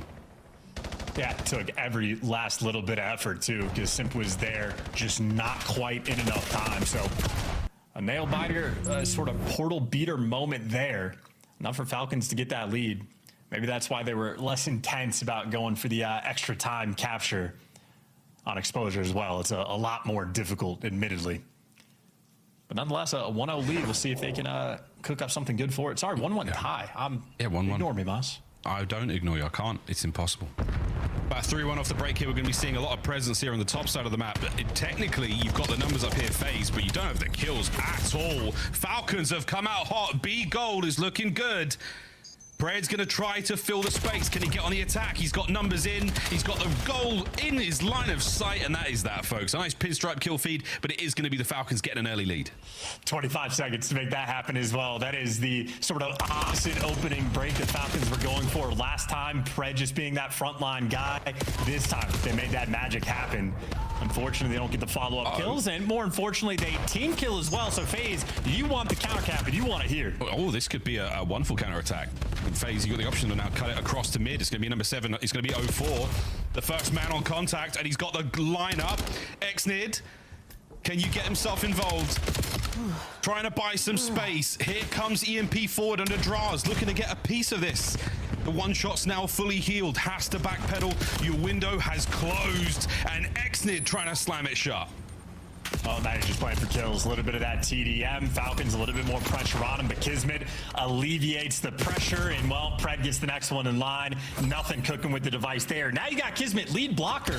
I mean, you got a line setup rolling in down low. Wins a wicked one over towards the black box, but I gotta pump the brakes. FaZe are there on the defensive end. You need another wave of kills. That was an unbelievable moment. Abuza trying to buy his teammates every possible second they could, but look at this, the defensive line from FaZe. Watch them wave over towards the B side of the map. We're looking for the kills now through mid, and what a fantastic hold. Abuza worth his weight in gold right now. Oh, Exnid showing the device mid. His teammates still lingering on the top side of the map, and that's enough to catch out a Draza. Now you can just simply overwhelm Abuza. Next man in line falling, and that might be enough for the cap you deliver. A little juke from Exnid, drag the device towards mid, let someone for FaZe make the mistake, and they capitalize to perfection. A 3-1 lead now on exposure. This is going to be a tough one for Vegas to make up for. Yeah, they're looking to do everything they can. Bottom side spawn now. FaZe have not had the best results in that mid-map gunfights. And once again, they seem to be losing them. Good work there out of 04, and it really was him. And Kismet, wonderful patience. Oh, Kismet nearly takes a dookie on Draza, but this time it's all good. 2:25 to play, though. Falcons, you are not out of the woods yet. What? The drops a dud, a bit of a naughty martyrdom nade there, and goodness gracious, bottom side of the minimap once again, starting to get flooded full of Falcons. Yeah, and now you're just hoping that maybe Abuza can go make the big play, but if Falcons are able to pump the brakes, the game is going to be much easier for them. Salim actually picks up the device as well, so that means pistol in hand. He's gone. And he's out for the top side. He's got 2 teammates there. He's gone. He's long gone. Sim's got to get moving. He's got to get moving a little bit faster. He's got to get going. It's only 1 man up at the time. Oh, and Abuza trying to get the goal line. Save. The shots are good. Sim gets there just in the nick of time. A man through mid, though. Couldn't make a miraculous run. A magical spawn, though. And I mean magical. From 04. And Abuza there. As we are safe and sound. Surely an opportunity to get 1 kill here and possibly run it to B. You better go to B. If you wrap that mid, you're wrapping it into a blender. You're going to be forced to fly this forward. Good stun. You got 2 Falcons players here on the chase. Pred sneaking up behind you. And for Sim, he's able to get you 2. He's able to stay alive. He needs his teammates to score this point. He's desperately got to get his teammates to step forward, though. Selling him in the back. He's so sneaky. What a difficult moment. Sim loses the gunfight in the front line, so it's so hard. You're trying to walk the tightrope. The bus is being parked. Kismet at the back line. The trophies are in place. 2 of them. We have parked the bus. 1 minute to play. Yeah, but now Xnid gets to shoot a couple freebies in the back. Watch the cross. There's just not going to be enough time unless FaZe get a perfect 4 down here. The PTFB, park the bus strategy. Pred gets 2. That's it. First wave done. Someone does have to pick it up, though. The reset will not be good. There's the group. It has been reset. It's been reset. So, oh dear. Pressure now on. You've lost the entirety of map control. There's less than 30 seconds to go. Somebody grab it. Somebody run it home. And that could be it. We may have just found it. The last 3 dead there. Falcons, you have survived. You parked the bus for just long enough to prevent any madness here on Exposure. What a hard-fought battle this was. Tremendous work out of Xnid. 2 goals and 24 and 19 in the stats there. We pad it out just a touch more. But GG's Riyadh Falcons take the lead. In high key, I feel like the Riyadh Falcons might be walking away with some of these wins just because of the opening breaks that they're having. I mean, it was less an opening break on Colossus and more of an opening onslaught for the first few hills, but nonetheless, the opening break, fantastic. They got control of the game, and then it's just a little bit easier to play. Both of their opening breaks they just had on both sides of the overload, completely on point. Everything you want to have if you're Falcons. You get the extra set of kills, you try to get that device control, and both times Pred immediately jumps into position, setting up for those scores, being over aggressive, taking space towards either portal. First half it doesn't work out, they have to battle a little bit. Second half they get a 25-second score, and the game becomes that much easier for them. So I think Falcons right now just playing good Call of Duty, came in with a good game plan and executing it to a T. FaZe right now on the receiving end of a bit of a beat down there in Overload. Yeah, the stats, not even that massive in the differences like anywhere. Team kills, or assists rather, you name it, everyone doing their thing. It comes down to moments like this, just taking the opportunity, just finding the space, just getting it across the line. The same thing from Draza here. The second half, though, yeah, you're right, man. Opening breaks really, really good there from the Falcons, and they capitalize early. This was a fantastic attack. Draza there for the pickup in the end, but not quite enough. Beautiful stuff there out of the Falcons. They have shown their hand, and they have got a good one on Overload. And also showing off the goods of how to be annoying when you got that 3-1 lead. Not just the park the bus, but like the allowance where they're going on the pinches. Like the mini-map looking scary for a moment where FaZe is running down the top side of the map, and you know, Falcons had a player over towards Spiral, they had a player deep over towards Dirt, but that just means they're setting themselves up for free pinches, shoot the device player in the back, and you just kill the play in its entirety. Yeah, FaZe not having too much fun there. 2-1 lead now for Falcons in this series. And just as we started it, another bang out of a black heart for the map 4. And these are 2 of the best teams in the game on this map as well. This is a pure square up. Yeah, ladies and gentlemen, if you just joined us, you missed a legendary Colossus And if that was anything to go off of, this Blackheart is going to be a treat as well. Both squads absolutely gunning for it. And if we have to go the distance, Scar Game 5, that's going to be cool as well. But yeah, both teams' chance, very well rehearsed, well-lubed, oiled machines on this map. Praise the Omnisire. How are you feeling about this one, mate? I don't know what an Omnisire is, even though you explained that to me in depth. So you'll praise him. I'll just praise the SMGs, right? Actually, they dropped a 40 bomb on map number 1. He had a great opening break there on the overload as well. And obviously, Kismet. I mean, the fact that Kismet dropped a 1.3, went +8 in the kills column, had 100 seconds of the hill time, but he was making the high impact plays, especially on the P4s as well. So Kismet is absolutely a player that you do not pay attention to the stats to understand his impact, but when he has the stats and the impact, you tip the cap and move about the day. The Bulldog, when he bites, well, he steals maps away. He certainly does. Kismet, a world champion and a legendary run in Modern Warfare 2, especially in that grand finals. I know you're watching, Toronto fans. Sorry, it was a tough one. Exciting though, as we roll into Blackheart. The machine spirits of the submachine guns will absolutely be appeased. Keep those weapons humming, boys. For FaZe now, I mean, an air of trepidation. You're feeling a little stressed, just a touch. Everyone's hair still looking really good, but it's the gameplay, boys. That's what I want to see. I want to see them get in this one and bring their absolute A. I want to go all the way to that game 5. We do deserve it. Well, see if we get there. I know for FaZe, this series has felt like an absolute war. Falcons have been bringing that hammer down, and they're going to be happy to see the black card as well. Early on for these stats, so take it with a grain of salt, but FaZe has been the best P1 team in the game on this map, which is interesting because Falcons have been the best P2 team in the game. So it's not just about the super soakage that you can accrue on this first hill. The rotation matters a great deal as well. For Falcons, you don't want to allow FaZe to ever get set up properly, and that rotation in P2 might be the game changer. That's why I'm worried about guys like Kismet. He's always making those big plays where off the break, the battlefield continues. 0-4 has the high ground, but looks like FaZe come out on top. P1, as expected, will be theirs. That's a fantastic angle to just watch the attack vector that FaZe takes on towards time. Watching all those nades bang off the back wall. And Christopher Lair, he was looking for his third. Whoa! Bulldog. That's a code red. That dog is dangerous. Listen, I don't even get the hill time. Still trying to stop it. Yeah, okay, there you go. Pred gets you too, so eventually it becomes a little bit weird. And more importantly, it's the P2 spawns that Falcons are looking for, and it's the P2 spawns that they will get. Yeah, they're going to get it. That's going to be low left-hand side of the minimap right now. That lovely white building on the right-hand side. Presumably some sort of drill administration. Some pipes in there, maybe. A boozer says, I'm coming. I'm going to get it. I'm going to take it from you. Kismet there. He'll be the man up close. Lovely work in the wall hop. Oh, no lineup there. FaZe. It's going to be a 1v1 to get in there, and Pred doesn't let it happen. Simp down. Falcons hard point. At 1v1 for the bread there for that time. Pred gets it, and that is going to deliver them a ton of time. So an interesting attempt on the break, but this is why Falcons are so good on the P2 hill. An opportunity for Pred to be a nuisance. If not for the trade, it would be devastating. And even with the trade, it is still devastating. FaZe unable to touch this new time. Yeah, P2 is a bastion of defense here on Blackheart. The 1-2 chow over the side. Time absolutely worth fighting for. That's going to be the cleanup. FaZe get in, about 20 to spare.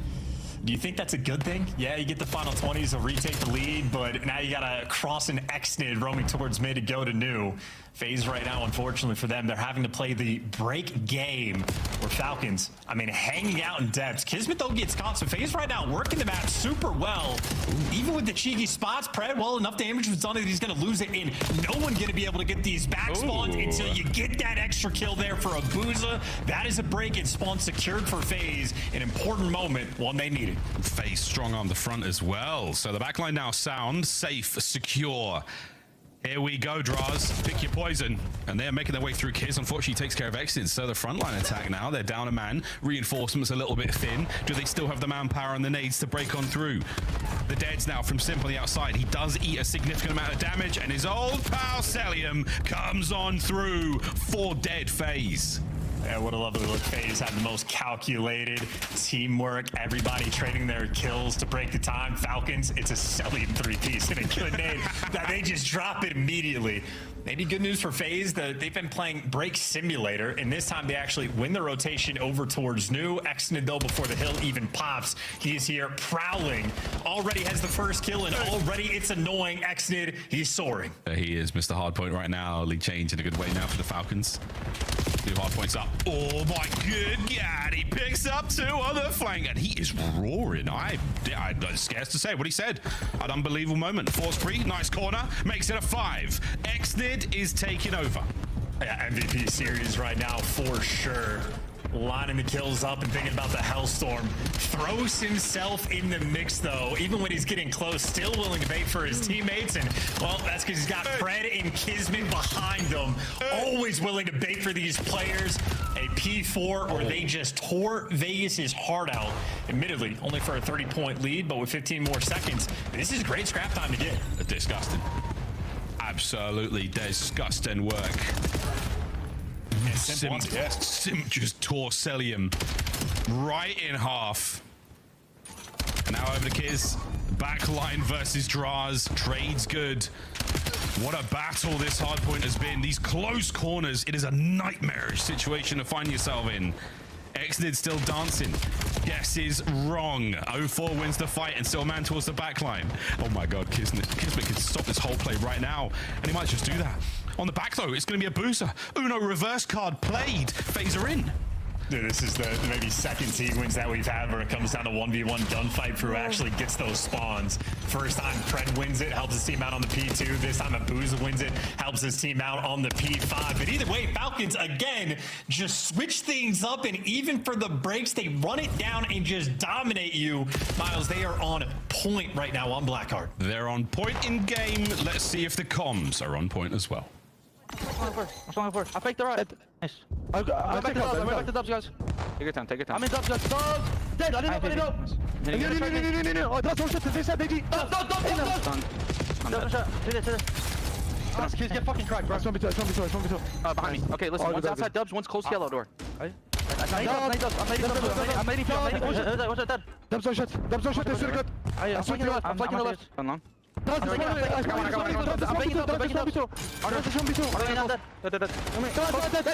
That's this 1v2, maybe. This 1v2. Everyone just hold. Everyone just follow. Listen, I have one. I'm gonna eat for PKs. You don't have to. I have long. Yeah, two yellow. You listen, one yellow. Blue, weak, simple. One yellow, two dubs. Double side. Play new. Guarantee spawn here. We spawn out. Kill me. Shot. We're good, boys. Where we going? I'm going right. You guys want to go right? Okay. You're gonna be back right. You're back right. I reckon. I'm nading. Mine the ready. Watch that dead. Shit. Time on by nade. Time on the road. Oh, dead. I'm short. Yeah, go. It's up for me. No. Playing back right. One shot dead. No 4. Dude, dead! Block from time. I'm blocking. Yeah, one left. I have your left, kids. Listen, I have left. They go on mid. Beyond left, though. How many left? He's one shot. How many? I'm pushing one. There may be two. I'm playing safe. Beyond dead. On me left. One shot. Nice. One more. Draws one shot, I know where he is. Yeah, one more behind me. Two left. Yeah, one left. Too short. Yeah, listen. One blood. That's the one. Out front. Hold on long. Shoot long. Half shot. Don't play. Half shot. I'm shooting long. Half shot. One shot long. One shot hit the front. Nice, Hoodie. Watch the left. Nice. Good. Last guy, P1 Abuza. One shot. I'm holding this. No shot. Yo, great time. Just get all the time. I'm gonna if you want me, fucking shit. I hit that today. Go. Go front. Let's go front. Yeah, I'll get you guys up. Back left. 0-4. I'm in the corner dubs. I'm sitting in the corner dubs. Look, Charles, there's no doubt about it. They are turned. It is great. But what do you think of the comms? Not necessarily my favorite, but if you're the best P2 in the team in the game, you can show off why. Great teaching moment. I don't know if Nameless wants to break that one down on Telestrator, but the setup the Falcons just achieved on the P2 and having Selim on the backside of time, blocking spawns from in time. I mean, that is a textbook performance. And similar to map 1, Falcons, they just have a massive lead in hardpoint. These are difficult to throw away. Oh, difficult, but not impossible. We'll see if FaZe have got any more magic left in them. shots were great from Pred. Another 2-piece there on time. 0-4 trying to get this one done alone. The opening damage is okay. Simp has to go huge. Can't get it done off the wall jump. And again, the Falcons hold. No victory will be found at this hard point. We have to go to new. Yeah, I mean, this is just looking like the sort of phase of old, right? They wanted to square up on these types of maps against the Falcons, and I don't know if they'll be doing the same thing again. Getting beaten down in both the hard points, and Exnid just gets to feast on them. He dropped 40 in map number 1, didn't need that much in map number 4. Falcons dominate phase in the hard points. That is a convincing victory, a very convincing victory for the Falcons. The hard points were strong. I mean, admittedly, they nearly threw away, what, 116-point lead, but really wicked stuff. The bang-out maps go the way of Riyadh. FaZe Vegas, outside of a very good search and destroy, a little bit of work still to do in the road to Birmingham. Riyadh Falcons, what a victory at 3-1. And, you know, Miles, I said take it with a grain of salt about Falcons being the best P2 team in the game on Blackheart, but they just threw together the single best P2 on Blackheart we have seen all year long. So, yeah, Riyadh looking on point. Celium, that is probably the least amount of work he's ever had to do in a series of hard points. He just sat in the hill for 2 minutes and 44 seconds. I think that might be a personal best for him and allow his teammates to thrive and fry. And they do exactly that. Pred, Kismet, and Exnid have an absolute ball of a time there in the hard points. Game flow here, folks, of that last one, and it is going to be a steep climb, no decline whatsoever. Blackheart comes to a swift close, and there we have it, folks. FaZe absolutely suffocated 3 hard points in a row. Really, really tough stuff for them. Well, congratulations, Falcons. A convincing 3-1. Strong wins. No need for game 5. And outside of Colossus, everything looked pretty good. That Colossus comeback, though, from FaZe was a terrifying sight to behold. Scary stuff. Speaking of scary, I'm only kidding. It's to the beautiful desk. Cards. The King Cobra. It was Celium all along. Didn't need a game 5 for the Falcons to get it done. You called this, though, and you were the only one to do so. The fans also expected Vegas. This is Rosalie falling apart. I'm 0-2. A lot of games left. I can't remember the last time I did that. Back. All right, talk to me through it, though. Yeah, I want to address the P2 that Chance and Miles were talking about, because I hadn't seen a team play it like that before, and it was genuinely awesome. They had Celium in the hill, and he was blocking by just looking in the back. Kismet is pushed up, like watching the left side turbine, and so you could send both the SMGs all the way out. And as they started to look at Kismet, he just backed up to ensure, like, if somebody died, we retain this spawn, and they could just pinch them, make plays. That is hell to deal with. That's teach tape for the rest of the league. Falcons today, from top to bottom, absolutely incredible. The teamwork was 10 out of 10. They are now into 4th place officially over Vegas. They're positive at a 3-2 record. How far do they climb, Rosalie? Is top 5 going to be good enough for them going into Major 2?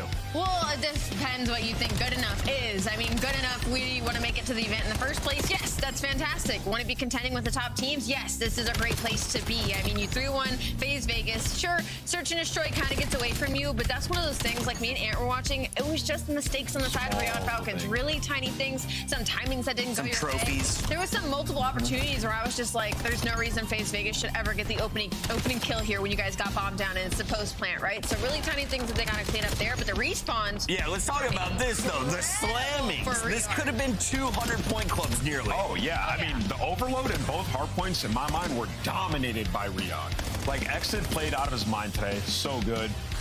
And just very structured. I mean, there was one moment on the P1 where it was a 2v4 Pred and Exit, and they just 2v4 them back and forth, bait and switching. Like, that's just like instinctual chemistry right there. These guys are starting to build, and you can see it's working. The Falcons have changed that young man's life for the good, and it's great to see. We are our scuffed play of the game. Who was it? A little bit of a montage. Let's take a look at this monster. SMG duo in Overload. So something they did really well here, that we were talking about in the green room a bit, is just like manipulating the defense with the ball. You saw at one point they pulled up, it was 75 to 25% possession. Yeah. And a lot of that was actually Celium with the ball in hand. Just chilling. He's so slippery. Like, these guys were both slamming and going off in their spawn, but in order to do so, you have to have map control, and the ball has to be on, like, your preferred side. And majority of this game, the ball was on their preferred side where they could do that. So shout out to Celium. Well-orchestrated machine today. Nice movement from Exton as you saw him put in multiple overloads. They are going to take the game 3 and dominate the game 4. We're now joined by Exton in the Monster Winner Circle. And Exton, it is great to have you on the show. How does it feel to get a win over FaZe Vegas? First thing, like, hello to everyone. I feel like so good now. Like last year, I feel so bad because I didn't win like a lot. Like now I have like good team. Like I have the greatest CL of all time. I have my duo AG. I have the Bulldog man. Like I feel so good now. Like I can feel like I can win the tournament now. Tell me about kissing that Falcon at the end of the match. Because like this is my team. Like I love Falcon. Like if Falcon not here, I think I'm not be in the league because Falcon I am here in the league and everyone show excellent in the league. Yeah. This like I kiss my Falcon. Absolutely, dude. Exton, you're balling, man. The Ramadan buff is real. I wanted to ask you, where do you feel like you improved the most from last year to this year? What did you get better at? Like because last year, like because we are solid team, like I didn't watch forward, like only I play, like play also. He tried to help me, like because this I stayed all the year last year and I didn't win anything, but Clay helped me a lot because this I stay in the league. And the next season Falcon told me like we will bring like good team and Clay told me this, like and this year like I try so hard because I have good team, you know. I want to win the major or any tournament I play. For sure. Yeah. Because like I have the best player of the game, you know. Well, Exton, first of all, I want to congratulate you because you were unbelievable in the series and you've been incredibly consistent, especially as of late, considering the unique situation of which you joined the league as well. So I kind of just wanted to ask you, mechanically, you are such a good player. You're putting up 40 kills, you're putting up 30 kills in these respawns easily. Is that just talent? Have you been putting in those extra hours? What makes you so mechanically good at this game?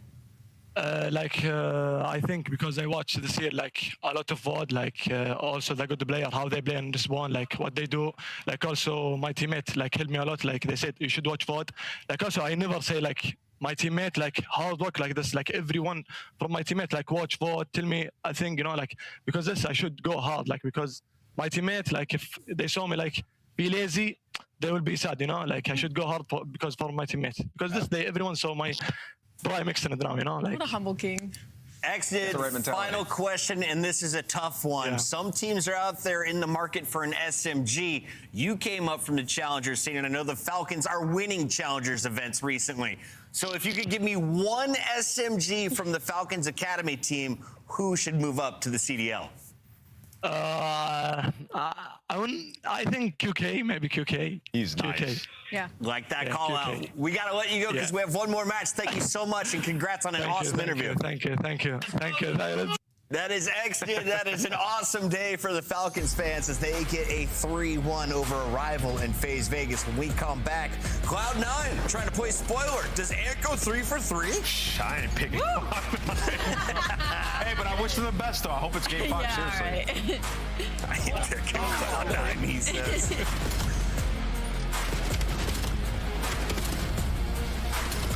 Yo, if you guys kill me one time on land, I'll give you guys all 1,000 gifted. Actually, put that you guys use online. Black Ops 7 returns to the Esports World Cup in Riyadh this summer. Scan the QR code to be notified when tickets go live later this month. Start the season strong with the 2026 Call of Duty League Pack. Grab yourself the CDL operator by scanning the QR code on screen or check it out in the Call of Duty store in-game now. Scuff, official controller of the CDL.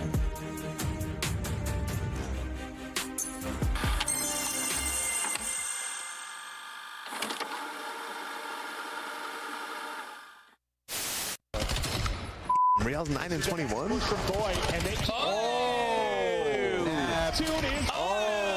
God. We're getting a top 5 play early today. Massive moment. Oh my God. Close to their own, but this is over. This is over. He's destroying the. Holy he's still going. Boy in the blender. He's still going. 2, 3. Is anyone going to shoot him? This is over.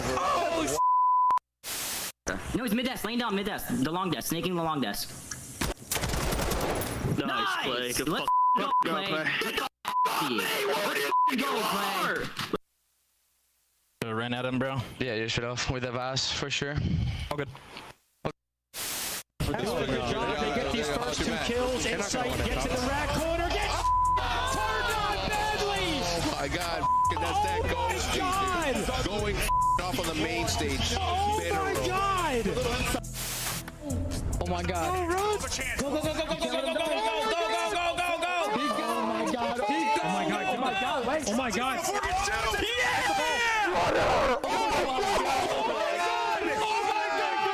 They're doing it! It's insanity! They got the ball though! Oh my God. It's around the net. We can score for free. Oh my God,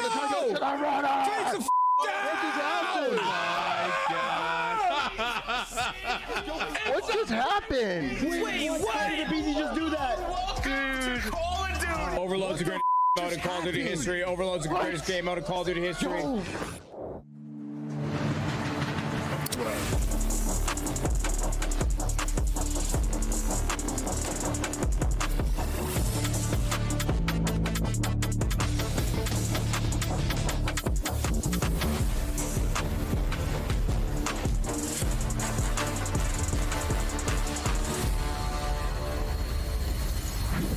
Good luck, Cloud9. Today you take on the Major 1 champions, a team that is currently 3-0 and challenging LA Thieves and Optic for the #1 seed. Paris Gentlemates back in the building. We've got Nameless and Rosalie here at the desk. And Rosalie? Yes. Should be a 3-0, right? Yeah, it should be. I think Cloud9 should do this really quickly. I should. Did you even hear what I said? I was just making a joke. Yes, statistically speaking, this is David versus Goliath. I mean, you can look at the stats on the wall. Neptune of 1.63 in Search and Destroy. On the flip side for Cloud9, you're going to be looking at Nedra with a 1.11. I mean, for Cloud9, it's kind of just a situation of getting your bearings in the league, right? And if they are going to find success anywhere, their Search and Destroy hasn't been that bad. They found some close overloads, so maybe looking at those game modes. But Hardpoint versus this team is looking next to impossible. Can I just apologize for throwing you under the bus? As like statistically speaking, making you read off a wall that's behind you. Incredible recovery there. I don't know why I looked over there. I turned my head all the way over It's here. bigger and better over there. Everything is in this new studio. We love it. This matchup, though, should be the shortest on the day because Cloud9 went for a Challengers route. On the other side, Paris Gentlemates, after struggling with Challengers players last year, said we are going all in. Yeah. They bought the best pieces from around the league, and a duo from LA Thieves are already finding success for Paris in Envoy and Ghosty. Sib or Neptune, who is your player to watch today, though? Ooh, I want to say Sib just to take a different narrative, just because I feel like with Neptune, you always want to watch him. The guy's POV is unbelievable on the map. He changes teams. But for Sib, one of the best snipers in the league, right? So for Search and Destroy, that's going to be where I'm going to be watching some exciting gameplay. And for Gentlemates, they just don't really have a weakness. Me and Ant are going back and forth in the into this. Like, Overload, maybe it's more so that you just don't have a map that you can lock up in a series. So it's a little 50-50 toss-up on whatever is game number 3. But like everywhere else, you have an extremely deep hardpoint map pool. The only thing you really want to do is try to add Blackheart to it, which we will see them play in this series. And your Search and Destroy, well, that's just been unbelievable. One of the best attack teams in the game, and that's one of the most difficult things to do in the league. 9 of your last 10 series, you're walking away with dubs. Not a bad stat to feature here for Paris. What is their biggest strength in your eyes? Hardpoint for sure if you're Paris. And it's the play style, and we talked a lot about it. Like, the teamwork, everybody has to be together. When there's one guy left in the back, we just fly at him relentlessly. Like, you can change your direction so fast in this game, and they do it better than everybody. You're seeing some teams start to catch up a little bit. And to Ali's point, you know, I think the Overload would be the weakest part of their game at the moment. I would like to see them play more Scar and add that to their map pool. There's a lot of teams really strong at exposure. That's a map they've continuously tried to play, and they've been getting cooked on it. So I want to see them try some maps in the series. Once the subliners, Cloud9 entered the CDL, and since they've rotated quite a few starting lineups. Let's take a look at the current one and talk to me about last week, because they didn't find any dubs, but they did take a map, right? They did. You know, they won a Search and Destroy on Scar versus Riyadh, and it was honestly awesome play. Like, they looked good throughout it. Nezra had a 1v3, which is pretty sweet. And then you look at the series versus Optic, where, you know, they're getting blitzed, they're getting clutched on left and right. But when we get to that Overload, showed some fight. One of the closest overloads Optic have had. So. Right, our best overload team in the game. Exactly. So these guys have some fight in them. They do. It's not all like doom and gloom. I mean, we were talking about it, they just also had a really first couple of matches. I mean, you got to go up against Optic, you have to go up against Gentleman's. Like, things don't really get easier for them as they had in these first couple of weeks. So the fact that they're finding any amount of success that we can put in a positive light is good for a team like Cloud9. Yeah. And some of their concepts, like in the search we watched versus Optic, obviously they got clutched on. Yeah. But they were in, like, advantageous situations. Yeah, we're there. In 3v1s. The chemistry just isn't yet. In 2v1s. I even like the way they tried to deal with the pressure from Optic. Like, we're just going to stack mid and then peel off to try to find shots. So, like, the preparation is on point. You just got to go out there and execute, and they're inexperienced, so it's going to take some time. If I'm a GM in the league right now, I'm saying, listen, stage 2 is taking the top 10 teams. We need 4 wins. Yeah. 4 wins will get us to Birmingham. I think that is the number. You're not expecting it today against Paris Gentleman's. If you get it, it's a surprise, awesome W that's going to help propel you forward. Let's get realistic, though, as we take a look at the maps and modes. How quick could this 3-0 go down? Blackheart is in the mix. Is that a boon for Cloud9? No. I think Paris Gentleman's trying to add this to their map pool, and honestly, there's no reason for them not to be good at it. And then I look at that exposure, search, and destroy. I think maybe some opportunity there for Cloud9. It's going to be a little bit more of a one-dimensional map, maybe a little more opportunities on exposure, but the rest of the series, I mean, come on. It's. I just got to say that, listen, Gentlemen should 3-0, but I will say, like you said, they're testing out Blackheart in the series. And Blackheart is like the ranked map. Right. Like, you play that all day, every day. You're like, yeah, just pick Blackheart, ban the other maps. And these guys are flying around. You just saw what Riyadh was able to do. You get a couple rotations on this map, it's so difficult to break. So, yeah, I mean, obviously, for them to even have a chance, they have to win this map, number 1, and steal the Overload, as we talked about the weakness of Gentlemates. But it is like, it's a small probability. Now, it's very rare that we see players go from team to team in transfers, but we know some teams are in the market for some new players. If you're trying to stand out, what do you want to do if you're Hyde, Nezra, Encourager, Okus today? You want to kill? I'm not going to say just that. You drop all the bombs? No, you don't want to do that. I mean, you just want to play to your peak. You know, you want to play to your ceiling. You want to show that you belong in the league and what you can do. And sometimes that can be difficult, especially when it's a team completely made up of new challenger players. You were not teaming before this. We talk about honeymoon phases, but when it comes to such a young roster, it doesn't really apply in this situation. So at this point, you're just trying to make Team Chem work from the bottom up. I just want to see a nasty sniper rifle. That's all I want. Okay, show it every game, too. We got our scuff predictions. You know which way we're going. Go ahead and light it up purple across the board. Yes, do that. Also, I have a question. Is it a tactical advantage that Encourage has a Shure mic and everybody else using their headset mic? I sure hope so. I think it's... Yeah, he sounds good. Clear. No, hopefully we should get him in a Monster Winner Spotlight one day. In the meantime, I'm told the casters are ready. You guys want to party? Oh, cool. Casters, your show.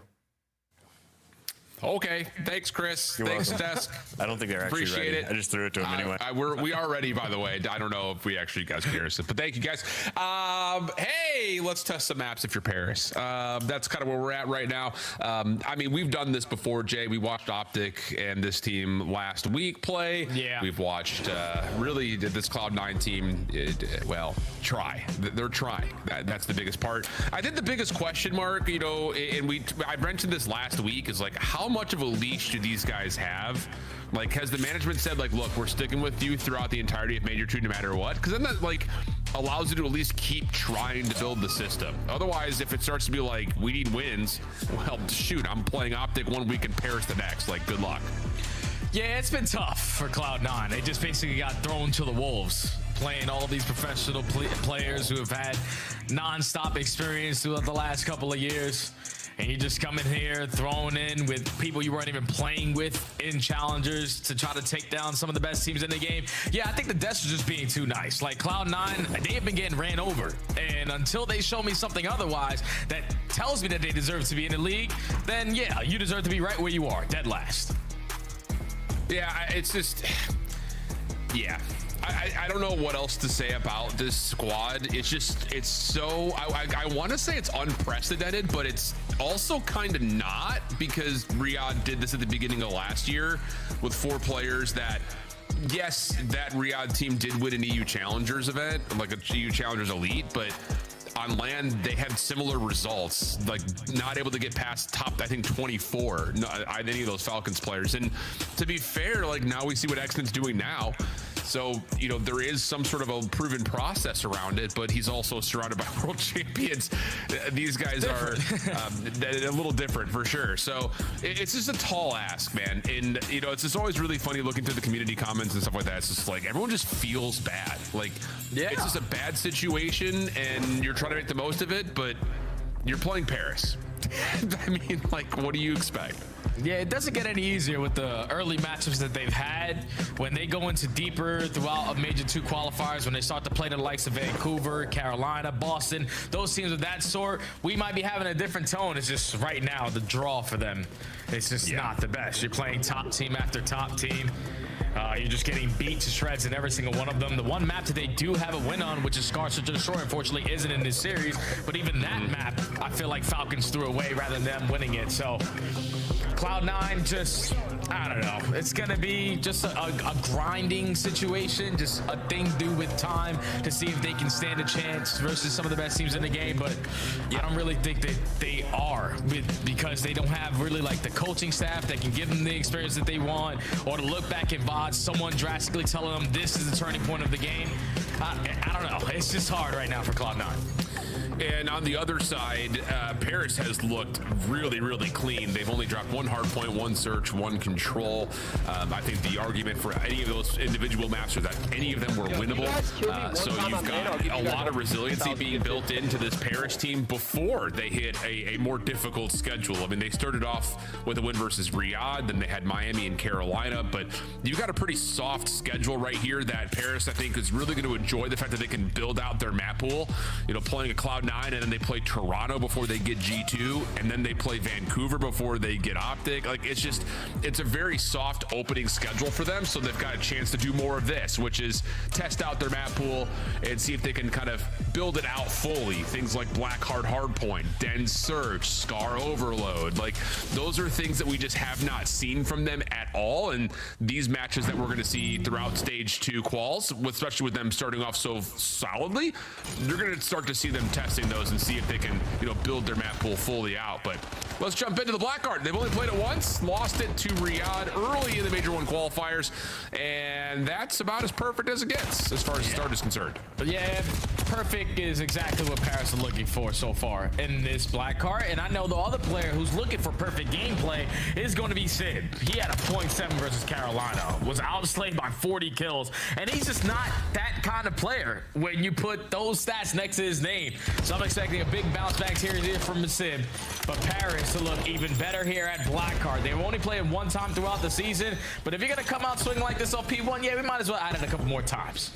Yeah, and you got to remember back that Envoy, when we watched him play Riyadh, was trying to run that second SMG that we just did not see much of. There was conversation around for a while. The Razor, he tried to play it on this map, if I remember correctly. That was a long time ago, it feels like. And now on a more traditional SMG, he is frying. 7-0 start. Hellstorm already earned. Cloud9 already spawning all the way across the map. Hey, they tried to break through the front, but just got cut down. So now, what is your second break opportunity going to look like? No one going to go all long routes. Everyone trying to funnel their way through the front door. And you're just getting cut down from the crossfires on the side of the Gentlemates. So 30 seconds here to fight for. If you are C9, you don't want to give this time to Paris, but that decision might already be made for you because they're still lining up the kill feed. Yeah, Neptune's now on 5 in a row. Envoy still just blocking the back, and as soon as he reads that this hit is on the way, he very well can either choose to pinch or just play the rotation. No need to pinch. Everyone's already dead, and you win a gunfight through mid. So Cloud9 currently spawning on the new hard point. One player will spawn a little bit further out. Envoy already getting up the staircase. He almost wins the opener, but Neptune's there to follow up. Ghosty to provide support. And Paris, if they win this rotation, very well may DoorDash this map, but the Cloud9 are able to stabilize the spawns for now. Yeah, stabilize the spawns, but not really in the Hilltop currently. You have to clear out the Gentlemates from the front side, and it's Nezra and Hyde able to combine for 2, make it 3 in the feed. So finally a moment where C9 can breathe. Spawning all of the Gentlemates across the map. They have yet to invest their Hellstorm, so they're most likely going to save it going forward in the rest of this game. So this is time that you desperately need now. Well, Nezra can't quite get the Semtex to the staircase. Nope, couldn't get it all the way to the edge. So that will be a break for Paris. 20 seconds remain on the hard point. Nezra does get an off spawn. That actually allows him to find one player inside the hill, but Sib will deal with it to try to win the rotation to New, while his teammates are still winning odd man gunfights over the old time. Oka's able to give you the last couple for the scrap, but Paris will have the numbers set up over to P4. Nice opening there, though, for Nezra to get the rotation going for Cloud9. Yeah, Neptune's going to spawn all the way across the map now, so you have an opportunity to try to change the ending of that P3 to this P4. Ocus finds a double. Paris trying to hold down the back spawn. It's all long Ghosty. Let's just see how he's going to set this one up with a listening. Outer one shot. Nezra's one shot. Close right. Short. Weak. 2 there. Outer right now. Yeah, hearts on. Last 2 in there. Let's get hearts on. Nice shot. We got it. I'll pitch you with you. They're going to start spawning out. P3. And inner hide. P3 spawns. Spawning close, guys. I'm sure. How many times? Front door. Weak there. I think they're both front side. Him on the front door. One shot on the back. In the back hide. Hit once in the back hide. Yeah, we're good, boys. We're good. I was in the back. Alright, so many times. Yeah, I'm trying to live. They're spawning on time. Yeah, both left. Yes. Stunning inner. Yeah, I'm weak here. Weak on left. Weak going main. Focus. Yo, I'm in. Outer hide. Come on me. One more outer roll. Okay, it's one shot. One shot going main. Nothing outer. I hold, by the way. He's gonna go close. Or he's gonna lay play front.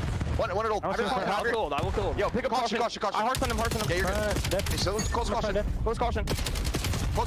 Alright, he's missing encourage. Holding curve. One MPGs. I'm gonna double pitch with this. I'm close. Too close. Two more close. High plus one. They're main. Encourage. Warren and main. I've Aura. Locking. I'll pick up right. I'm seeing Warren yet. He's on me. He's off the map. One fell from the map. Close. Okay, close. 2 mid and 1 front. One long really weak. Nice. One long really weak. Long high. One long. Okay, high pitch on the box. Missing encourage. That's it. Nice. Edger than high. I'll pick up right. Someone get time. I got it. Open and half out. He's open going close. It looks like. Close. Hard. I'm seeing front. I'm seeing close. You close Ocus really weak. Too close. They're gonna eat me. I dropped in. Watch every wall. Open. They go down. There's 2 there open. Yo, one outer boat. Going maybe dub probably. Probably dub. They're gonna spawn out. Close. Well, the energy's up there, Jay. I mean, Paris, again, we talk about it, have not played this map all that often, so looking for perfection, and Cloud9 are giving them a fight. Yeah, no, they definitely are giving them a fight, especially what they were able to do at the P3 to P4 chain. But Paris in control of the P5, still have a comfortable lead to be in the driver's seat here. But just to go back to that listening, we were able to cast the last series that Cloud9 played versus Optic. And Optic's listening looked like they just woke up 5 minutes ago. I respect Paris a lot more because they know that they're going up against C9. They know that they're playing a map they're not familiar with, but energy's at an all-time high. So they are respecting their opponents right now. And Cloud9 are actually showing why they should respect them. Only down by 30 points. Still at the ending of this P1, Paris will try to fight. Ghosty, nice double here, though, as we continue to just bounce off the walls, and that'll be enough for Paris to win out the scrap time. Looking for rotation to New, now our Cloud9 spawning out towards the backside of the map. And Envoy is just going to play spoiler on the overextension. And as soon as he gets to read this a hit from the front, he can just jump into windows and try to pinch. But the hit from the front is flawless for Cloud9. So now Envoy has to try to make a mess of the setup at all possible. Catches one, and wow, has a lot of space to work through here until Hyde picks it up. Ghosty backside of the hard point, only able to get one. It's just down to Civ inside the hill being pinched. Not able to get the reload off, so Paris will play for the extended route while Cloud9 is reinforced the hill. Okay, C9, all right, now we're starting to fire. Everyone is lining up the kill feed currently. Nezra on 6 in a row. You go right through the front door of P2. You had Envoy playing the super OE on the overextension. And with all of his teammates dying, gives Cloud9 the spawns and eventually leads to a good chunk of timer where they're going to have the lead at the ending of this P2. So Paris are thinking this is going to be an easy black card. No, Cloud9 are here fighting. Well, a little bit of trouble here for Ocus. Last one left, trying to block the spawns before the hard point opens up. Only catches one, so Cloud9 will have to break to New, and we'll take a listen in with the New boys to see how they're coming. He's right. Back right. Yeah. Back square, I'm absolute. He's running at you. Still square, weak. Nice, good shit. One comes off time. Back, give me the back. Yo, one back fork ramp. Back fork ramp. Back fork in time. On time. Nice. Time. Got the time. In the back. Ghosty, back time. Nice. One square, quick. Ivory up on the left. Square, It's gonna be front. One shot. Every right. Negative, bro. Watch my left. I saw one. Stun two. Nice. Getting on mid. Close front. On the right. I only have my right. Save Neptune. One shot. Three. There's four on old. There's one out front and there's three on old. One's back P2. One shot, done. Nice, let's play for this P2 kid. Playing for this P2 with you guys. He's back P2. Short. One shot back left. One shot back P2. He's not in P2. He's back left corner. No. I need it. I traded. Weak tip. One time. I'm trying the back. I'm spawning P2. They're spawning P2. Okay, one sub. Hub's weak. Go see we can do. Back at me. Dead. Nice. Good shit. Spawning out still. In the back envoy. Top ball. Back time. Go see weak. Weak in the front. Heard you. Well, Jay, we've said it once, we've said it twice, so you may as well say it again. Cloud9 shooting, man, and that's never been the issue. They've got the individual skill, just comes down to getting the system built as Okus is flying around the hard point. 15 seconds of scrap time looking good for Cloud9, and Paris will be attempting to rotate over to 5. Yeah, they have the rotation that they want. This was the money hill that they found themselves soaking up a good chunk of time the first go around. And they're looking to have the same exact response. Great shots there from Envoy to find the opening. Now you can be the aggressors through the front door. Finds kill number 2. Should set your teammates up for the trade, but Nezra playing keep away. Him and Hyde combined for 3. Now it's all on Sip to hold down the spawns. Yeah, he's in some trouble. Stuns, nades all going his direction. And that is an easy follow-up there for what I believe is Nezra. Envoy behind the play, able to find one. Now trying to block spawns of his own as Neptune finds a couple from the front, but still Cloud9 will spawn close. 34 seconds to fight for here. All 4 members in blue up and ready to go. First blood able to come through square. Nades now trying to make its way over to the hard point as Nezra is able to find one more. Encouraged, last one left for Cloud9. Trying to dance, but it's not going to work out. So scrap time looking good for Paris. Set up on the way though for Cloud9 over the top of P1, and a couple of gunfights lead to an opportunity, but Ghosty's double keeps numbers limited, and now it's just an even battle for New. Now it's a 1v1 for New, and it's Hyde trying to take care of Sib. He does just that, but Sib stalls out time for Neptune to get into the mix. Now all of the Genomates flooding through the front door. Nezra finessing with his life. Finds a kill onto Ghosty. He's just dancing. He's dancing. He finds another kill. That's all 4 dead. Cloud9 in firm control. Put him in the spin cycle, up and over. And now an opportunity to get Cloud9 over 200 points. Hellstorm in for Envoy here, of all things. Just trying to hold off and see if they could get maybe a kill inside the hill, but that's nothing. It's an even exchange. Cloud9's able to still stay alive and well. And around the hard point, Oak is careful.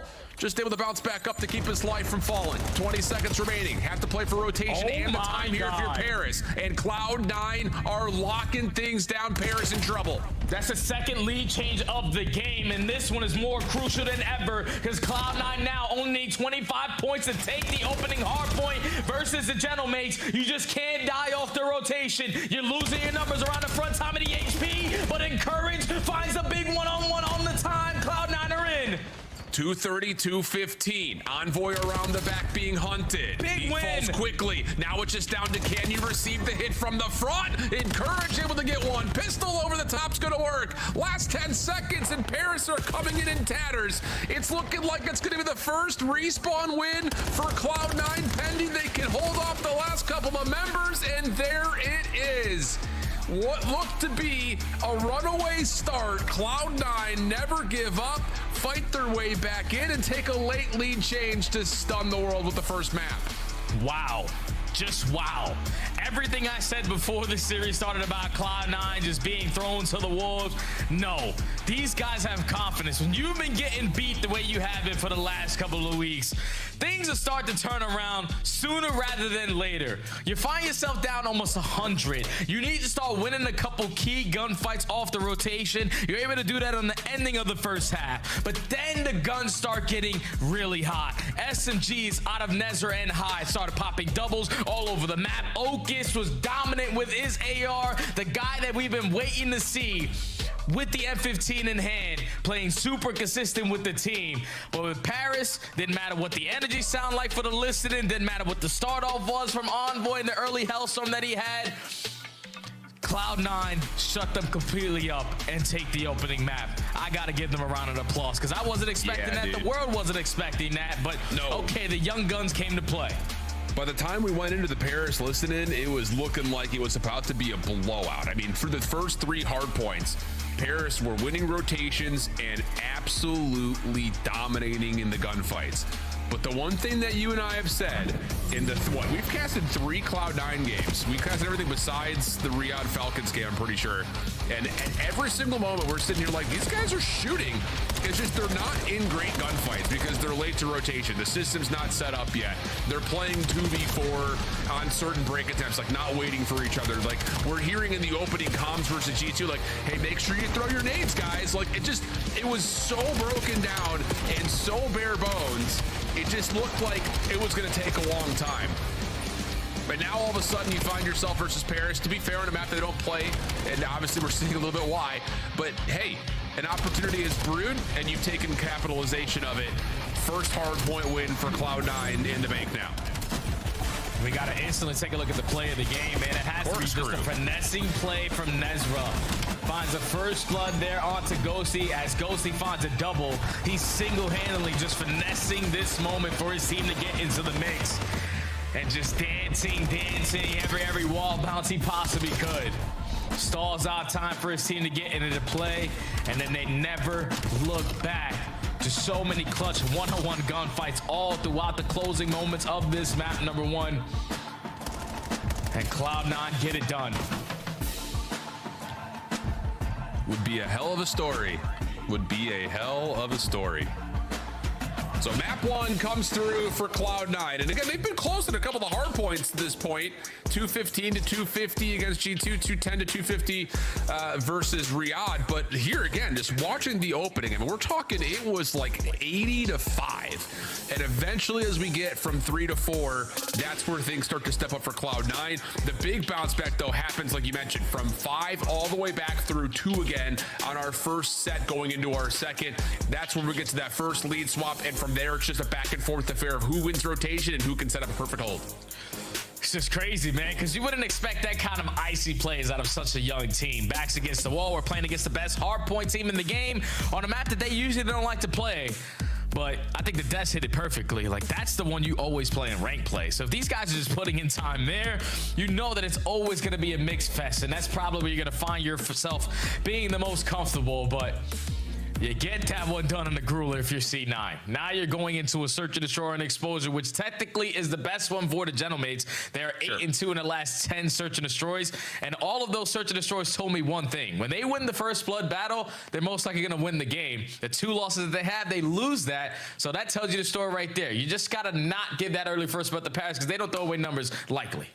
Especially on this map, because there's something that you always see when it comes to exposure, search and destroy for Paris is they get first blood. They almost kind of look like Carolina in a way. I don't want to just say that because obviously they're a little bit 2 different ends of the spectrum, but they get first blood, they're going to run you down. They're going to take away that space. They're going to make sure that you have as little room as possible to work with. And we often see a lot of design plays, especially on the defensive front, that Paris like to get their subs forward through the middle of the map to really make sure that if there is pressure either out towards dirt or back towards the B side of the map by P2 Tank, they will find ways to hit you on the pinch. So that's kind of the big element, I would say, for what's led to Paris largely finding a ton of success on this map. Only a couple of losses, 1 to Toronto, 1 to Miami. Everything else has been 6-2s or better, essentially, against the rest of the league. So it's been a comfortable map for the Gentlemates, and they will start things off on the attack. Yeah, hopefully for Cloud9, they've been putting in work on the back end, because the last time I watched them play this map, they had the same strategy 3 different times on their defense. And that's just 4 stacking over towards B and trying to be the aggressors. But this time around, you're making some adjustments. You pull out the boomstick if you're Ocus, and you get the better of Sib for the first blood. Yeah, I'm not sure if Sib realized that Ocus actually had this scope initially. He saw him top panels, but there was no glint in response. So maybe a little bit of overconfidence, thinking Ocus had maybe just an AR, and Ocus is going to connect not once but twice. So here we go. Here comes the full flood back as Cloud9 have read the play.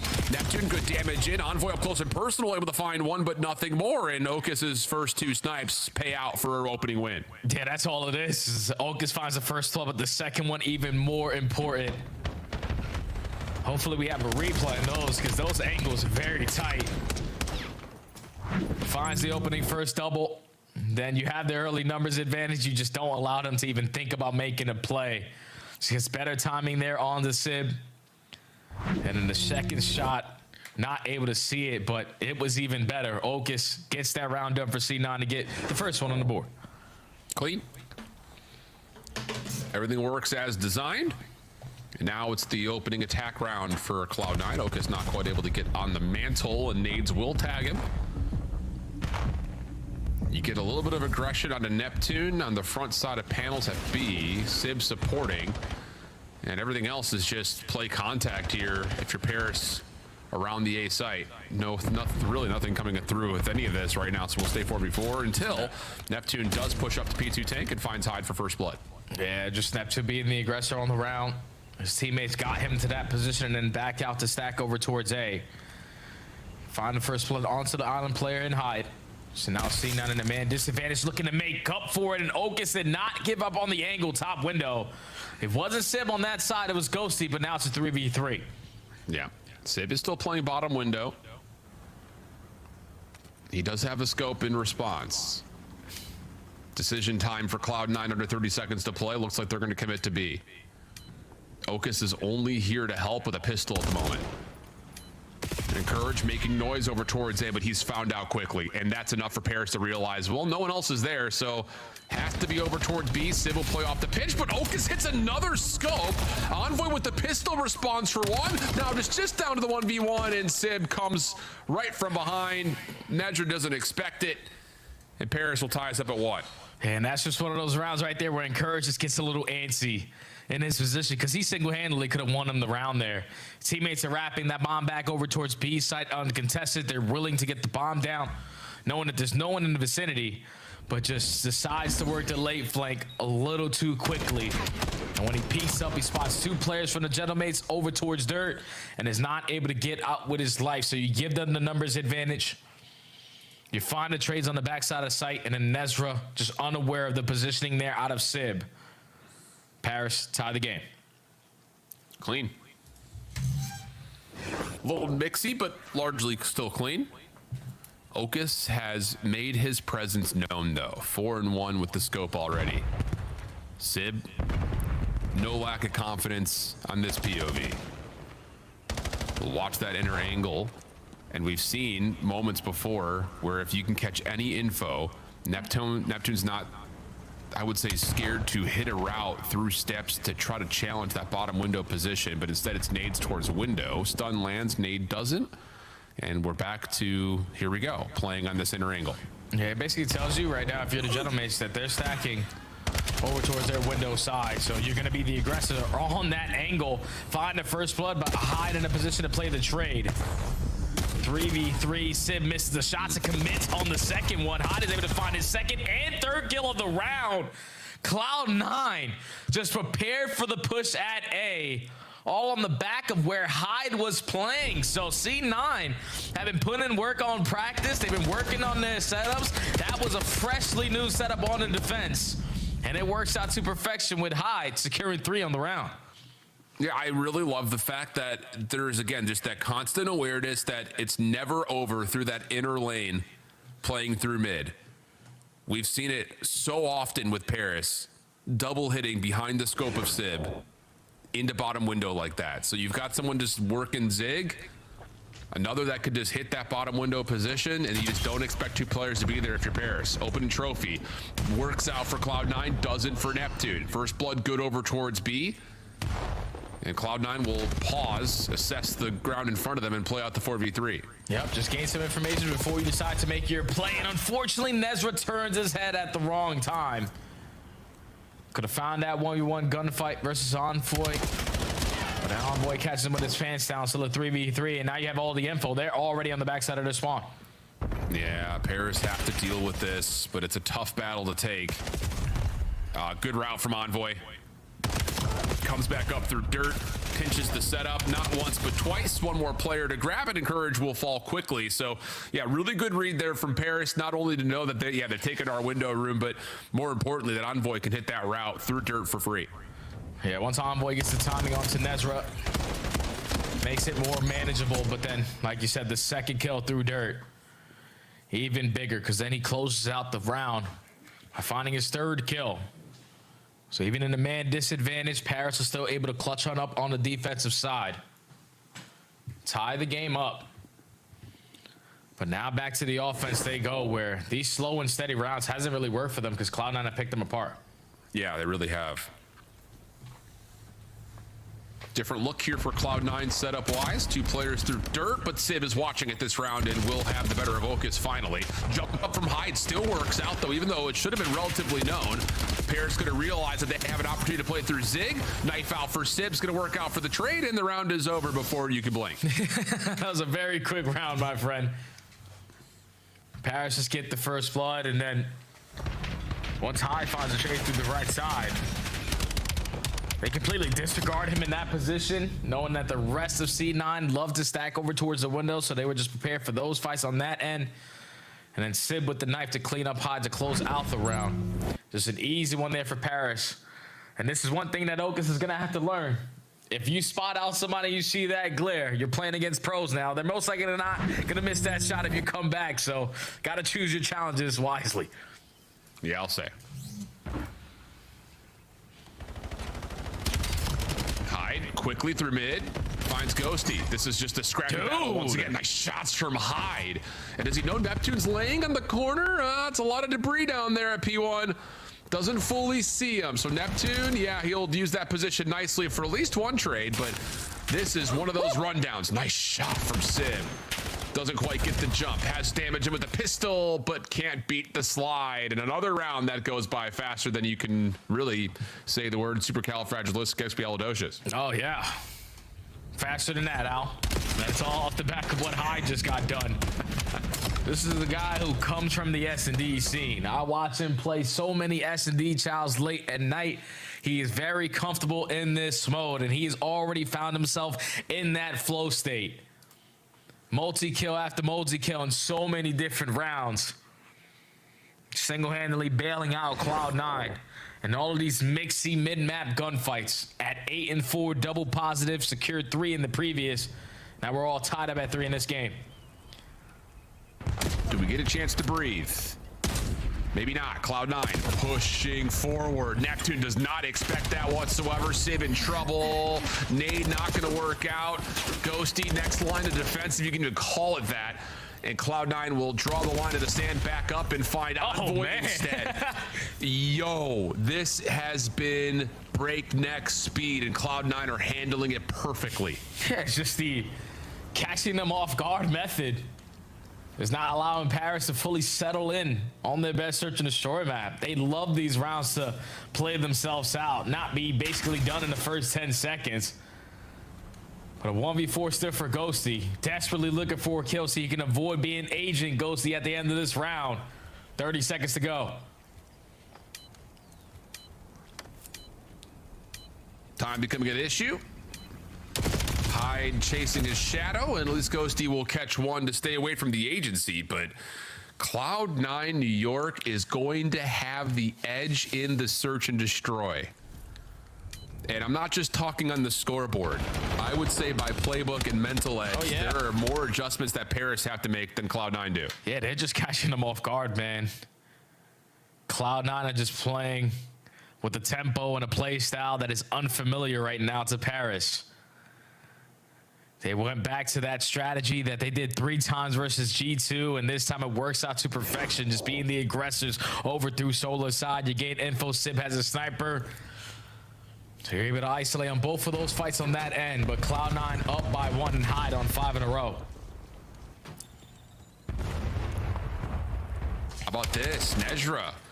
Oh my, damage in. That's your bomb carrier finding first blood through the defensive window, and Sib's been seen.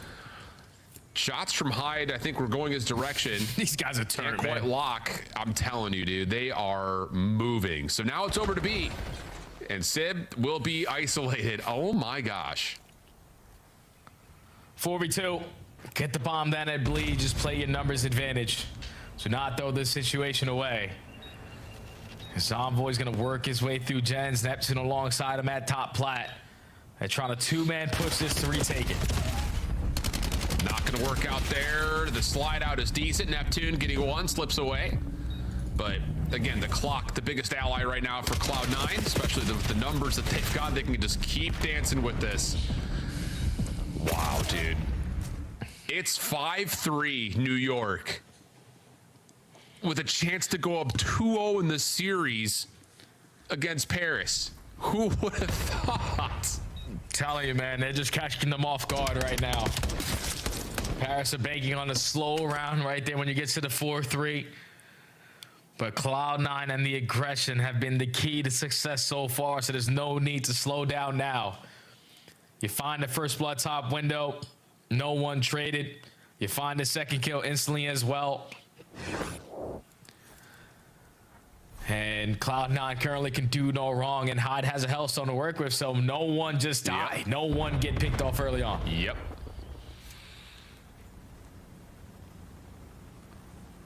Well, Hyde's going to stay bottom window. He's got help around him. Okus is on an island by B. And I think he may have seen a couple of members. Yeah, Hyde does a little check over towards the side. Able to lock down the shots for one. No trade immediately there. Good help from Nezra as Neptune was cutting through mid. Now off the regen. Civ on the corner. A couple of shots are there, but Ghosty's got his back. So just down to Okus. 1v2 for the map. And he knows both Paris players are dangerously close. But the more time that passes, the more doubt that gets created. And now he's just going to disengage. Allowing the time to play its part. But Paris have rotated their way over towards the B site. Og is going to be unaware. But no info at A. Yeah, they definitely got to be at B. Here we go. Post plant set up towards panels. Okus looking to pop up and find something. Only gets one tag into Ghosty. Nade cooked. On the corner. Tags behind that. I think he knows both players are here. Here's the first. Oh, just not quite able to find the shots on the Ghosty, but a huge transfer to Sib. 18 seconds. Ghosty gonna go high.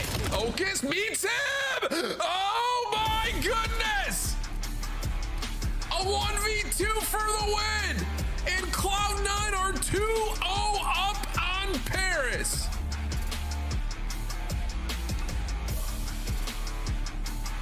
Lost for words, Al.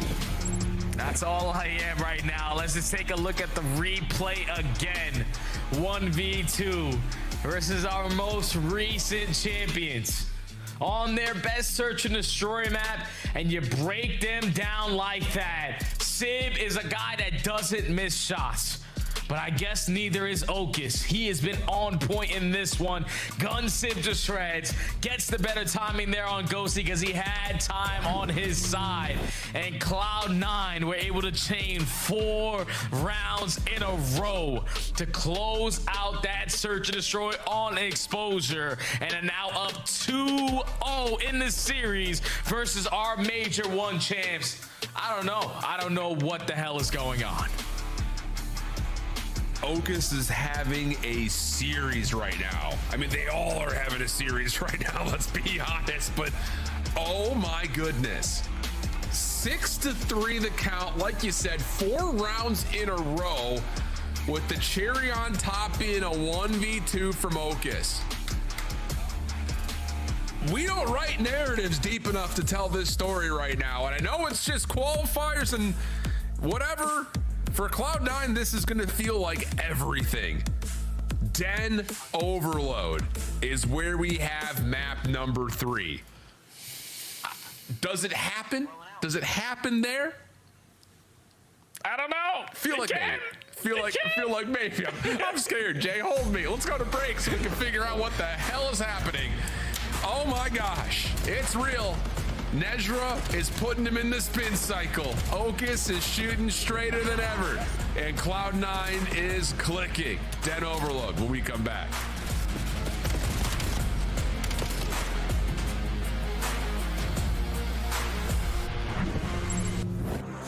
CF Champs tickets are on sale now. Come see the best teams lock in for this season's grand finale in fabulous Las Vegas.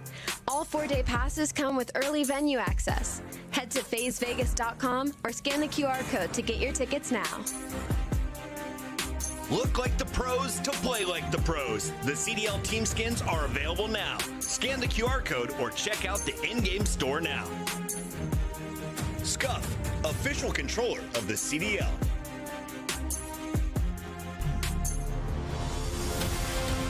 Let's find out who's built for the big save. Heretics ready to dive in. Thanks, Tim. 4 and Snoopy. Come on, once more. But Hydra with the switch impossible. He's making top room. So damn happy. Insights.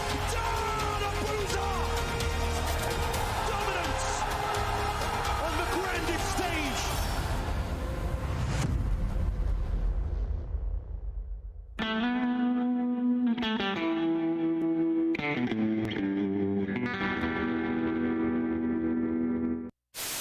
One tractor for sure, okay? Oh, bomb, one shot. Heard you. Bomb dead. Nice, good job. Bomb dead. Bomb, one shot. One bang. Nice. One square. Drop on bomb. He's like, one shot dead. Nice. Last guy broken. Branding. I'm gonna hop. He's still broken. Broken weak on you guys. Nice. Is everyone They're mindful. Go away. Yo, next time go away, guys. Yeah, they're gonna get whopping dead. Yeah, nah, this is insane. Go one by one. This is not how you play the game. AG hit front by himself. That's the How many times did we praise Optic for their ability early on in this game to understand how Challenge the Good from inside on the cross as well. Keeps him alive now. The regen. Look at the battle for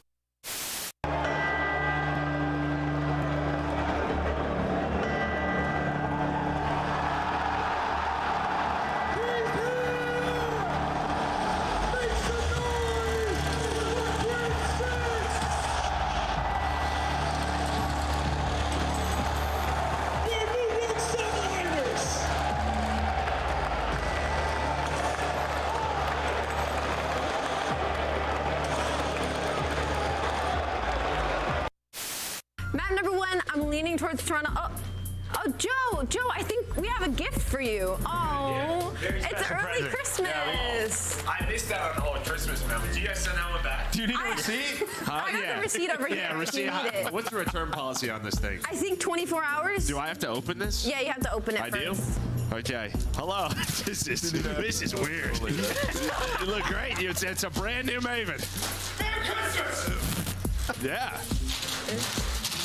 They really got that on tight, huh?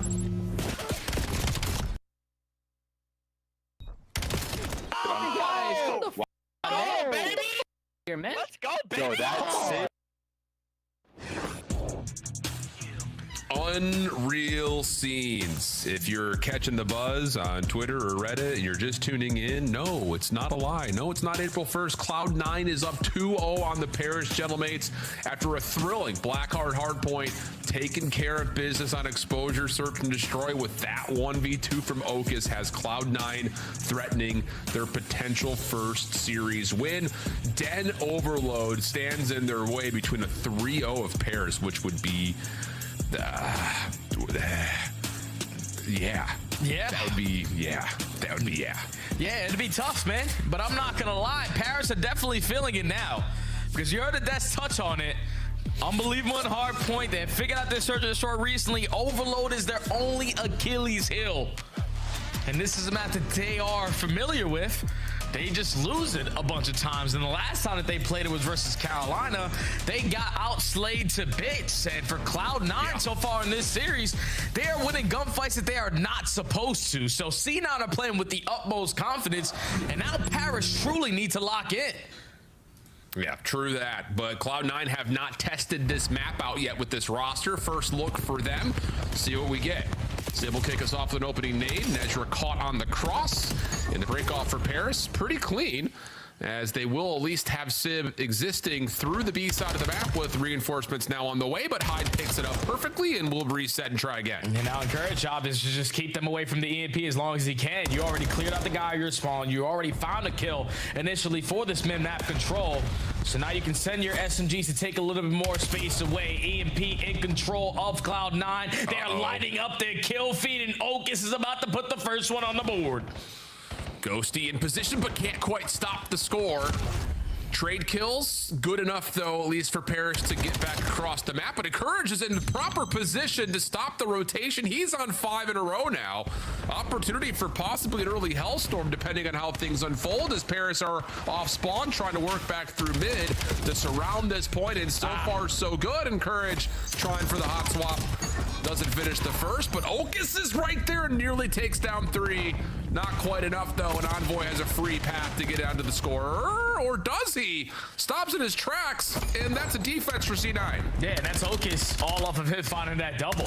Because even though one player from Paris was still in your spawn causing mayhem, there were 2 guys from C9 off the respawn watching the cross, so you couldn't cross for free, and Genomates unfortunately could not tie the game. And now Cloud9 in the driver's seat over towards rooftops. Again, you're on the back foot of your Genomates. Ghosty able to find 1, catches a second though on top of that, and all 4 members for Paris will have an opportunity to start making their way forward, and quickly at that. Neptune, nice shots, but can't quite finish. Encourage in the backside of the hard point. Ghosty thought about it, but thought better of it very quickly. Will reflip the EMP back. Oh yeah, they're gonna go all the way back over towards this B side. Now you're just hoping that you can locate where Sib is and not allow him to break you down, and thankfully you do it quickly. Because now you know where the play is coming in. Your ARs are set up in the power positions, holding down the cross, but Genomates are here knocking at the door.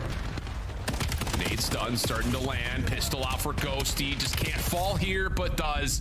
Envoy has the last elimination, but the reinforcements for Paris through mid will keep the spawns far enough away to pick it up and score, tie the game. Now on the transition over to roofs. Sib, SMG in hand, catches 1, but nothing more.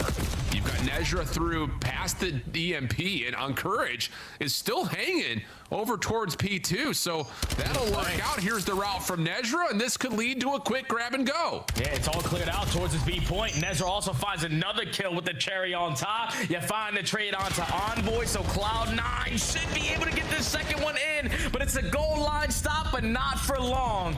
Too much pressure over towards rooftops. It's been the Okus and Hyde show. Encourage said, I want to be involved in the party. 11 and 5, Hellstorm in the back pocket. Cloud9 just got to keep on holding. Minute 45 in this half. Sib, quick win, quick pickup. You have to get rid of Envoy in this position. He does get traded quickly.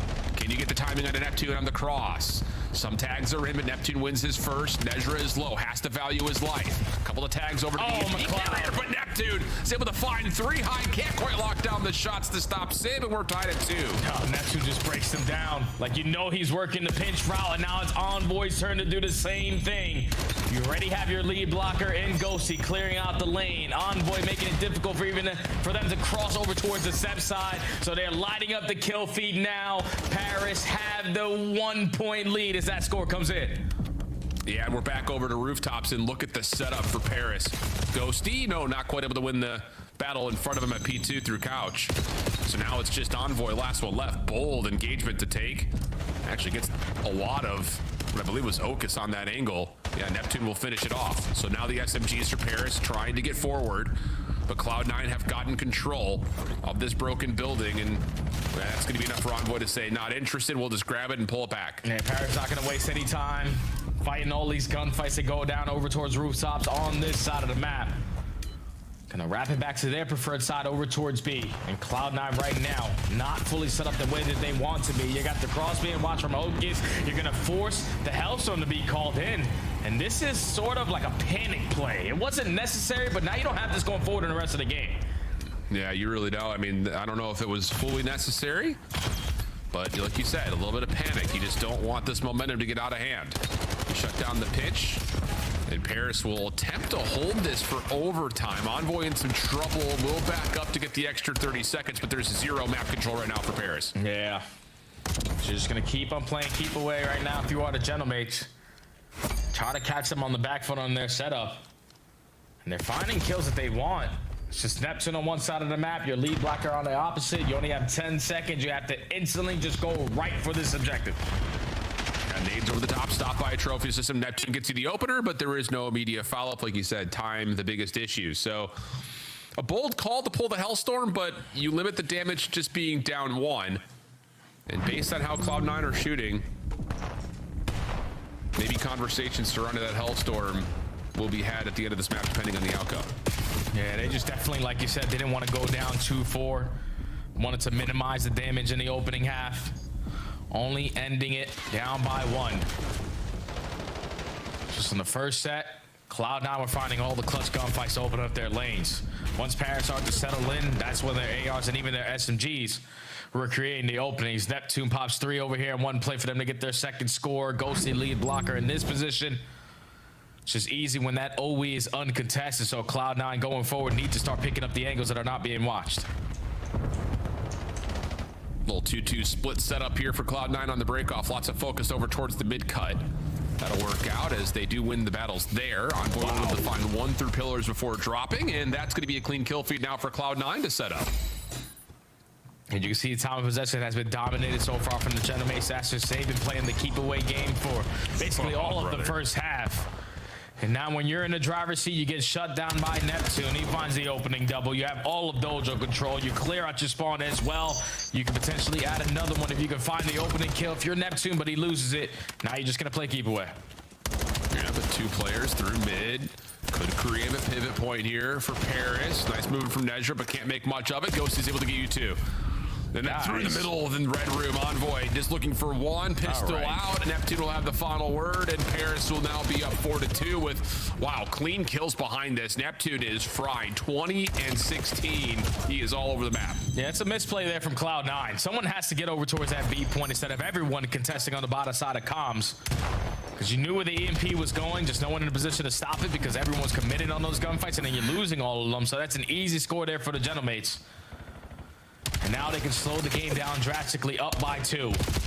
Just need to keep on clutching up in your fights. Unfortunately, Envoy loses his, but he gains a lot of info at that. Gotta win the middle of the map back if you're Cloud9. Nezra working on it. Hyde able to find 1 with a pistol. Ghosty in some trouble here off the reload. Has Envoy eagerly playing the corner, and now it's just down to, can you get the trade onto Ghosty? No, not there, not now. Pistol out, Okas for 1, but Neptune's there to fill the gap, and Paris hold. It's just right there. Cloud9 go 1 by 1. You get free gunfight after free gunfight to Ghosty. Just not being patient doesn't allow you to use your numbers to your full advantage. So you're still going to be down by 2, and now a counter cap on the horizon here for the Genomates does get shut down. So all that space that Envoy takes is for absolutely no reason, and now Cloud9 in the driver's seat. For a moment, though, they need to hold on to some position at couches if they want to keep moving the spawns and possibly pivot this. Encourage knife out. Envoy will drop a Sib. Enough damage tally to make that trade a little bit easier. Okas showing force on the other side. Sees the shadow, shots out to Ghosty. Can't win it initially, but Nezra able to find the final punch needed, but Hyde just cannot create space enough to actually get this execute onto either of the 2 zones. Yeah, now Hyde has to force himself to commit to a gunfight with a pistol in hand. Neptune's able to clean him up. And Courage trying to make up for the difference throughout the middle of the map, is only able to find 1. So that's the Genomates having another great stop on their side of the spawn. And now the kill feed is lit up white. EMP in their control, and Paris still in the driver's seat. Yeah, Cloud9 needs something, and they need it quickly. Hyde gives you the opener in this battle over the front side of Dojo. Ghosty can't quite finish off the kill cleanly enough to give him a chance at 2. Neptune, no antics this time. EMP grabbed and immediately wrapped over to the middle of the map. There is nobody at this A site right now. So if you can get one from Hyde, maybe, but no. Shots from Ghosty, just a little bit too clean. Sib follows behind that, and Ghosty makes sure there is no pinch. That'll be enough for Paris to likely run out the clock from here out. Yeah, now they're wrapping it back over towards rooftop side. You know that 1 player in Sid was working the OE, so you put a lot of focus on that side of the map, and that clears up all of B. For Paris to basically call a game, because they are now up by 3, reset over towards rooftops, and they're still on that side of the map. Yeah, Cloud9, it's a GG. We're going to map 4. Yes, we are. And that map 4 is Colossus. A map that, if you're a Paris fan, you're starting to smile cheek to cheek. And we're not done here. The guns continue to stay hot for the SMGs for Paris. Ghosty up and over, takes it to a 6-2 count. And I will say this map rather, I should say, is going to feel a little bit closer than the score at the end indicates. I mean, at one point we were at a 2-1 count in favor of Cloud9. There's the call about that Hellstorm that felt a little panicky, but you're right. It does feel like we're close on these offensive plays, these attacking plays. But one more breath, one more beat that you could wait for a little bit of extra help. Maybe those scores come through, but a lot of looks for Cloud9 just can't quite get over the finish line. Yeah, I feel like the first 2 minutes of this game, Cloud9 were playing it to perfection. AR's holding down the EMP, SMG's opening lanes, winning their one-on-ones. But then once Paris started to settle into the game, and Neptune truly started to get activated, because he's just one of those players in this game mode specifically, like Simp, like Shotzi, like Hydra, that if he gets lost, he's very hard to track, but then he's also very hard to kill. So he just continuously is getting behind enemy lines, popping a double, finding a big opening one-on-one gunfight, which is truly the turning point of this game, the difference maker in this game. Said Hyde and Nez were able to find that on the opening HP. Just couldn't do it here versus Envoy and Neptune on the overload. So Paris extend the series and force game 4. Yeah. And it's one of those things, I think we've all felt it, at least the majority of us, I'm sure, have felt it like in ranked play. It's just like you get a good wave of kills, you're right there, just like a couple more meters you have to run to get through, and you're just like, go, just do it, you can win the last gunfight. Yeah, not so fast. Not against the likes of Neptune and this Paris Shuttlemates team. So big bounce back there for Paris in a lot of meaningful ways, especially considering where the rest of this series goes. In particular, like you say, map number 4, we're going to keep it frantic, keep it frenetic, keep the pace up. And for Cloud9, that means that we got to just keep staying cracked, because there were a lot of moments in this one where maybe we got a little bit over-eager, a little bit over-ambitious. You can't afford to make mistakes like that versus Paris team if you want to beat them. Yeah, especially in overload, man, because if you make mistakes in this mode, that's when the tally on the opposite team's scoreboard continues to go up. And the more that it goes up, the more difficult it is for you to fight back, because the pacing just changes for the team with the lead. So Paris, take care of business here on the Den overload. Force the game number 4, which is going to be Colossus. And even though Paris are 6-1 on this map, we've seen them dominate teams, we've seen them get dominated and still pull out W's. So I think if you're Cloud9, you give it your best shot here. But we got Scar Search and Destroy, where we already have a win underneath our belt on that map. That's probably what we're focused on, because this is the best hardpoint team for a reason, you know? Yeah, the best team on this map in particular. I mean, really, you just name a map that's not Blackheart. They're pretty much the best team in the game at it. So, tall ask to jump into the mix and take down Paris, but hey, you did it on Blackheart.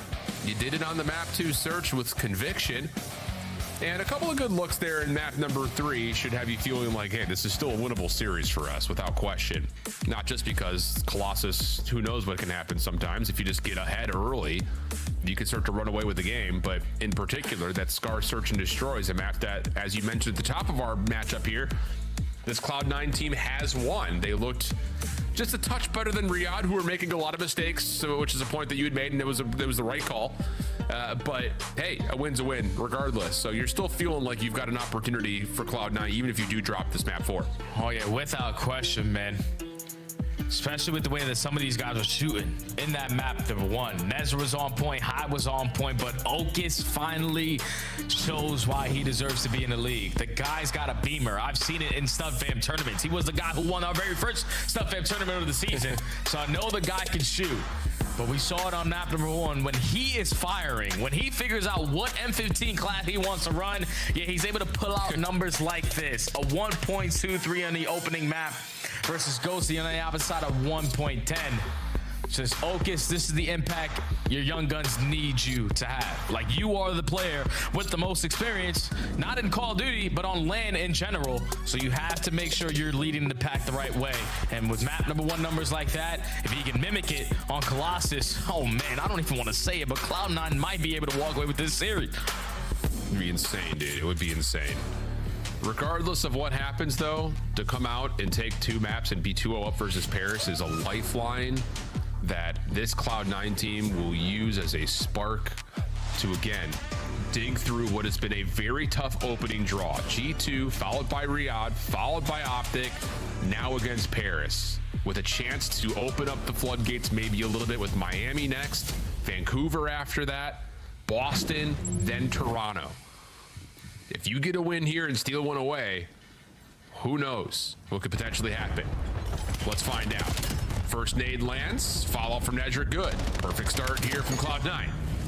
Okay. Best start possibly for Cloud9. All 4 up, all 4 down on the side of Paris, and you have satchel control early on.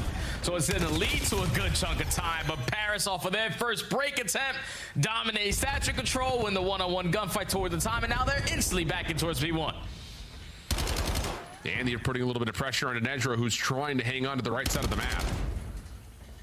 He's just gonna watch the rest of his teammates get shredded off spawn. That's the problem, dude. It's just like you're finessing. It's like, can someone please help me? Oh, awkward moment right there. Neptune just breaks the camera a touch, and now Hyde will pick up the baton and say, now it's my turn. Try to finesse around the back. Spawn still not fully in for either team, but a big gunfight win comes through for Hyde.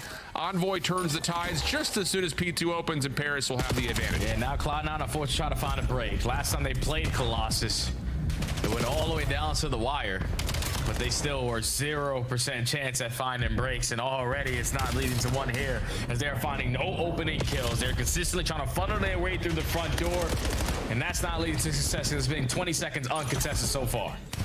Yeah, Ghosty able to hold off the play up top at mid. Here's the hit from the front. Envoy in the corner, really good as he forces a team kill out.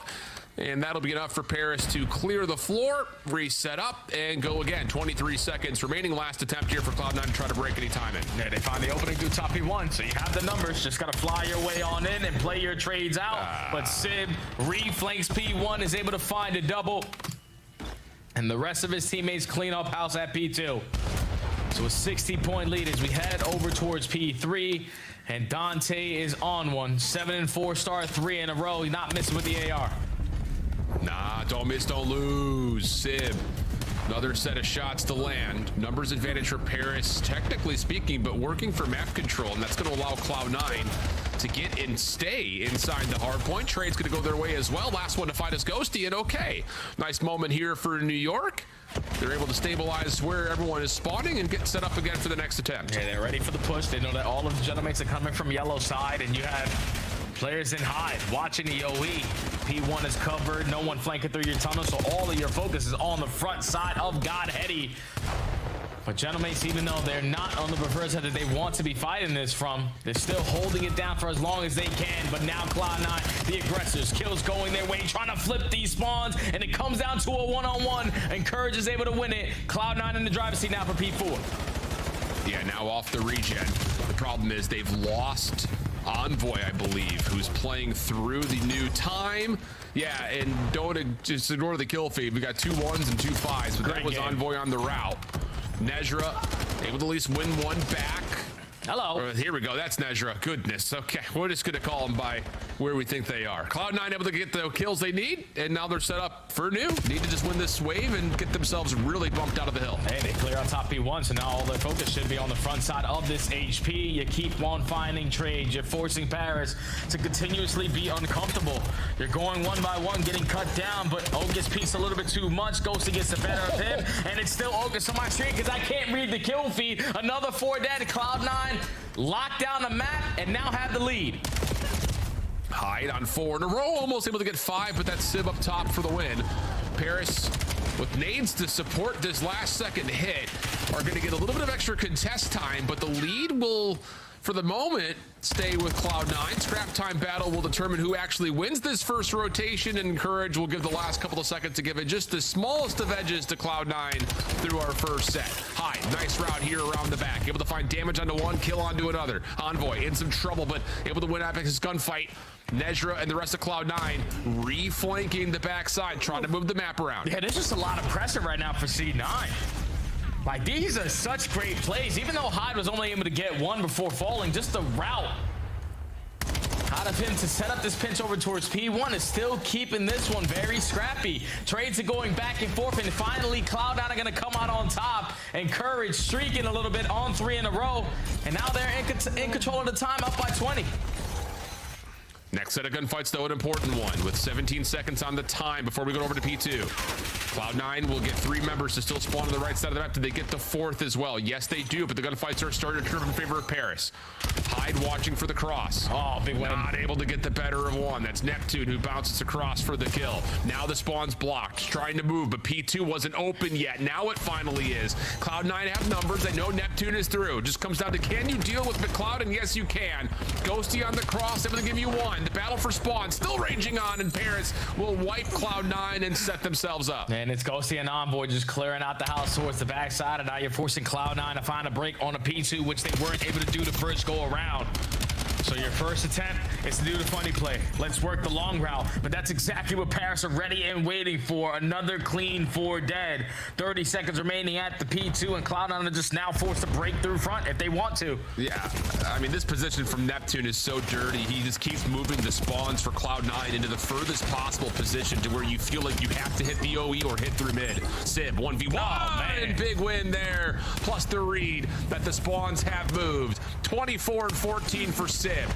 Possibly not done on this hill yet, and no, not quite. 25 and 14 with a massive lead starting to build, especially if Paris can win rotation to new, but Ocus will get you 1, give him 2, and Cloud9 have a chance to battle against the P3 setup. Yeah, Sib's just been waiting for Colossus to enter into the map set for one of his next matches, because the last time he was like 20 and 48. And now he's almost double positive on 5 in a row. You get the early break here at P3, and now there's a good chunk of time for still to play with. 30 seconds and counting. Cloud9 trying to break from every single angle, have somewhat control of bottom tunnel, but Paris is still not making it a clean break. Yeah, this next push out needs to be clean, but as Ocus gives it a go, it's Paris who respond. Battle back from Cloud9 is good, keeps him in the hard point, brings the deficit down to within 30 points. Neptune in some trouble, or is he? Oh my goodness. Just the unkillable man at times. But still, throughout all of that action, Cloud9 are able to soak up almost every single second of scrap. The problem is, now they are in the worst position possible trying to get over to P4. Yeah, you couldn't find a break at P2 on the first go around at P4. You were the team to win the rotation. So now you're forced to do the difficult part. And that's try to break down the setup of the Gentlemates. Thankfully, Ocus is able to find a double through the front to alleviate some of that pressure. But we still don't have players in the position that we want to be. We're just forced to funnel. Yeah, this is really, really nasty. Neptune will drop, trying to hit the flank. Long route developing for Encourage behind the Paris setup. But you got to get some wins through mid, or especially from the front, for this to really pay out at all. It's so late into the hill to be doing this. But the flip of the spawns are there. Ghosty by himself. Pistol works out. He's got a little bit of help from Envoy from the front. Turns this into a 1v1 for the scrap time. Cloud able to get a little bit of seconds, but Neptune quick, just right back in, trying to finesse the exit. Could be a little bit deadly here for Paris, but still committing largely through this. Cloud9 get the scrap, and they keep it now down within about 40 points as we rotate back to P1, and a good kill. Winning these fights for stature control. You take care of Zib. And now all of this, just holding down this position and jumping up in towards the time. You are lighting up the kill feed if you are in 6 in a row. Cloud9 in control of the spawns that they want. So 35 seconds to play with here at P1, but they are keeping it scrappy, keeping themselves in the mix. Paris able to find 3, though. They neutralize the time. Have a chance to try to battle back. Ghosty now in the hill. Here comes the double hit. Perfectly timed from C9. And Encourage on 8 in a row. So he was finding all those kills listed for Ocus. He's got a Hellstorm to play with now, and a lot of space to work with. So now you're trying to just make the spawns as terrible as possible for Paris as you rotate the new, but you can't drop here. And Encourage has no ideas of doing that. 10 in a row for Encourage. Spawns stable for Cloud9, and here we go to P2. First time Cloud9 win the rotation over towards P2, and Encourage is not missing shots on 11 in a row. 34 and 19, still got the Hellstorm in the back pocket, but Cloud9 watching the Yo-We clear out that side of the map have taken the lead here versus the best hardpoint team in the game on their best hardpoint. Since at this moment, they go 4 dead. They still have the spawns though to make it mixy. You have to have some composure here if you're Cloud9. We saw it in Blackheart. Can you pull it off on Colossus? Here comes a little mini pinch on the way. Spawns, Focus behind Ghosty. Ghosty still down low, takes care of his teammate on accident, but scrap time is good for Paris. Now the rotation to new. Only player who was here was only Okas, and as he drops, now it's Paris. Game in front of them. Just have to respond to the Hellstorm, and here it comes. Now you have to use it. You got to hope your teammates are in a position to at least force them indoors and prepare for those gunfights. You find one opening, everybody else wins their fights through mid-tunnel. So that's 3 dead off the rotation. The break is in for Cloud9. You just don't have the spawns that you want. But here comes Encourage on a pinch. Oh, man. Yeah, off the tablet, Encourage finds himself in a perfect spot to stagger Paris even further. Nedra establishes the Cloud9 side of the map over towards P4. Paris, what do? You've got Neptune on a route for free through mid. Picked up by, looks like, Okas. Hard to say if it's him or Encourage behind it. Do they get the read? Not quite. Paris win the gunfights. Now we're scrambling with just Nezra left alive, trying to win back spawns for new. And he knows that he's going to be overwhelmed, Al. He knows that all of his teammates just drop like flies at that P3, so his hands are going to be full. He's only able to take down one, but you stall time for your teammates to now sort of be in the mix. The spawns are getting mixy. Cloud9 had 2 plays in the vicinity to try to block it, but Envoy and Sib keep on lighting up the kill feed. Sib on 50 bomb watch. Off the reload. His teammates beat him to the punch. Last couple of seconds. Paris able to get it through the finish line and get to map number 5. Like you called, Sib was desperate to see this map come back into play. And that DMDL tag comes through big. Don't miss, don't lose. Sib goes gigantic to stave off a Cloud9 surge. Almost a complete opposite of the last time that he played Colossus. He was 23 and 44. But this time, those numbers completely switch. And it's a big shout out to Sid, because if he doesn't do that, Cloud9 are most likely walking away with this series. He was single-handedly bailing them out of situations, especially at that P2. AR was untouchable, and Courage tried to match that energy. It was just a little bit too late. Dante calls game. Almost 6K damage, 32 non-traded kills, positive 21. Yeah, that's the guy we wanted on Colossus. But Paris had fought back-to-back respawns and now forced the game 5. Oh, man. What an absolute treat this series has been to this point. No one would have expected it, especially knowing that Cloud9 are where they are, going up against Paris, where we know where they are. But again, the game flow chart tells you the story. Back and forth affair, just a little bit too much gap given, I think, in that second rotation for Cloud9, especially as we got to P4. That's where it really got a little bit out of hand. But hey, you kept it tight pretty much throughout, and now a chance to still upset Paris by stopping the reverse sweep on Scar. They've won this map already. They played Riyadh here. On the other side for Paris, the search and destroy has been good, but as we talked about, kind of moving in towards where their problem spots are, this has not been a map that has been necessarily all that kind to them outside of the grand finals at Major 1, where, of course, this was game number 7. We're gonna go to break. When we come back, the final map of the night, the unthinkable, potentially still to come. Otherwise, we all may just go home, and unless you're in Kataga stream, you're probably thinking, oh man, that could have been a really fun way to end our Friday. We'll see what happens. We'll come back after this.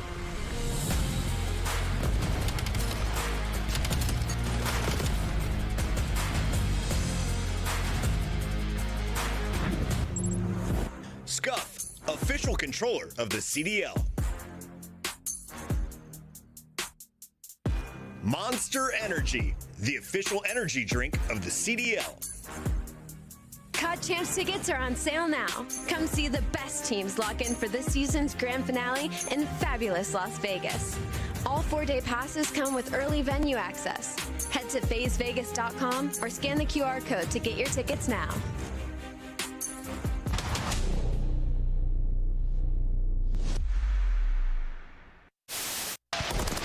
With another nice shots from Dashy, though. Some bad timing. He is reading him. It's just Kleenex scrambling, trying to get around, drops in between. Dashy with all 4 and the defuse.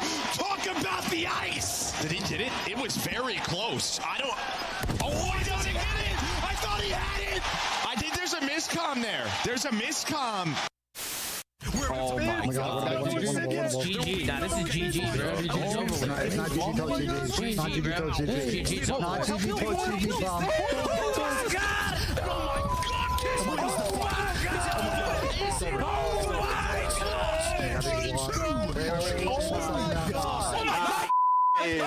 Caesar! Caesar! Holy let's go. Holy sh**. I just jinxed the Falcons. You just jinxed it, Tom. I just jinxed the Falcons. I just jinxed them. Did you feel bad about eliminating Vegas Legion from champs? Yes and no, but yes. They're seeing him like, ugh. I don't know, actually. You are lying. I'm lying? Them guys. Yeah. My bad, Clay. Keep that shit together. Just grab him.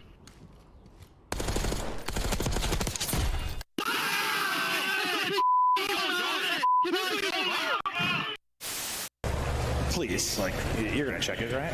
You're gonna check it. Oh, it looks one way. Envoy's on the other. The magic man continues. Envoy gets two. Scrap gets another. It's all on Nasty 1v3. I promise you, he's in that corner. It's in the 10's corner. It's Envoy's corner. Oh my God! There's pleasantries exchanged between squads. You think our production team knows what they're doing? How about a couple of map 5 highlights before we jump into ours? But the teams, who would have guessed? It was a full 3-0 guessing board for our desk. And why would you not? Cloud9 has won a single map all year long. Now they find themselves trying to stave off reverse sweep after being 2-0 up versus Paris. And wouldn't you know it, Jay? We go to the first map that these boys won. Scar, Search, and Destroy. Give me the juice.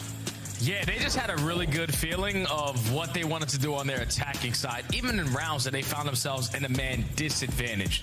I know that I talked about Falcons losing that map to them. A lot of situations where I felt like they threw it away, but it's just like these Cloud9 kids aren't afraid to make plays even in man down situations. So you get to a game 5, you're probably not familiar with this kind of pressure in this moment. So as an organization, Cloud9 so far in the season have been fantastic at game 2s and horrible in game number 5s, but a completely different roster. A roster that has found their first map win as a team in this map and mode combination specifically. Can they take down the powerhouse in Paris on a search and destroy that they are not very comfortable on? We're just gonna have to wait and see, man. What we saw in map number 2 out was the First Bloods being heavily won by Cloud9 and just them dictating the map. Paris are not gonna allow them to do that here. Yeah, this guy, Okus, with the scope was a problem as well, and Sib says not so fast. First Blood goes to Paris. Early 3v4 situation. And, well, everything's come down to a crawl. Okus sees Sib, and Sib says, let me find that one time. Woo! Keeping the hot hand from map 4. Sib's got you the opening too. I promise you, he saw that glare, and Sib roaring with confidence just slides back, has the camera angle, and lines up the quickscope cross map.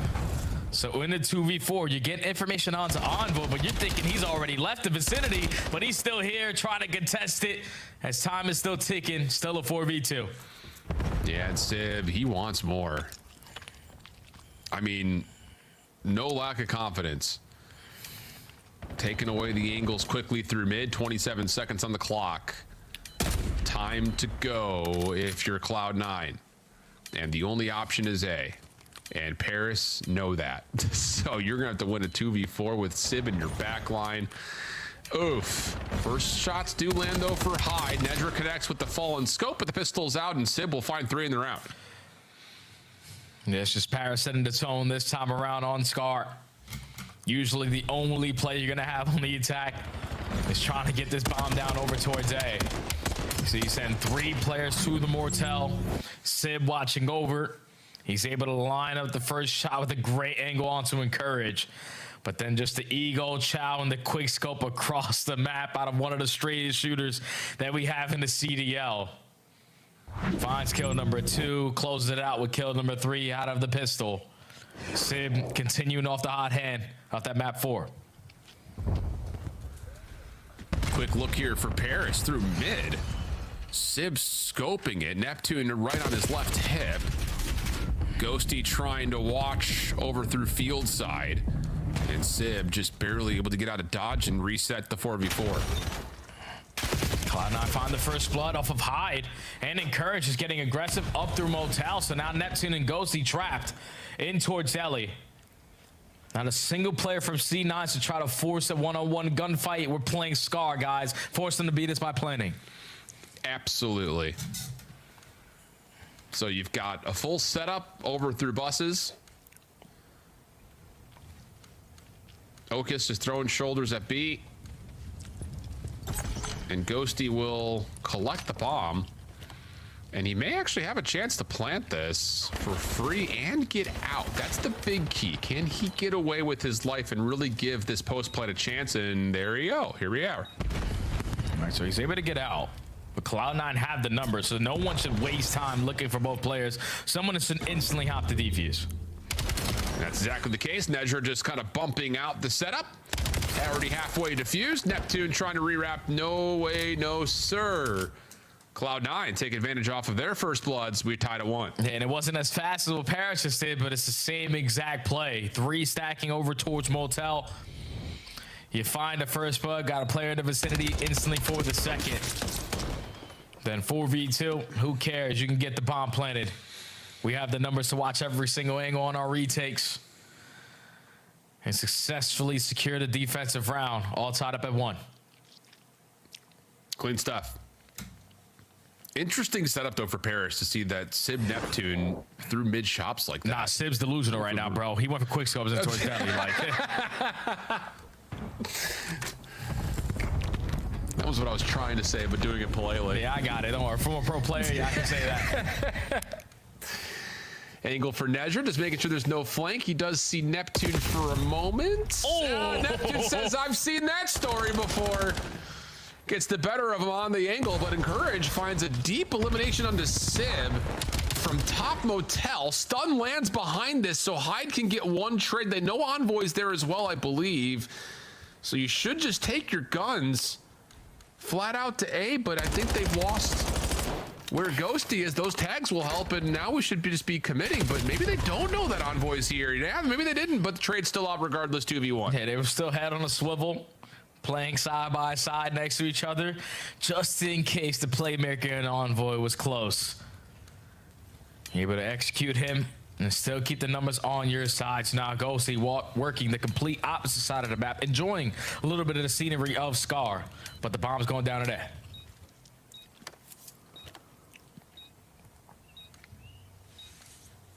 Not impossible, especially with the space that he's manifested here. But he would need to get some indication of where these two are, and he gets the indication by way of Hyde checking through sat. So good stuff there from Cloud9. I mean, initially it kind of feels like the whole setup for Nezra gets completely foiled because Neptune just beats him on the angle, but on the opposite side, Encourage's kill on the Sib was critical towards allowing Cloud9 to still play through the red side of the map, and that was a problem for Paris. And you could just tell, like, the way that Sib was playing in the last couple of rounds, that he probably ego child something he didn't need to. Because when you get that first blood working the EOE, you know Cloud9 on the back foot, but when you gift them a free kill in return, because Encourage, there's no way he should be able to beam you out of top green unless you're fully committed on the gunfight. Finds that kill, and then all of Paris' hard work in the first 10 seconds just get thrown out the window. So Sib, even though he's not missing shots, you got to choose your shots wisely.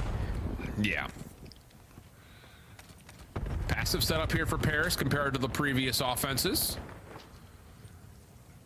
Sib will take away top green from Cloud9, at least that's the attempt. Bomb is up by the site, but Envoy may need a little bit more help before he plants this. That was a bold attempt. Timing doesn't work out. Hyde gets first blood for Cloud9. Yeah, he just wanted to plant that bomb at an angle so you can see it from so many different spots. But Hyde peeks it at the right time, finds his second kill so far on the round, on 6 in a row. And now Neptune, trying to keep his team alive, is able to do just that, but still man advantage for C9. And they've got awareness on both players. I like this step up from Okus onto the plane heady over towards B field. You know bomb down here. Yeah. but just make sure no one wraps you. Oh, and this little slippery slither from Nezra's going to work out. Catches Neptune returning back over to the site. Now all the focus should purely be on where that bomb goes to. Ghosty trying to rewrap, but caught. Brilliant from Cloud9 again. But a lot of it, again, just kind of gifted to them with the timing where Envoy tries to plant, just thinking that Cloud9 won't check it. Yeah, but that's also due to the setup that they had, Al. Because they're not giving anything for Sib to work with. No ounce of information gained. You're thinking, all right, A-bomb is clear. No one top motel. No one watching over top green. The only place they can contest this from is going to be Delhi.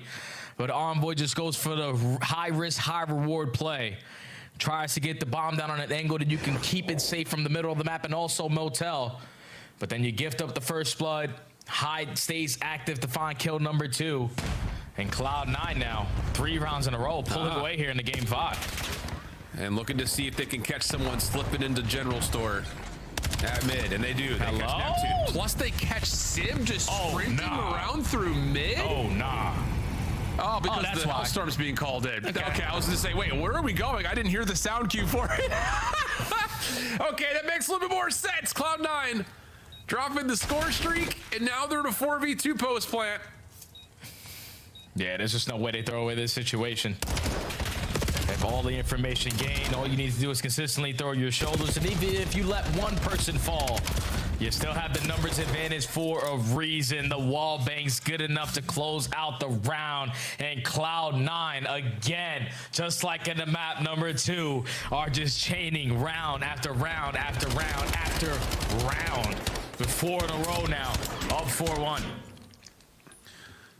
I mean, I know we were a little bit caught off because we didn't hear the sound cue come that's through. all it was. That's all it was. I didn't hear the Hellstorm. Do you think Paris knew they had a Hellstorm? Because you wouldn't expect Sim to be in a spot where he has to sprint around through mid to get to cover. And Ghosty, I don't know what that shelving unit is made out of, but he just watched World War III happen in front of his eyes. But still the round goes to Cloud9. That's the best flak jacket I've ever seen. Facts. He was able to stand strong from a missile flying through the window. Still didn't lead to a round win, though. And now Sib, unfortunately for him, can't turn it around. He gets a bad hit marker. So 30 seconds wipe off the game clock and all the information get on the side of Cloud9 that they're just working slow. Dude, I could already give you the call out from Sib right there. Man. One shot.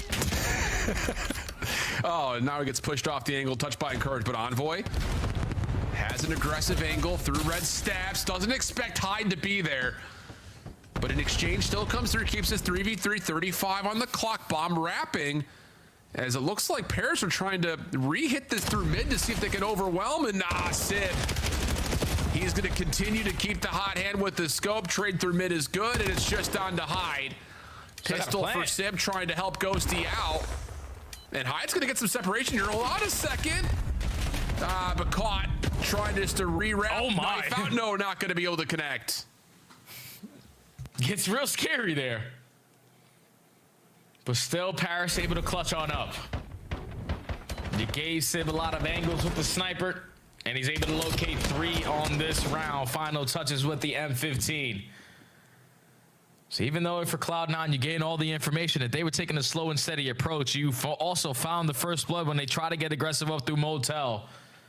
Just the shots there out of Sib, bring them back, and eventually close out the round for Paris to stop the bleeding. Yeah.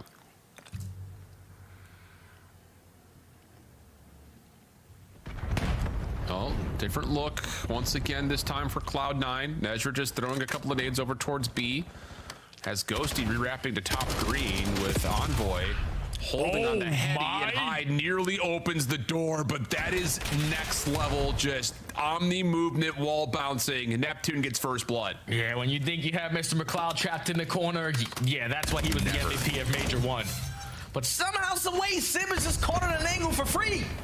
Like, I don't know what kind of spot that was, and if he had a sniper in his hand, I want to blow my brains out, but Cloud9 are getting a bomb down today. Aggressive, but understandable. Neptune not able to do much off the exit from the plant. Cloud9 setting up their post plant deep.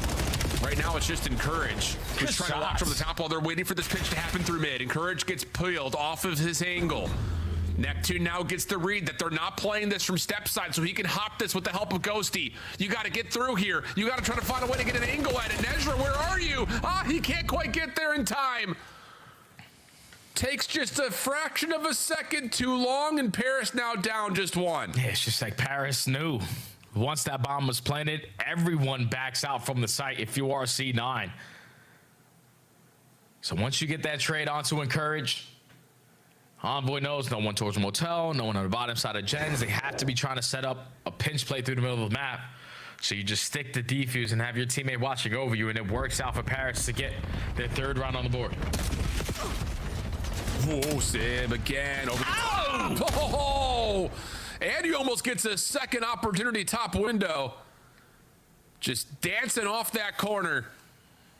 But still, Neptune was caught, and we're in a 3v3 with all that said and done.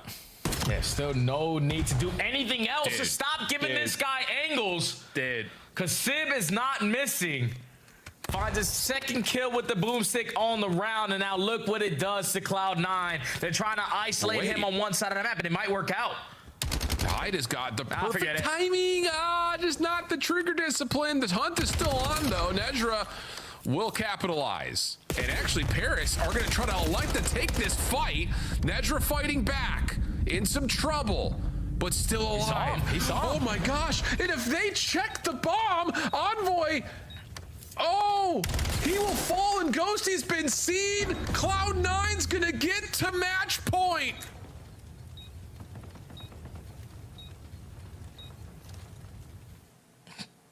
Yeah, I just don't understand what Paris are doing there. Like, you had the numbers advantage. Sib hits the second shot, and he's able to get info on both players working the pinch. You should be instantly trying to work that bomb plant down. But teamwork was completely out the window. Both players just get caught isolated in one-on-one fights. And Ghosty off the exit just gets caught. Now Cloud9, believe it or not, ally game point. Unbelievable. Oh, man. So what are we going to get here in round number 9? Okit's trying to snipe. Sib playing over the round A, scope in hand. Envoy caught for first blood with this aggressive setup for Cloud9 at mid. And now you're just going to take your numbers, and just play it out at A. Use your utility, clear out top red, try to get this bomb planted, and take a post plant home to a win. Yeah, you know, most likely Sib still has that sniper in hand, so... He does, yeah. Let's just try to spot for Glare. Just not even waste time locating him. Let's just get the bomb down. Don't give him an angle before V3 post plant. Oh, Ghosty just tries to get a slide out. Not going to work. Sib comes up empty once again. Neptune, he's able to find 2. It would have to be a technical 1v4. Just down to 2 now. 30 seconds. Has Sib's scope and, of course, the Dravik. What can he find? Nezra is slinking his way over, and Nezra finishes off the most unthinkable series in the Major 2 qualifiers. Cloud9 go up 2-0 early. They fight for a moment in the overload. They bounce back and nearly take down this Paris team on Colossus, but the first map win they ever were able to find was on a Scar search versus Riyadh, and that's the muse for them finding their first series win against your Major 1 champs. Lost for words, Al. We saw that we had this matchup going into Friday, and I was just thinking, just like the rest of the world was thinking, Paris should be able to walk away with this in 25 minutes. Should be a clean 3-0. But when you get your ass whooped, as bad as you've been getting whooped for the last couple of weeks for Cloud9, eventually you gotta stand on your own 2 feet. You come out, you take the map number 1. You dominate on the exposure, search and destroy, completely outclass Gentlemates on their best map. gets lackluster. Keep in mind, Paris is still the best hardpoint team in the game, but you make it gritty in the map number 4, and then you get to the game 5. Whereas the organization, Cloud9, were 0-5, but you bring in a bunch of young guns. You ice up in the moments, and you finally get a game 5 win. You finally get 10 extra points added, and for the young guns, you get your first W in the CDL. Very, very typical performance. Just an outstanding performance from Cloud9 from start to finish. And now, I just don't know how we think about this team going forward, because they just took down the best hardpoint team in the game in the best of 5 series. Chef's kiss for C9. Brother, I want to watch some Cloud9 scrims tomorrow because they are going to be energetic. They've got Miami on Sunday. We're out of words. We're out of reactions to the Can't wait to see y'all say I'm waiting for the interview. Paris, I'm not hearing it. Yeah, but y'all real negative. Put some ice on that thing. You see them a little excited. Let's talk a little bit about what we just witnessed here, because this was the coming out party. We said you are not expected to get a dub as the worst team in the league against the best team in the league. This would be icing on the cake. I feel like it's more than that. This is a massive victory. It is literally everything. I mean, you talk about momentum, you talk about confidence, you talk about saying, hey, like, we know that we were put in a tough situation on Cloud9 and, and coming to team together, but we can play with the big dogs, that we can hang in the league. This is insane. And what I found most impressive about this win was the fact that you had Okus with the sniper popping off in game 2. The whole team contributed to game 1. Game 4 was Encourage's takeover and his near comeback. And then game 5, you get high dropping ridiculous numbers there with Nezra. They combined for 20 and 9. That's more kills than the entire opposing team. Yeah, I think they leaned into the play style that works best for them. Found their identity a little bit, and that's aggression, right? And you look at the Search and Destroy and Exposure, where, they're just taking their timings early round, getting pushed up. That's going to lead to a player like Sib being uncomfortable. We saw that. Even though he's finding success early round, they're on his ass. That pinch in the second to last round, incredible. He gets some kills, but they're still able to find them later. And when we were talking about the map set, it was an opportunity with that exposure. When I talk about the Search and Destroy, it's just so one-dimensional. And Cloud9, all they did is just kept taking mid away from them, forced the 4-fight mid, and then they would win the trade battle. And after that, it's just playing around with the information you gained in the first place. But also, in the map 5, I mean, there were so many times where Gentlemates were just getting over antsy. We were watching, they were on defense. Why are 2 guys pushing up blue on defense? Why are we even past the 50-yard line when they have to plant? It just feels like we were selling in some situations where we never. I gotta say one thing, all the haters out there about the C9 roster moves they made, that last roster was not beating Gentlemates. It was not beating the Gentlemates, so kudos to these young guns, and I'm excited for the future. They rolled the dice. Vegas is celebrating. I'm not talking FaZe, as you are going to see Paris fall a huge upset here. Allie, we're going to be talking with a winner of the squad in just a moment. Who do you want to chat with today?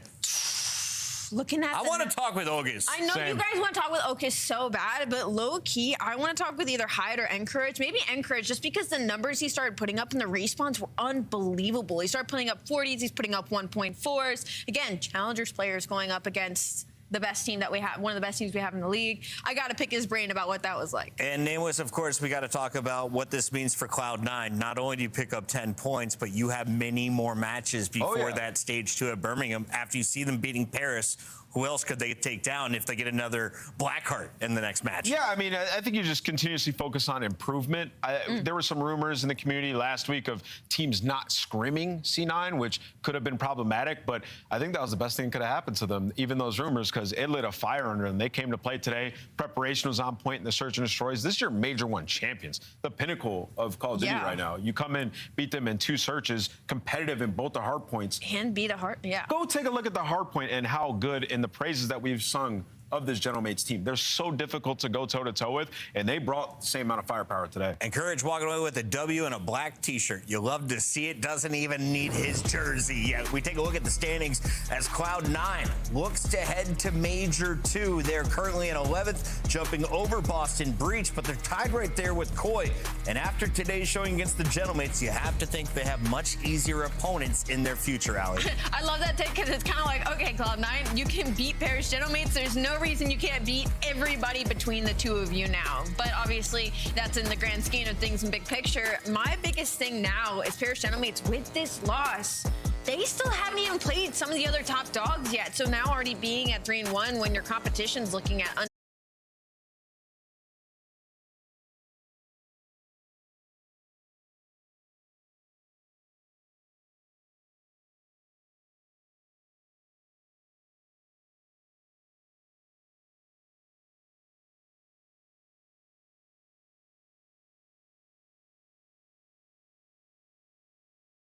blowouts and the hard points could have been 250 to 100 point clubs. Absolutely, Chris. I mean, they played flawless COD today. Teach tape. For the rest of the league, go watch that exposure. It was just beautiful from top to bottom. Showing us some new stuff on Blackheart. The P2 holds, they were already the best, as Chance alluded to. And then they evolved, and it was the greatest P2 we've seen all year long. And yeah, for this Riyadh team, I think just like a lot of measurables you can look at where there's been huge improvement. Like they played this FaZe team on land, lost, beat them down here. Can I ask you about that man on your screen? When we look at the numbers from XNIT, after their 0-2 start to stage 2, there were rumors that a change is needed in the Falcons camp. And all eyes were on XNIT as he's the only one without a ring. Has he silenced those haters? How many more of these performances do you need before you shut everybody up? 1,000,000%. And I don't think he needs any more of these performances. I think the fact that he was the scapegoat is even funny because he's been consistently putting up numbers and Respawn. It was just some of the decision making that was raising question marks, right? But at the end of the day, he's got 3 world champions alongside him. They've got to figure it out too. But at the end of the day, it's Spart that's going to be leading the lot. They've been hard on XNIT in that camp really too. Hard. He's been improving fast, bro. Who knows how good he can be? Clay said that he was investing in him, surrounded him with some great guys. Nexton said he is a sponge just soaking everything up. As we take a look at the big picture here, I see a 4-0 LA Thieves. I see Optic sitting at 4-0. Gentlemate's now 3-1, and you have 3-2 Falcons as your top 4 squads. Yeah. Do we continue to see the top start to separate from the rest of the pack? I think a little bit. I think it will still stay close. I think we're still going to get game 4s and 5s on LAN. I think online, for some reason, we've just been having these quick matches with the momentum. But me and Ann were talking about it. There's like 8 teams that could win a major tomorrow, which is fantastic for the sake of the league. Production contenders. Go ahead. I was going to say there's legit 8 contenders. And you look at C9 just beating Gentlemates, and then Carolina and the threat that they pose, at least online. It's like the league and the parity that we have this year is special. Like, everybody's threats. Vancouver got a dub. Gwyn got an MVP last they're looking week. better. Let's take a look at your standings one more time. And if we can, production, let's bring up the schedule for the entire weekend as we try and get Okus on the line, I'm told. You look at your top 10. That is who will be moving on to Birmingham. Right now, Koi would have a slight advantage over Cloud9. That is going to come to the map count. That, of course, will change knowing every team plays every team here in stage 2. Yeah, so it's the visual. So basically 1 through 6, like all of them could win a major tomorrow. And then you have the Miami Heretics and Toronto Koi who are upward surging. So they are also in the conversation. And then everybody else have become gatekeep teams now. Like Vancouver Surge are taking mats off people. Cloud9's taking Gentlemates. So there's really so much parity that can happen. Yeah, real quick. I mean, can we just talk about how awesome this format is? One, the stakes are so high because 2 teams won't be in Birmingham. And also at this point, you look at a team like C9, you're like, there's still a chance for them to get a top 8 seed, right? They can still go. That's what I'm saying. Like, these teams that would be out of it at 1 and 3 still have opportunity. I love this format. I think it's much better. I love that we are comboing with a DreamHack. If you guys haven't been to a DreamHack, make sure you get your tickets to Major 2. And reminder, we are going to a second DreamHack at Atlanta to close out the year. So it'll be a fantastic year. We've got a lot. If you can say it one more time in my ear, we've got Nezra joining the show. He's not here yet. Guys, I know you're excited to rap there on the watch parties, but you got to wait for this Nezra interview. He is going to nail the 5 questions we're going to hit him with. Yes. Allie, what do you want to know about Cloud9? I just want to know, like, their approach to becoming a team together. You know, like throwing a couple guys together and not really being on the same team in Challengers and just telling them, hey, go play the big dogs and figure it out. You know, I just want to know what that process was like for them and also where they found themselves fitting in the team, if anybody's a leader. I think there's so much that we could ask Cloud9. You know, I played Nezra in ranked on Blackheart. Yeah. And I said it after, this is the greatest Blackheart player I've ever seen in my life. Really? And that was my reasoning when we were in the green room. I said, they might win this Blackheart because Nezra's the god of that map. But yeah, I'd like to talk to him and figure a little bit more about him. Let's right? take a look at the major road here for Cloud9. 4 matches in, Nameless. What have you seen so far? What have we learned today? Here is the graphic coming in just a moment. Yeah.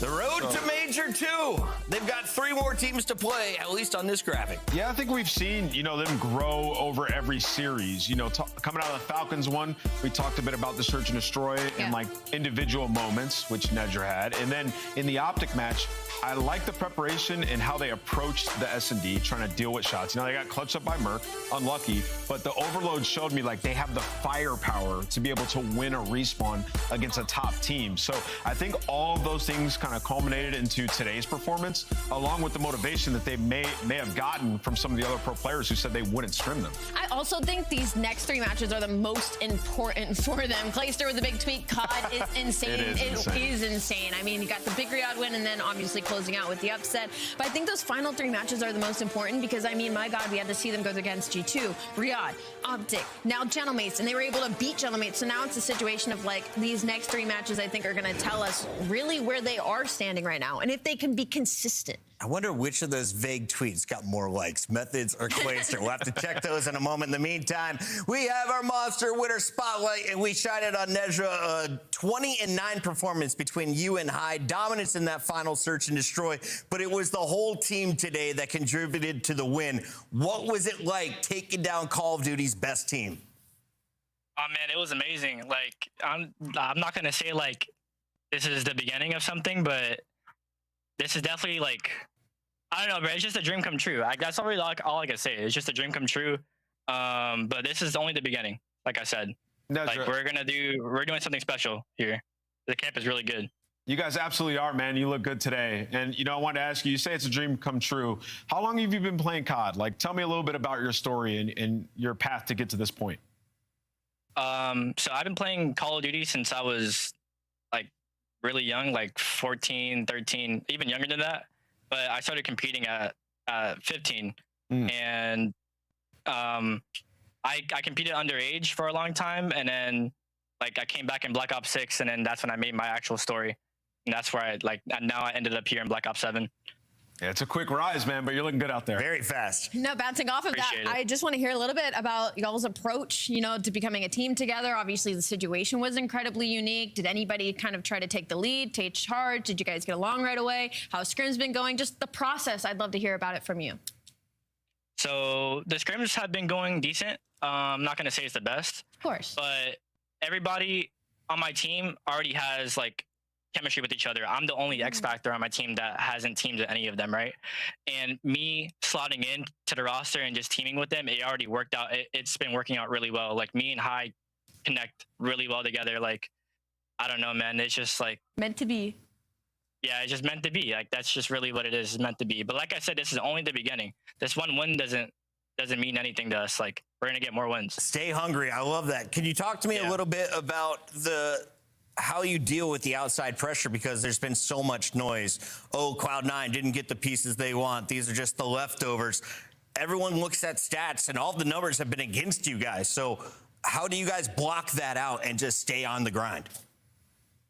So our coach always tells us never look at Twitter, never look at Reddit, never look at anything online. Yep. But knowing us, you know what I mean? Like, we always doom scroll on Twitter or something. Like, we always see other pages of what they're talking about and like what they're saying about us. And at the end of the day, like, we don't care. We really don't care. Like, our performance here like showed us like we can actually be in this game, we can be in the CDO, and we can compete with the best. And that's the best thing. Nedra, here's a fun fact. Only 37 humans on the planet predicted you guys to win against Paris officially tonight in the CDL predictions. You guys got it done for those 37, and I guarantee that number jumps up next time we see you on the main stage. Congratulations on tonight's win. Appreciate it. Go buy the C9 skin pack. There we go. Get the C9 skin pack to help celebrate New York's first W here with the new squad. As we round out the night, we remind you of what we have coming up tomorrow. This is going to be 4 more matches on Saturday and Sunday, and it is a good one, Nameless. Absolutely. G2 versus Riyadh. Both of those teams coming off of big wins. Yeah. And we got Koi and Heretics. Miami, we finally get to see. How about those 2 4-0 squads to close out the night? Optic and LA Thieves will be matched number 4, and that is just your Saturday. We'll be back Sunday to open up March with a 4th match day. Thank you all for welcoming us back for week number 3. We'll see you tomorrow. Meu Deus.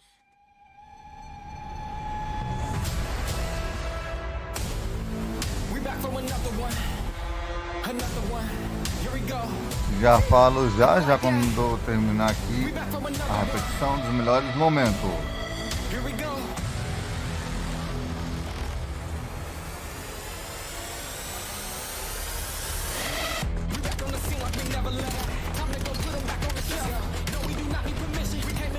E a coisa tá cabeluda.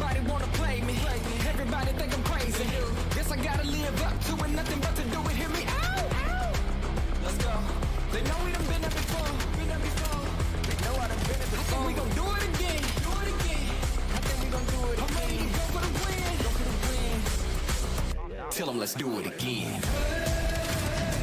Let's do it again. Do it again.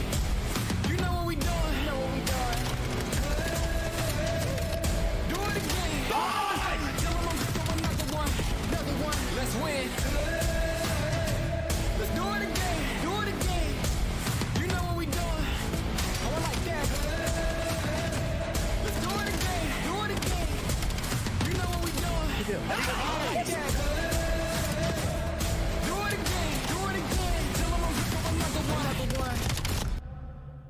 Let's do it again. Oh, baby! Here, man. Let's go, baby! Yo, that's it. يا عمري سيليوم والتعزيز سيليوم ضد ثلاثة سيليوم ضد ثلاثة يا سيليوم يا ذكي يا ذكي يا سيليوم لا لا لا لا I don't know if they'll be doing the same thing again. Getting beaten down both the hard points and Exney just gets to feast on them. He dropped 40 in map number 1, didn't need that much in map number 4. Falcons dominate things in the hard points. That is a convincing victory. A very convincing victory for the Falcons.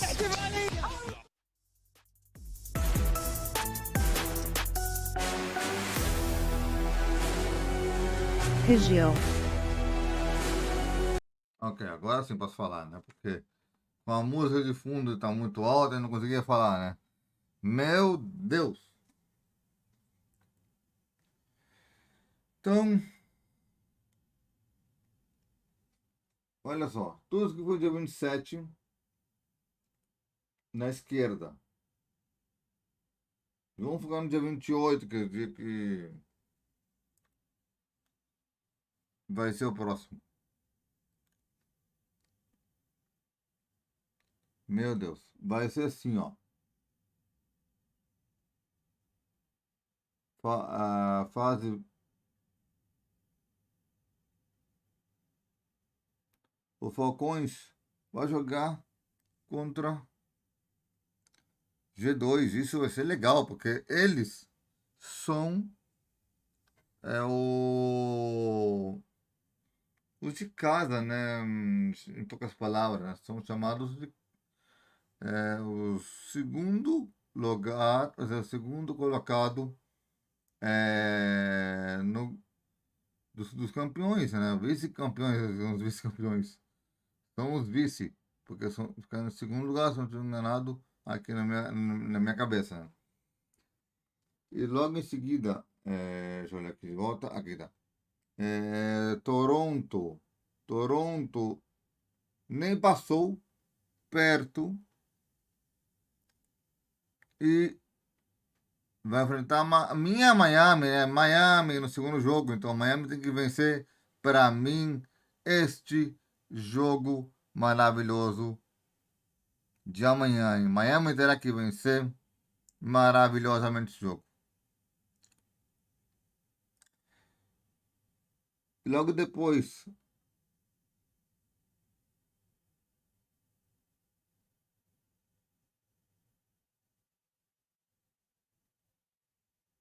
Vancouver vai enfrentar logo em seguida as Carolinas.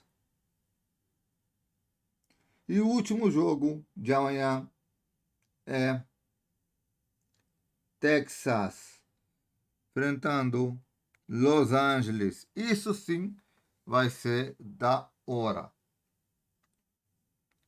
Só que um detalhe, o vídeo de amanhã pode ser que não seja esse episódio Estão vendo que vai ser, eu vou marcando para vocês aqui as partidas.